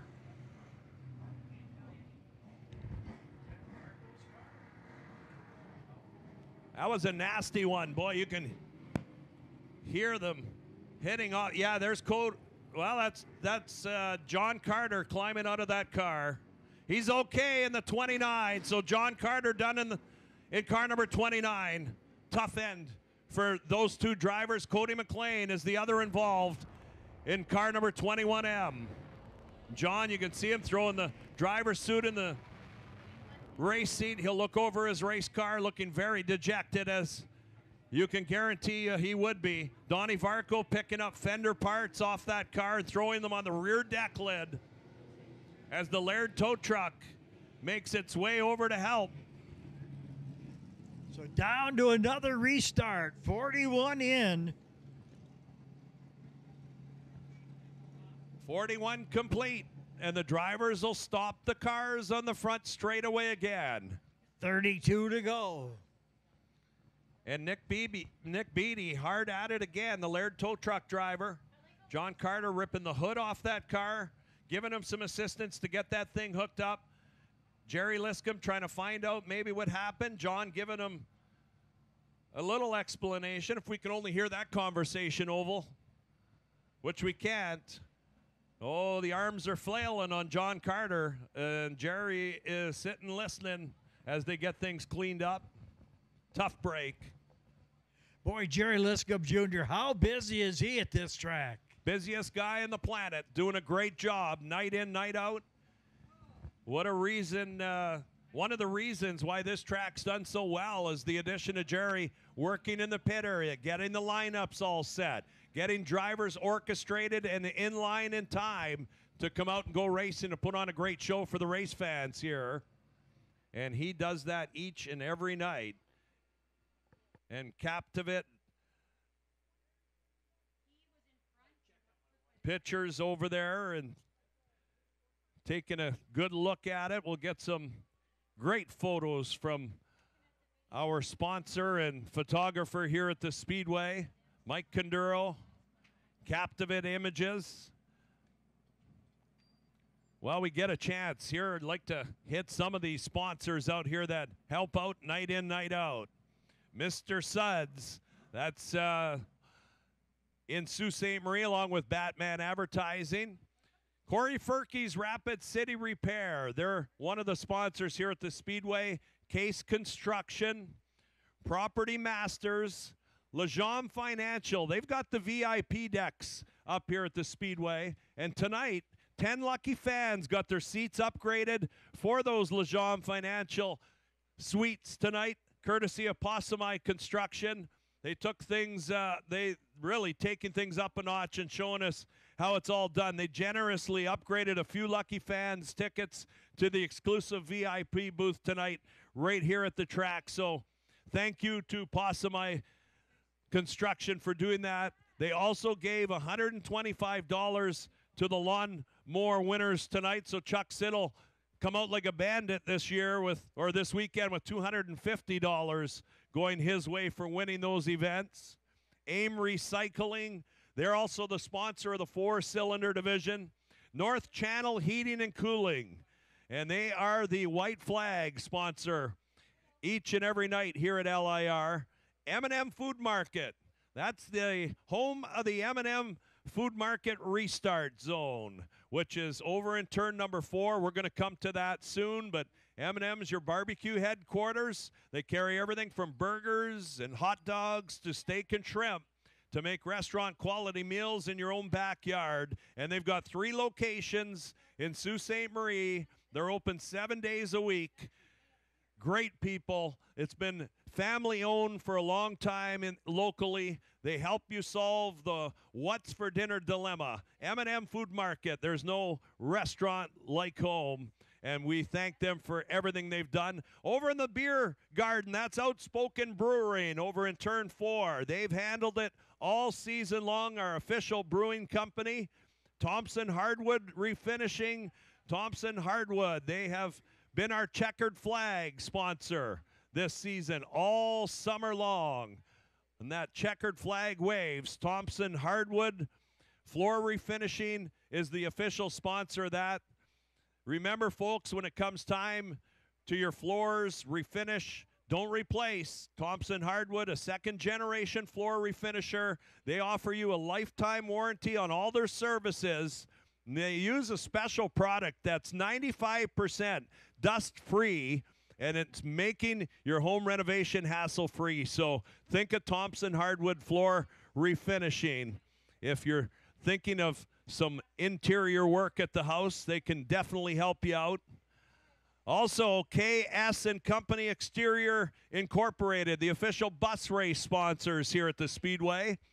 Twin Contracting and Highland Ford, the official scoring tower that you see on the back straightaway, and the couple of billboards Highland Ford has. They bring vehicles out here each and every Thursday night. They've got a couple behind the grandstands. Be sure to check them out if you haven't already. And they're located up on 68 Great Northern Road in Sault Ste. Marie.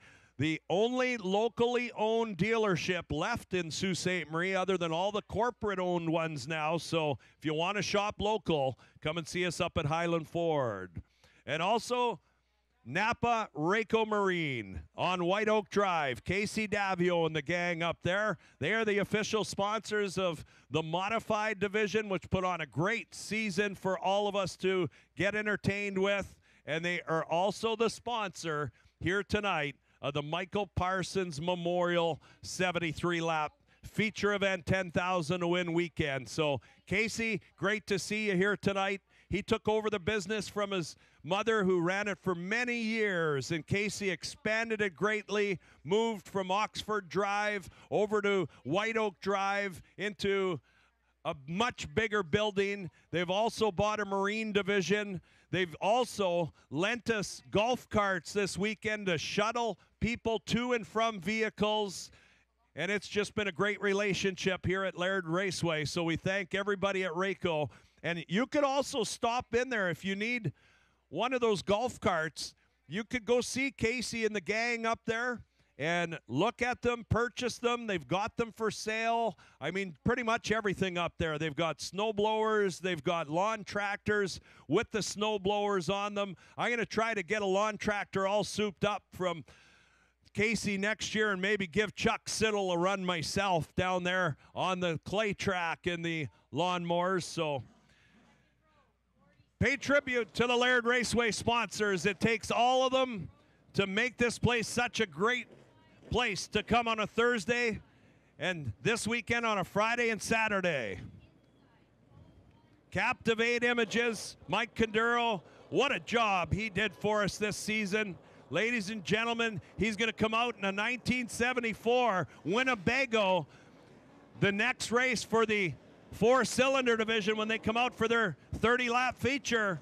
You'll see that Winnebago with cameras set up all around it.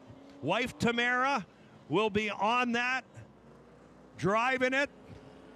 Kids Tyson and Spencer will be inside it. It's completely redone. Winnebago and Captivate Images, thank you for all of what you've done for the Laird Raceway this summer. Outstanding job.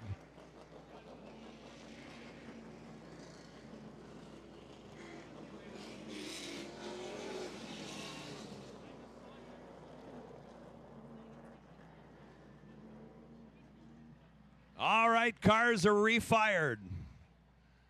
They will get themselves back in order. J.R. Fitzpatrick, your leader. Jordan Sims second, Chase Wilson third. 1 to go indication from Ronnie Schmidt. Dustin Jackson fourth, Kevin Arrington fifth. Brandon Passer sixth, John Ross seventh. Jeremy Van Hoyk eighth. Jay Palumbo running ninth. Jordan Raquetta running in 10th.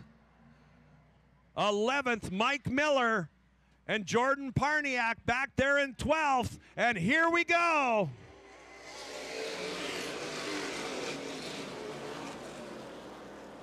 J.R. Fitzpatrick. Oh, Wilson into the back of Sims. Oh, and they're stacking up behind.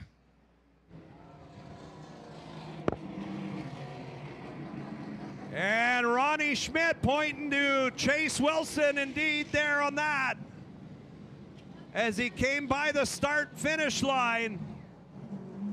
But they got together in behind after that.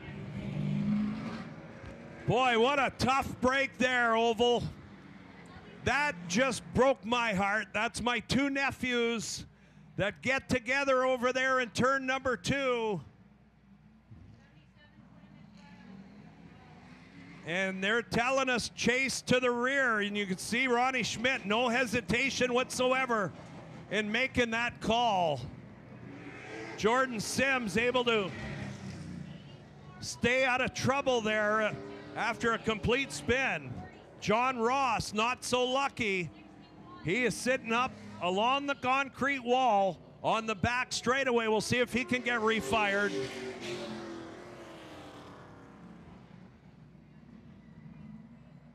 Man, that's a tough one, Oval revving. Boy, it is.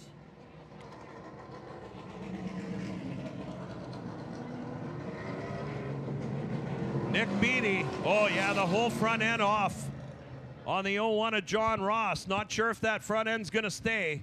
Nick's trying to, and here's the replay. Chase Wilson under the left rear of Jordan Sims to loop him around, and then it was a big pile up in behind. Jay Palumbo spun to avoid. John Ross got tapped to avoid. Mike Miller was in that as well. And last year's winner, Chase Wilson, is going to be restarting at the rear here tonight in this one. 41 complete. 32 to go. 32 to go. A lot of time to get back up there, Oval. Boy, I'll tell you, but this is a pretty strong field of drivers, Braz. Oh, it sure is. I mean, you got some talent out there. Yeah, you sure do. Looks like Jordan Sims rolling, so... Yeah, Jordan got away after the spin. He was luckily enough not to get nailed by anyone else. We'll see if he's got left rear quarter panel damage, and we'll have to check Chase Wilson's nose to see if there's any damage on that one. Ross in the 0-1 now. Slowly making his way under, we believe, under his own power. Boy, did Chase Wilson head pit side? I don't see him out there, Oval.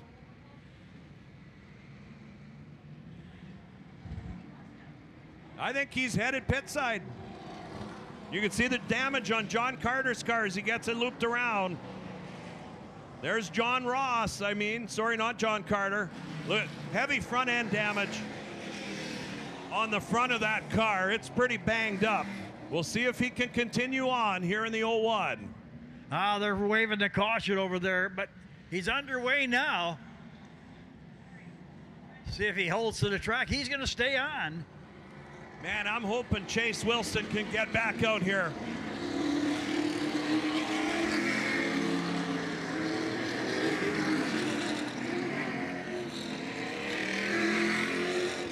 Chase back on the track. Oh, there he is. Okay.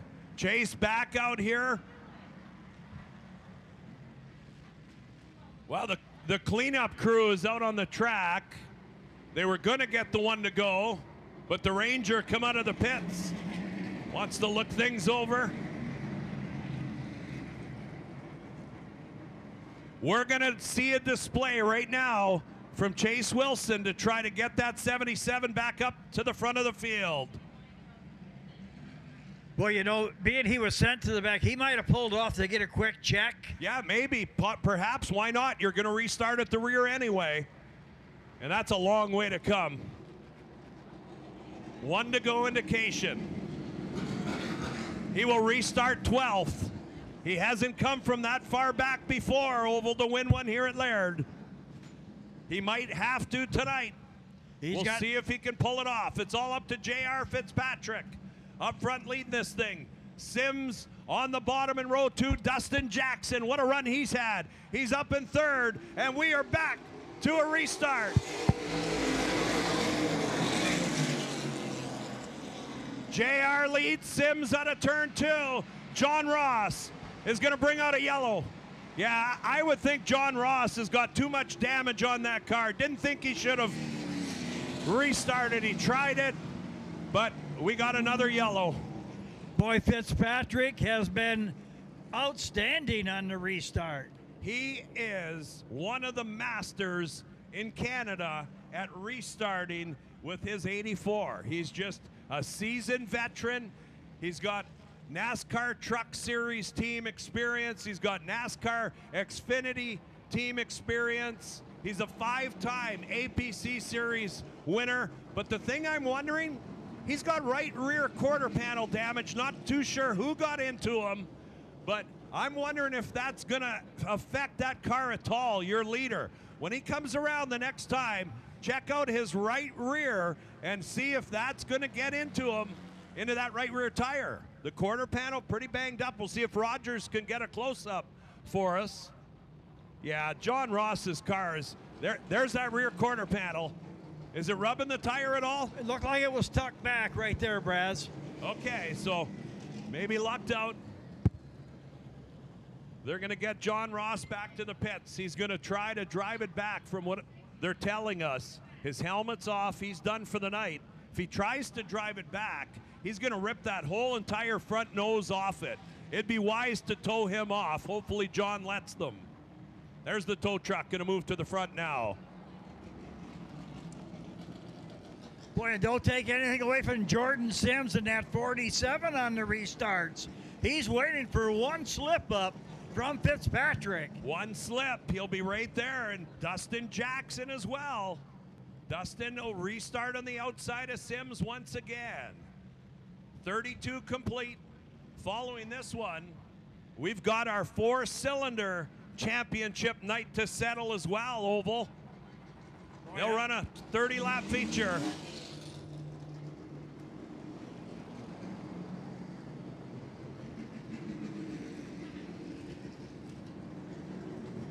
And John Ross going to drive it off. You know, we haven't seen much of Rochetta yet. He's been quick the last 2 nights, but we may see him yet. Oh, yeah, Jordan Racquetta running a smart race. What a job he's done. First-year driver. Got right behind the wheel of a super late model. Oval, I've only seen that happen once, a driver have this much success getting into a super late model. And that, you may have heard the name, Randy DeWitt. He pulled it off, got in a late model his first year. Randy DeWitt was winning races. Jordan Racquetta nearly bagged one feature event last night. He won the heat race here. And for the slow heat race, which is still something in a super late model as we come back to the one to go. All right, Ronnie Schmidt, white flag in hand, finger in the air. These drivers are going to be going green next time by. Anything is possible. Kevin Arrington will restart 4th. Brandon Passer, 2nd the last 2 years, will restart 5th. Has he not been Mr. Consistent? Keep your eyes on the leaders. J.R. Fitzpatrick, here they come.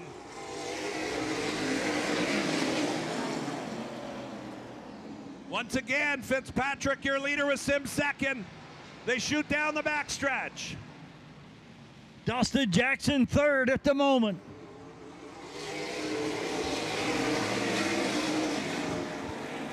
Boy, that speed shot on Rogers' cameras, 90 mile an hour down the front stretch.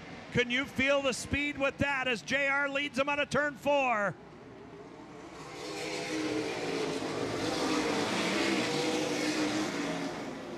Chase Wilson up to 7th, Oval. He is on the march coming forward. Now he goes to the outside of Van Hoy.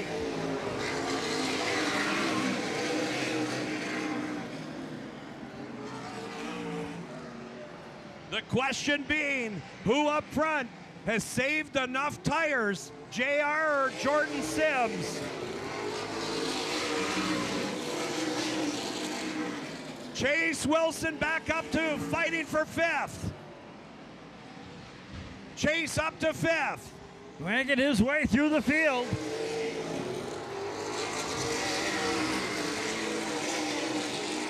So right now, if another driver brings out a yellow, Chase is in striking distance to them front 2.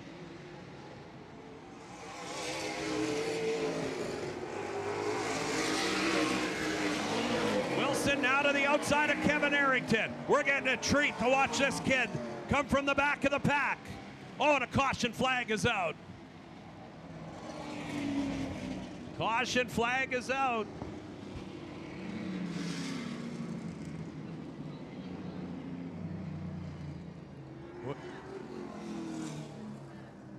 Jordan Racquetta has come to a stop here in the front stretch in car number 33.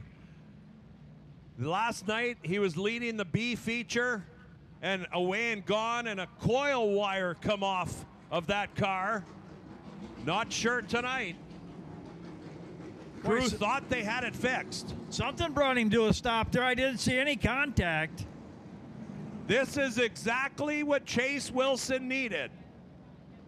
They'll revert back to the last completed lap. Chase Wilson will restart 5th on the outside of that 3rd row. What a run by Chase to get up there already.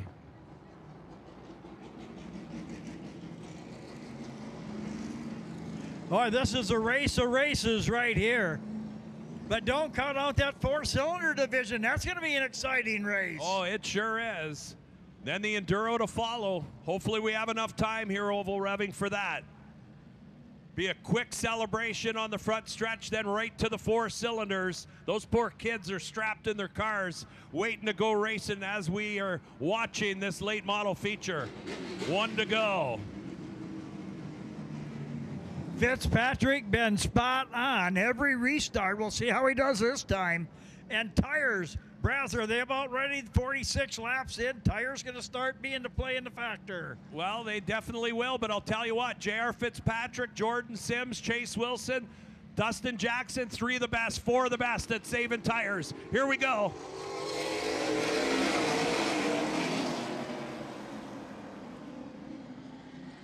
Sims up to second. That 94 now trying to get to the inside of Dustin Jackson.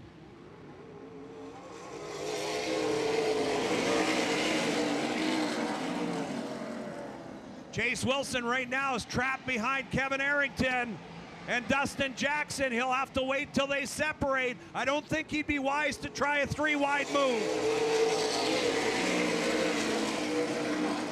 There, now they're nose to tail. We'll see Dustin Jackson gonna get company soon in the form of Chase Wilson. Wilson in the 77. Jackson's gonna want to protect the bottom.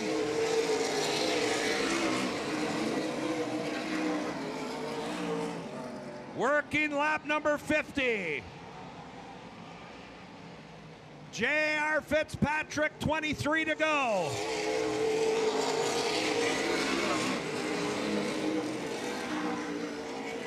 Jordan Sims has kept that distance, Oval. He may be saving his stuff. He's one smart driver, both of them up front.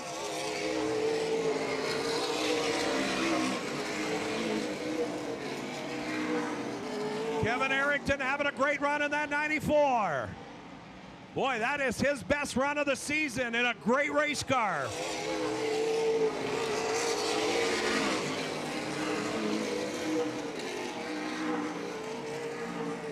J.R. Fitzpatrick, 1/100th of a second faster than Jordan Sims that last trip around.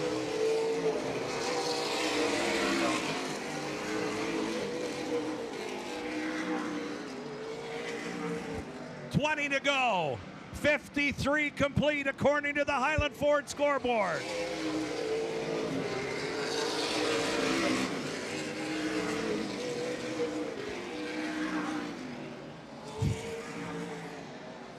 JR up front.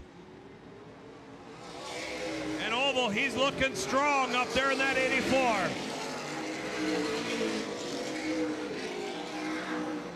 Chase Wilson now looking to the inside of Jackson. That's for spot number 4. Chase Wilson to the inside. Give him 4th. The kid is coming. He's got Arrington in his sights now.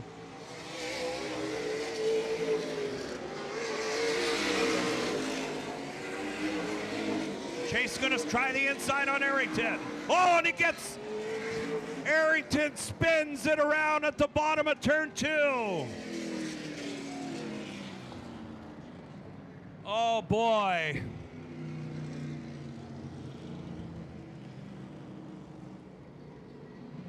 Kevin Arrington looped around over in turn 2, and the scorers are telling us 77 to the rear again.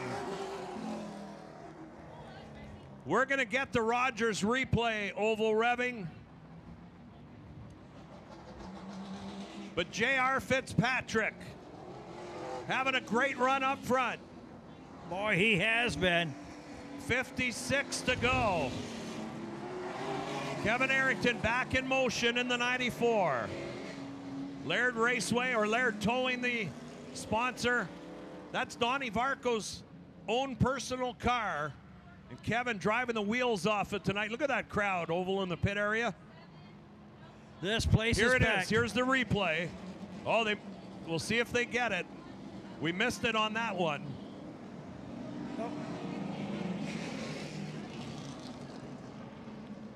They haven't picked it up. Nonetheless, scorers have made the call, and poor Chase Wilson's going to have to restart at the rear of the field.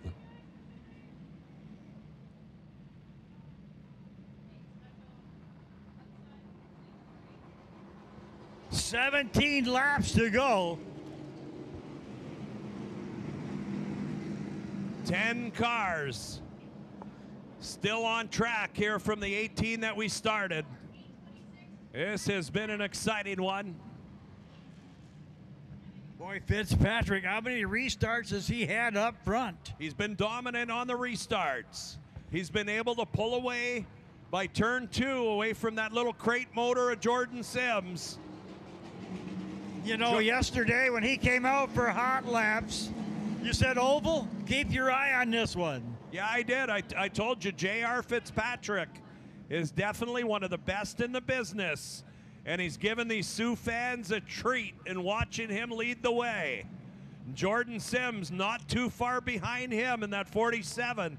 He is as professional as they come. A lot of success in the touring series for Jordan. And returning to his home track this year at Laird Raceway, a place he hasn't ran in a lot of years. And it's like he never left. He come back using the retro colors that he used to race with here. Real neat, away from his traditional white, blue, and orange colors. Now it's orange, blue with the yellow numbers. And here we come to another restart. Fitzpatrick leading them down the stretch.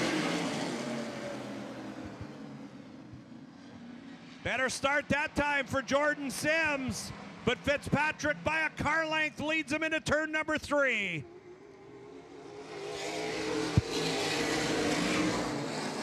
And we got one spun over in turn number 4. So we'll go back and redo it. And everybody will reshuffle back to the original start that we just went through at the M&M's restart line. Mike Miller in car number 73, the man that spun that time.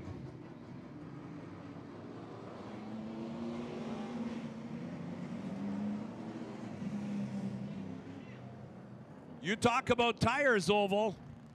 That could be what led to that spin. We'll see if we can catch it on the Rogers replay to give the fans another look at it. But Mike Miller spinning out of turn number 4. And we will have another restart. 1 to go indication. We might not see the replay on this, but they're going to go at it again. There it is.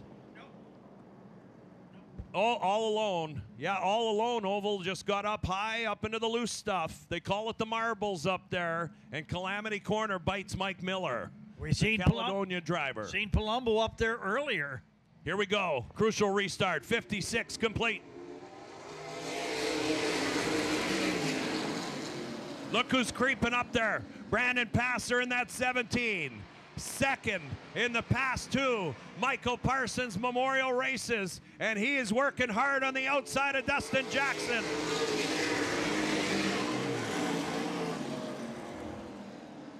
Jay Palumbo and Chase Wilson side by side. Palumbo working the outside with Van Hoyk in front of Wilson.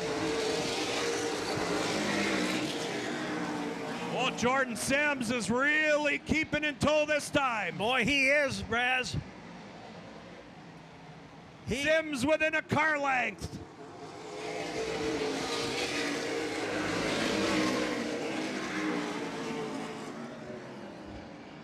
Fitzpatrick pulls away, but not by much. Not by much at all. They're separated by 2/100ths of a second.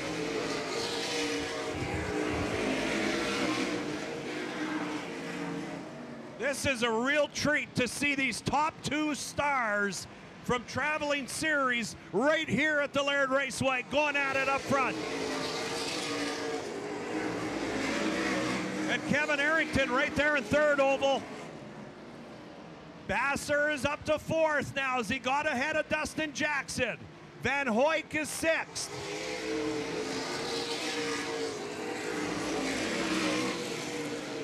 .62 laps in. It'll be 10 to go this next time by. It is crunch time at the Laird Raceway for the leaders.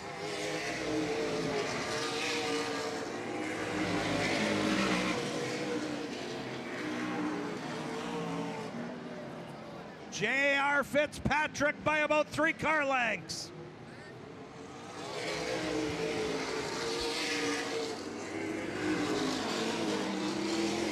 Nine to go. JR stretching that lead just a little bit here as they work lap 65. 8 to go.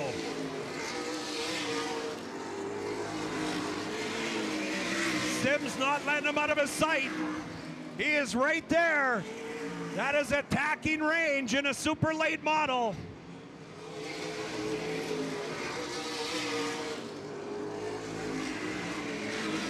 Jordan Sims, fastest on the track that last time by, but this time on a turn 2, JR stretches that lead.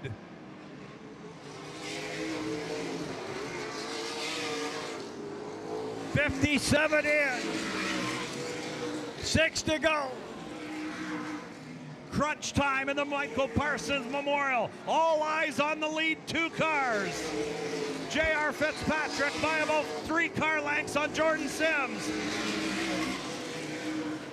Sims trying to close in. He knows the laps are winding down. He is right there now. Lap traffic could come into this. Parniak up, may get to him. Sims to within a car length.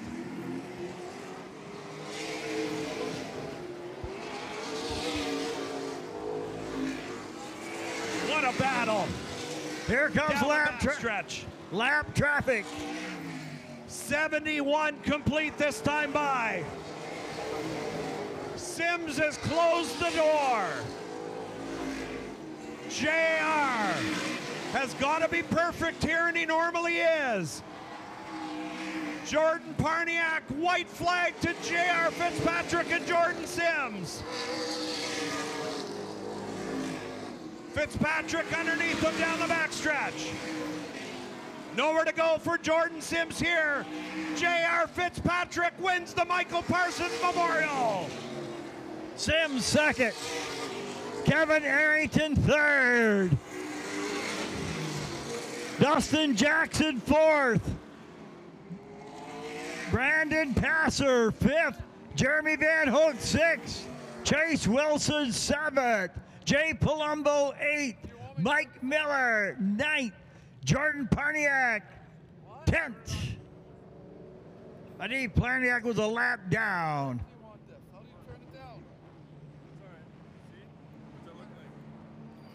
So Brass will be going down for the presentation for the front 3. Got the checks in hand.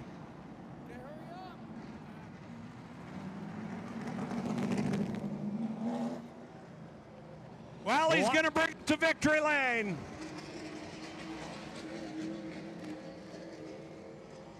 What an incredible feature event we watched tonight. JR Fitzpatrick, Jordan Sims duking it out for the top 2 spots. 2 long-time APC United Series late model drivers and a 5-time champion of that series. Brings home the win in his first trip to Laird in his second night. Last night he was 3rd behind Sims and Wilson. Tonight he brings it to victory lane here at LIR. He turns the car off. What a win. $10,000 richer for this man out of Cambridge, Ontario, and he is considered the top super late model driver in the country, and he has got to be happy with this one. What a racetrack. I'm sure he's going to think this is. We'll let him get unbuckled. He takes the 5-point harness off. He's got the wheel off of it, takes the earbuds out of his ears, and we're waiting for the star of the show to climb out of that car. And here he is. Let him hear you as he climbs out. Laird fans, give it up for JR Fitzpatrick.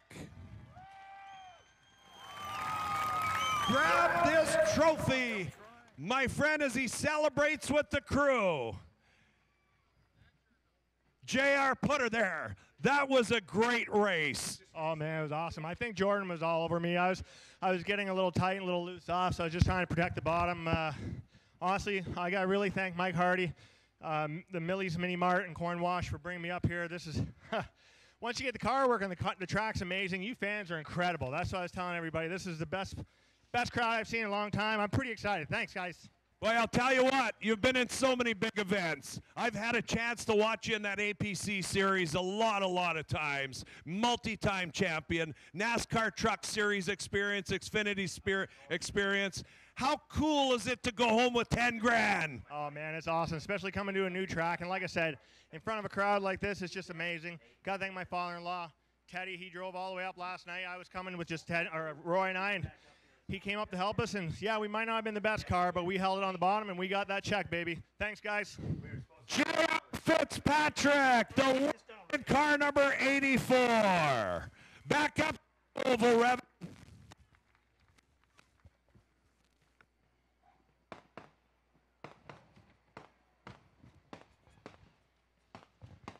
You guys didn't give away the gift card yet. J.R.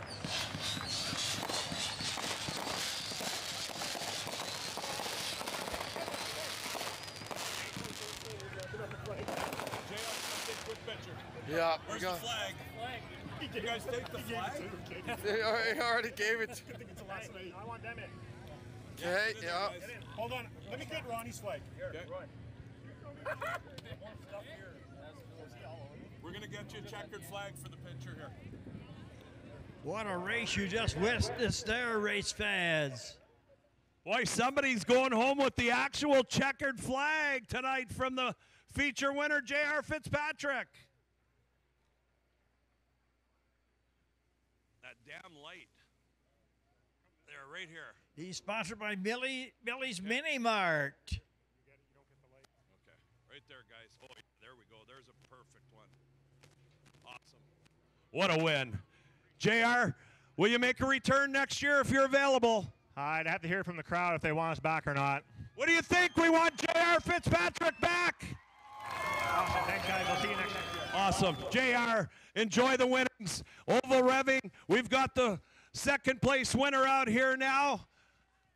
Jordan Sims climbing the car. I've got a check for $4,000 for this man.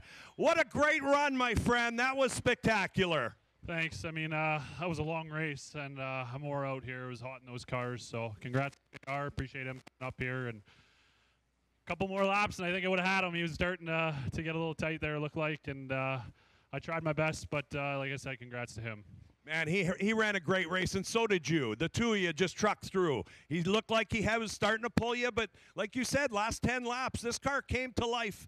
Your tires were really good at the end. Yeah, I was trying to save a little bit there, and I mean, I was struggling with the handling, like, compared to the last 2 weeks, and it was pretty frustrating since we went out in practice and felt the same. So we went out in qualifying, and it was just tight, and we fought that the whole race, and slowly as the race went on, it started to free up a little bit, and I could start to catch them, but just ran out of laps. Boy, you got a lot of help here on this car. Yeah, I just want to thank all my sponsors, Sims Countertops, Gooley Storage, Team Essentials, Dr. Paul Marlino Chiropractor, Classic Signs, Service Rentals, Auroras, and then also my wife for putting up with this for the entire year. Thank you. We're done now, so we can go back to camping.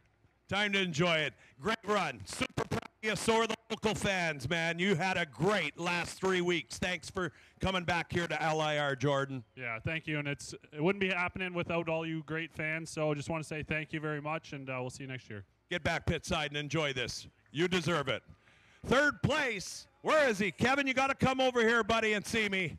What a great run behind a super fast race car. Congrats, Kevin Arrington, our third place finisher. Buddy, that's one of the best races of your career in this 94 car. You got to be so proud. Yeah, that was awesome. Got to thank Ronnie. We had engine problems with ours, and he pulled this out for me, and unbelievable. It was a great run. What's the biggest difference you found coming from the 21K to the 94? Was it the power under the hood? Yeah, it's got a lot more power for sure. This thing, hard to keep the tires underneath it, so we're saving there, and then I got looped and stood on it, but that still worked out. It was pretty loose at the end, but. That's great check. You're going home with $2,500 for third place. A local boy. He's done a great job. Give it up for Kevin Arrington. Donnie Varco, come and see me here one last time before the season ends with our 4-cylinder feature event. and the enduro race. And what a show. It is. It's unbelievable, Braz.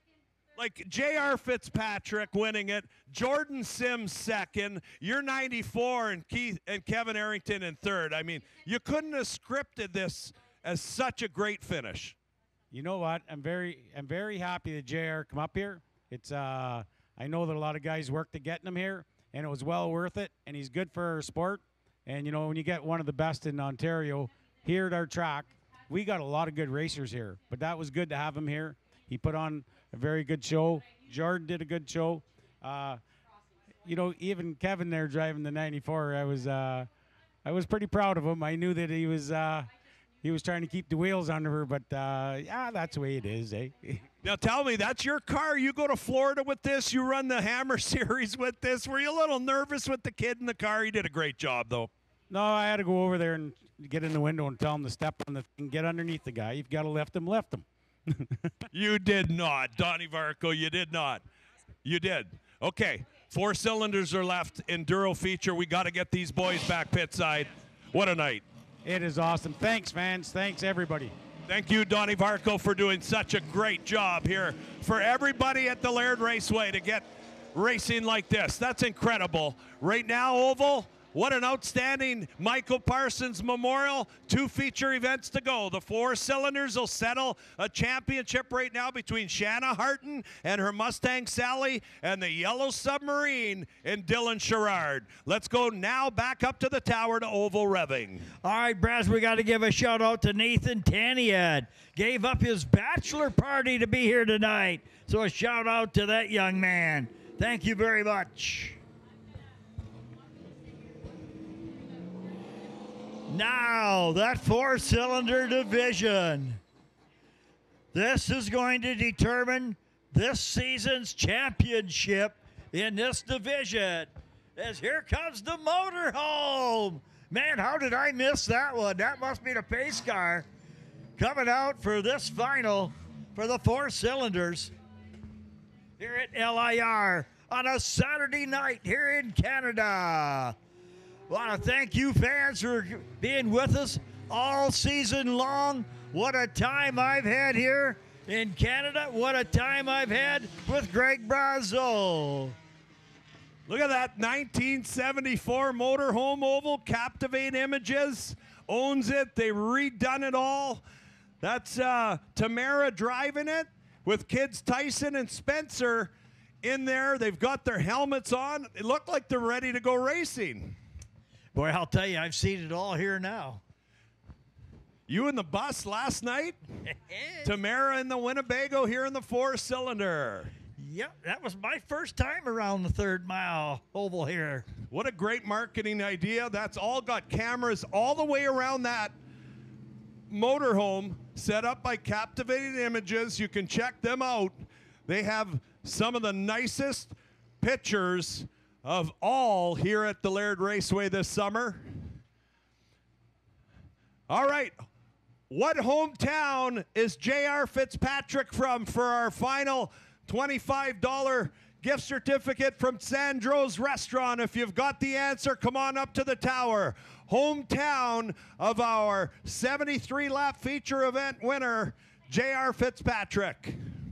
And here we go, starting grid oval for the 30-lap feature for the 4 cylinders. Adam LaPonce, Seth Ralph outside him in the 94. Kaylee Tucker in the number 4 and Daryl Whitmer in the 21. Chris Viato inside row, or rather Daryl Whitmell inside row number 3. Shanna Harton outside in the 22. The 4th row on the inside, that's Chris Viato. Outside of Chris is the Yellow Submarine in that points championship race with Shanna Harton. That is Dylan Sherrard. Behind them in the 38, that's Dylan Couturier. At the back, Lucas Crisato. And who's outside of Couturier? Ken Schwartz. Here we go. Wyatt Dubois outside that front row.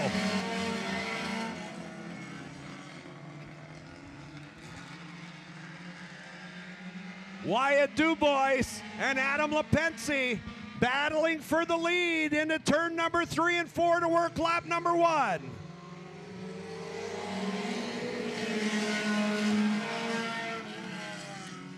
Dylan Sherrard got his sights on Shanna Harton in that 22. Harton working the outside of the racetrack. Now to the outside of Kaylee Tucker.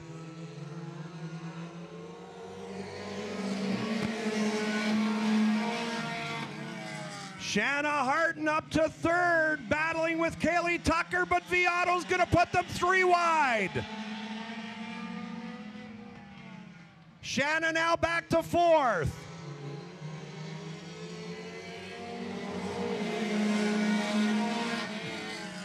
Three wide right here at the flag stand.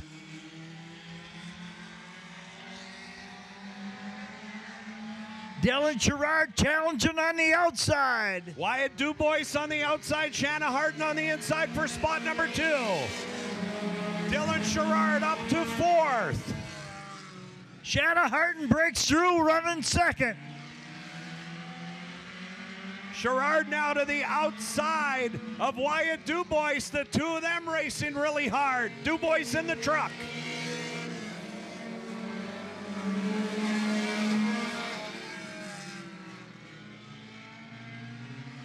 Down the straightaway they go. Sherrard breaks away now.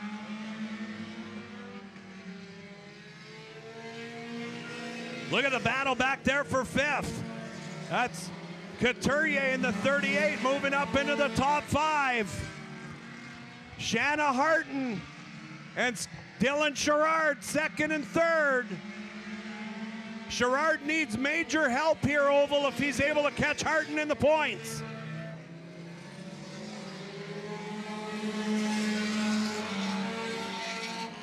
Harton got her heart set now on that number 24 up front. Boy, and they've been there all season. Those two kids have battled it out up front. Shanna Harton wants to pull out all stops. She's not worried about a championship. She told me she wants to win the feature tonight. That is her goal. We'll see if she can pull it off. But Chris Viato's been super fast in that 24.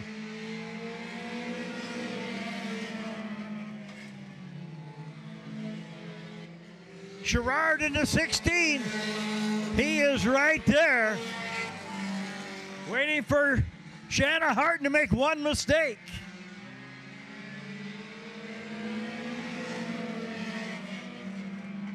Chris Viato, Shanna Harton, and then Sherrard. The three of them packed like pickles in a pickle jar as they enter turn number 3.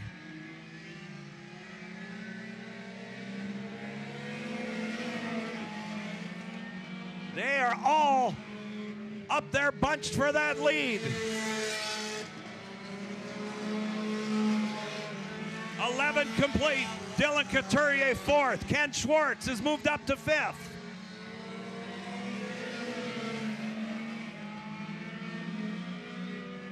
Shanna Harton closing into that back bumper again, but Sherrard just waiting there in that yellow submarine.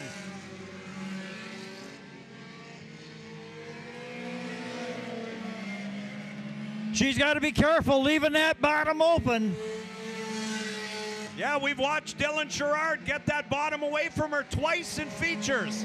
Once for a win, once for second.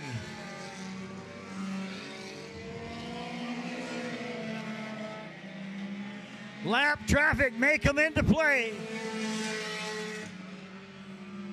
That's your 3-point leaders right there. Yes, it is. They'll come to the halfway this time by.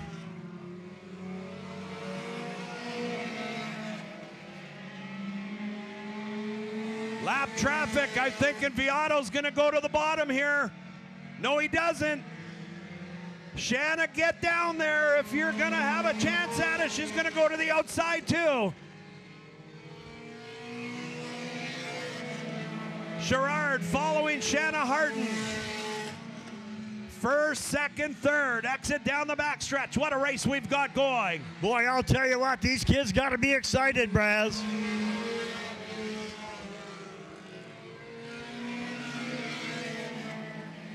Yeah, the front two are young kids. Dylan Sherrard, a little bit older. He's in the Carpenters Union. They do a lot of work right now building up at that new Algoma Steel. the most seasoned out of the three. Harden with a good run. Lap traffic going to come into play one more time. All three of them just need to stay out of trouble here as the laps wind down. Oh, Harden takes a hit. She gets put to the outside of Sherrard. Oh, she gets it back. Yeah, she gets it back. I think Dylan give it to her back. Feeling bad they maybe made contact. He's a heck of a race car driver, a class act in that 16. 10 to go. 10 laps to go, and they head down the backstretch. They'll put a lap on Kaylee Tucker. Chris Viato leads him through that lap traffic. More lap traffic.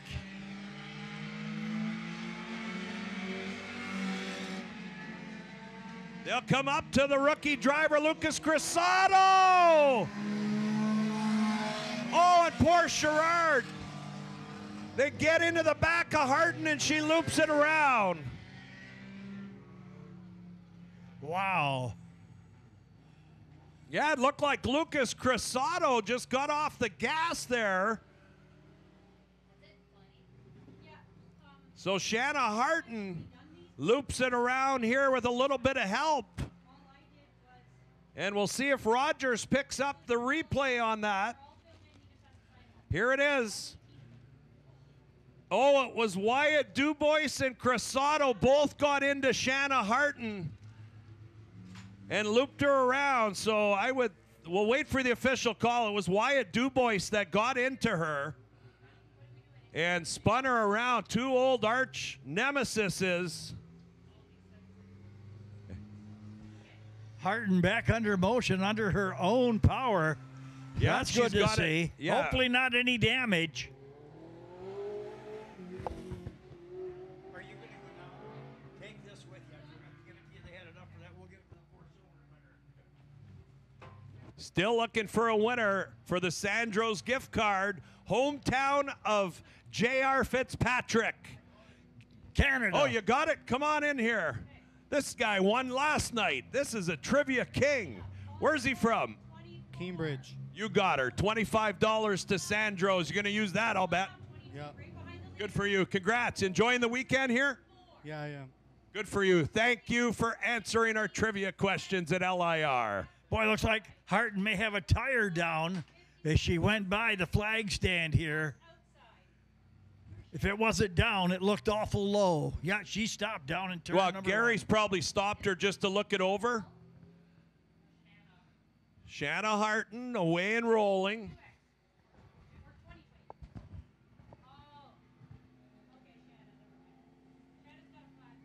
And she's got a flat tire, so she's going to get 5 caution laps.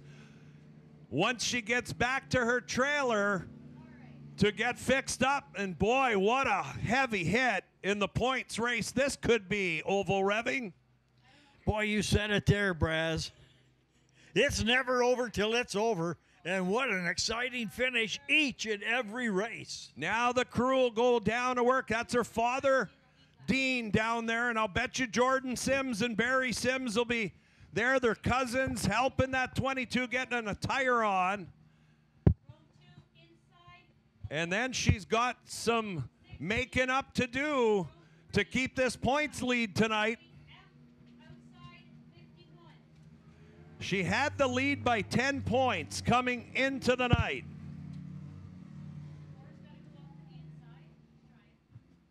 She picked up a couple on Dylan Sherrard in one of the heats, lost one in qualifying, so that would give her +1 coming in. Let's see what she did in the other heat as we're trying to recap all this.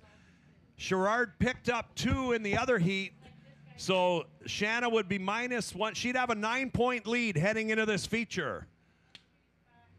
So when she comes back out, she's going to want to try to gain as many spots as possible.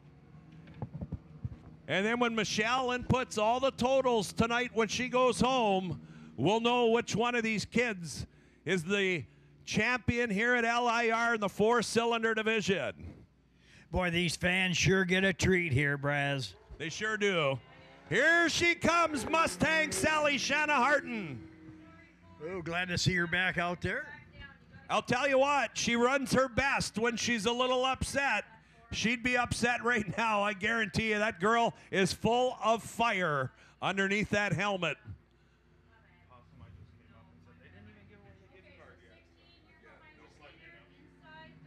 We've got a $100 gift card going to somebody here. Think of a trivia question from Possumai Construction.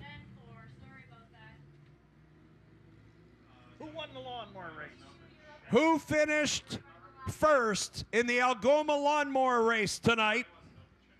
Since Possumai gave extra money to that group oval, who was the winner of the lawnmower race tonight? I've got a $100 Visa gift card from Possumai Construction to give to you if you've got the answer to it. Come on in. Who won it? Chuck Siddle. You got it. There it is. All right. Ronnie Schmidt. What do you got to say to Possumai Construction for that? Thank you. You're welcome, I'm sure. Congratulations. Our final gift, Oval Revving of the year. Good job. Just given out, and we like to thank all the sponsors for the giveaways here at the Speedway.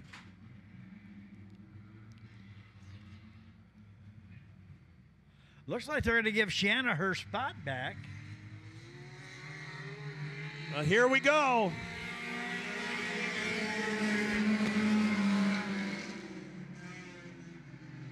Kenny Schwartz working the inside of Hart now as they exit down the back stretch. Boy, Schwartz has been strong. Now, if Harton stays in the top 5, she'll have the championship wrapped up. So if she stays there or loses one spot, I think she's going to be safe, and she'll be crowned the champion. We've got 7 laps to go this time by.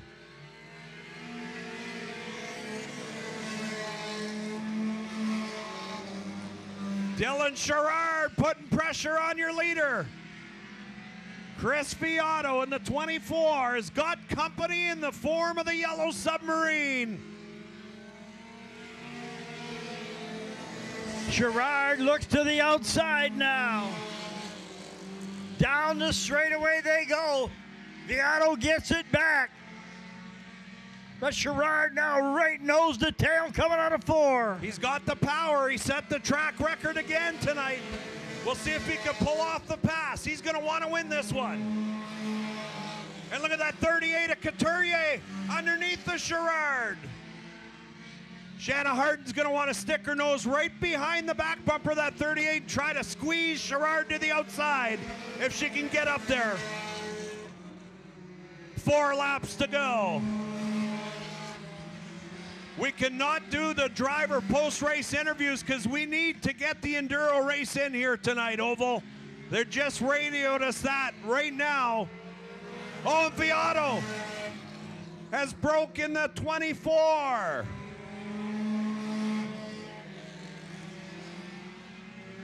What a tough break, and he is not going to make it back pit side. The yellow's coming out. Wow, that's going to revert him back one. Wow. Caution flag comes out.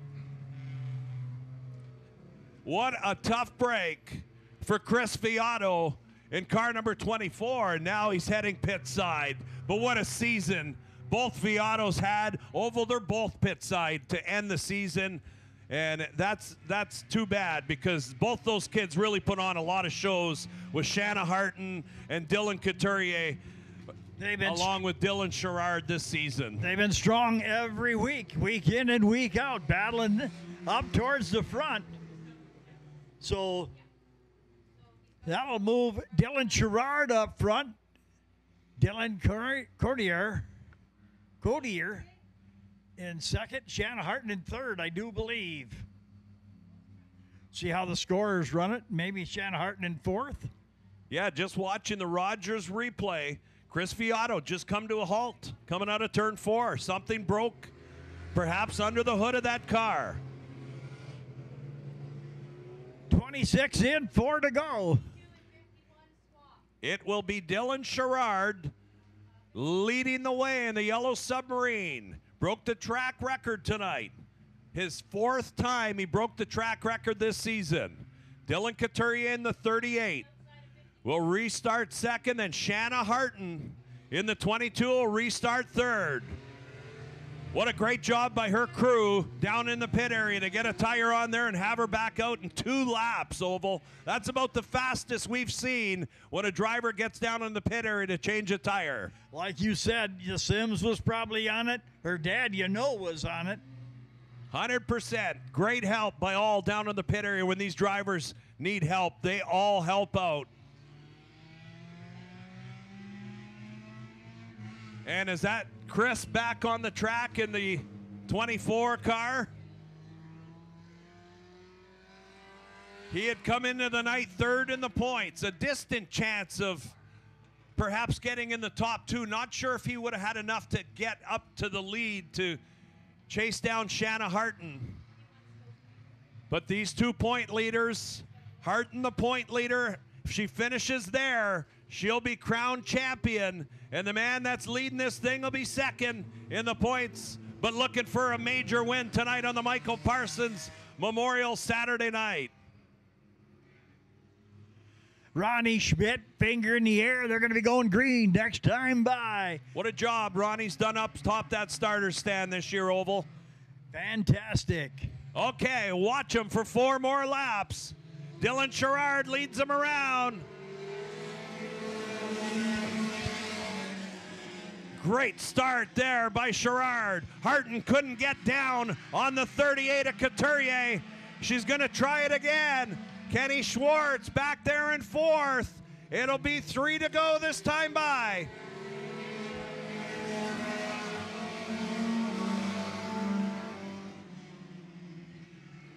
Chris Viato back up to 5th. 28 complete this time by, 2 to go. Harton at the line. But look at Couturier, he's got the run. Shanna's really struggling in the corners, Oval. She just cannot get that car through the corners like them front wheel drives.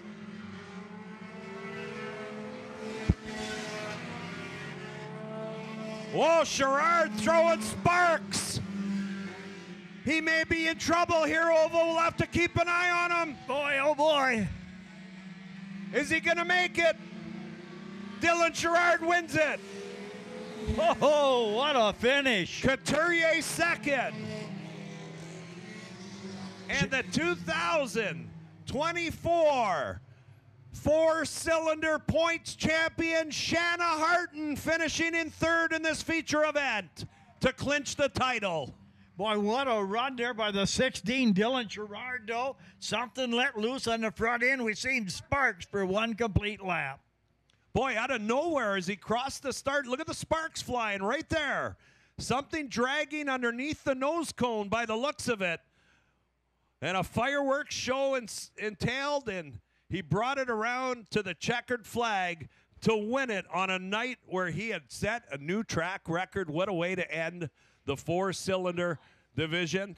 And he's getting his picture taken, and we've got 10 minutes for the Enduro feature to get out here to run it. So they'll take a quick picture of Mr. Sherrard. Unfortunately, we can't get an interview, but the Enduro race will come out next for 15 green to checkered flag laps. And if we pull it off, we've got the whole night to celebrate a great night of racing down pit side.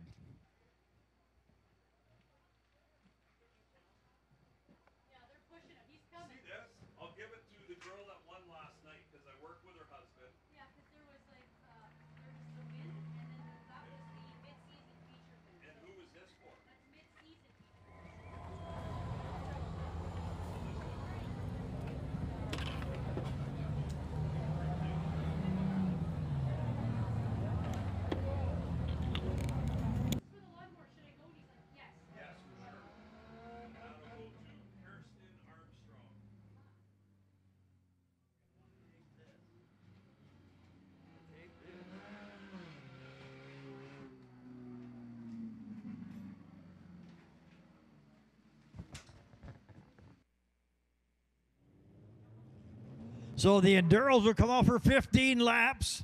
If we can get it in, I understand there's a curfew here at LIR, 11 o'clock curfew. Boy, get that garlic out, Brass. Man, here's where it's going to come in handy. I didn't know that. It did come in handy. It worked like a charm tonight, partner.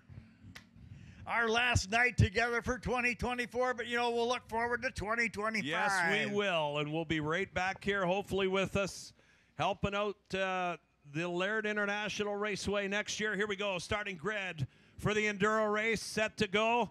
Tanis Worth in car 07. Madison Tucker outside in the 4. Drew Downing, second row back in. John Hill in the 83. Cole Kennedy in the 27 goes inside row 3. Outside Chris Pinder in the 17. And back with us in the 16, Dylan Sherrard. Made her out here. Tegan Lapish outside in the 77X in Grandma's car. Eric Sylvester and Dylan Conley, your last two. Here we go. This is the fun part of the Laird Raceway. A lot of these drivers moved up into the other divisions within the last 3. Whoa, already one spin, and look at that. We stay green. There is no yellows, no reds. Stick around and enjoy it.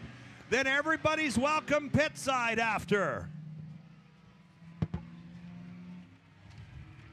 Thank you to Sandro's Restaurant for the giveaways tonight. 4 gift cards.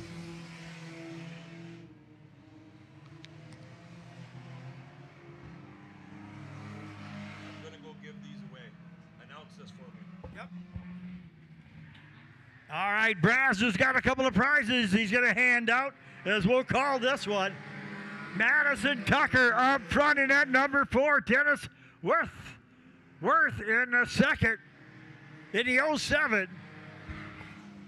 John Hill running third. 2 laps in, 13 to go. Running out of time here at LIR. 11 o'clock curfew. So they're telling me. Whoa, we're going to stay green. 10:54, they got 6 minutes to get her done.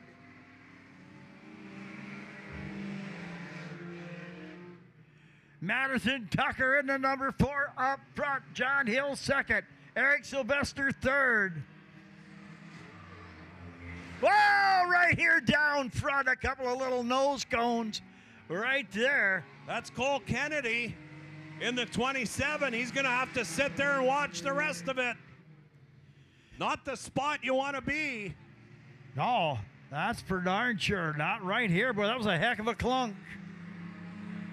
Madison Tucker, your leader in that 4 right there, looking for her first career win. Wouldn't that be something for Mother Tucker Racing? Boy, you know, they gave me a couple of cards down there, Brad, but I told them I didn't dare read it, but I can show you. They gave me the Mother Tucker Racing. Oh, look at that nice decal.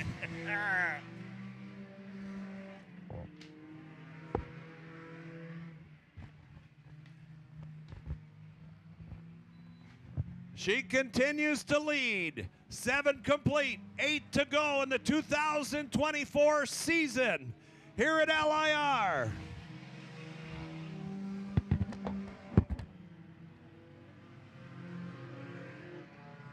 Madison Tucker, Eric Sylvester. Sylvester now your leader as he takes the lead in the 44. Would your boy, Brett, like that hat? You keep that hat, okay? You keep that. That's a good memory thing for you. I wanted to give it away. We just got too busy. I know we did. There's too much going on. Eric Sylvester now trying to get under that 77X of Tegan Lapish. And he does. 10 complete oval, revving 5 to go. 4 minutes left till the hour is going to strike. This is 11 o'clock, and the whole place is going to come down. We did it. Woo. We're going to do it. We're going to hit that curfew. That is a tremendous accomplishment for all the racing these race fans got to see tonight. Sylvester working his way through lap traffic. Is that Grandma's car? I think he just passed Grandma's car. Okay. Yeah, that's Hill in the 83, John Hill. Cole Kennedy, poor kid, just sitting there facing the wrong way in the front stretch. Eric Sylvester, there's Kennedy. You can see it on the Rogers view right there, Oval. What a view he's got. Boy, and what a treat we've had with the monitor. Oh, I'll tell you, we got to thank Rogers for everything they've done. Wouldn't it be nice to have Rogers TV back with us full time next year here at LIR? Boy, I'll tell you what, it's the first time I've witnessed it. White flag, 1 to go, says Ronnie Schmidt. One final parade around this Laird International Raceway in the 25th anniversary season. The most successful of all will come to a close with the Enduro winner of $3,000 a couple of weeks back, capping it off with a win here tonight. And there he is, Eric Sylvester, your feature winner. 10:58, we beat the curfew. We beat the curfew. We got her done. Woo! Thank God for that garlic. The garlic helped tonight on the chains. What a season. What a season. And Eric Sylvester will pick up the final checkered flag. If they have one, J.R. Fitzpatrick gave away that flag to a lucky fan tonight. Somebody went home with a real special one tonight. And Eric picks up the checkered flag. And Oval, we are instructed to call her quits at 11 o'clock. So for yourself, Oval Revving from Indian River, Michigan, and myself, Greg Brazo, the two of us have been together for so long. We thank you all, the race fans, racers, crews, co-workers, for being such a great bunch of people to come and see each and every Thursday and tonight and last night as well. And wish you a great winter enjoying Greyhound hockey or whichever else that you take up in the winter. And we'll see you backside, trackside here in the spring or late summer of 2025. Good night, everyone.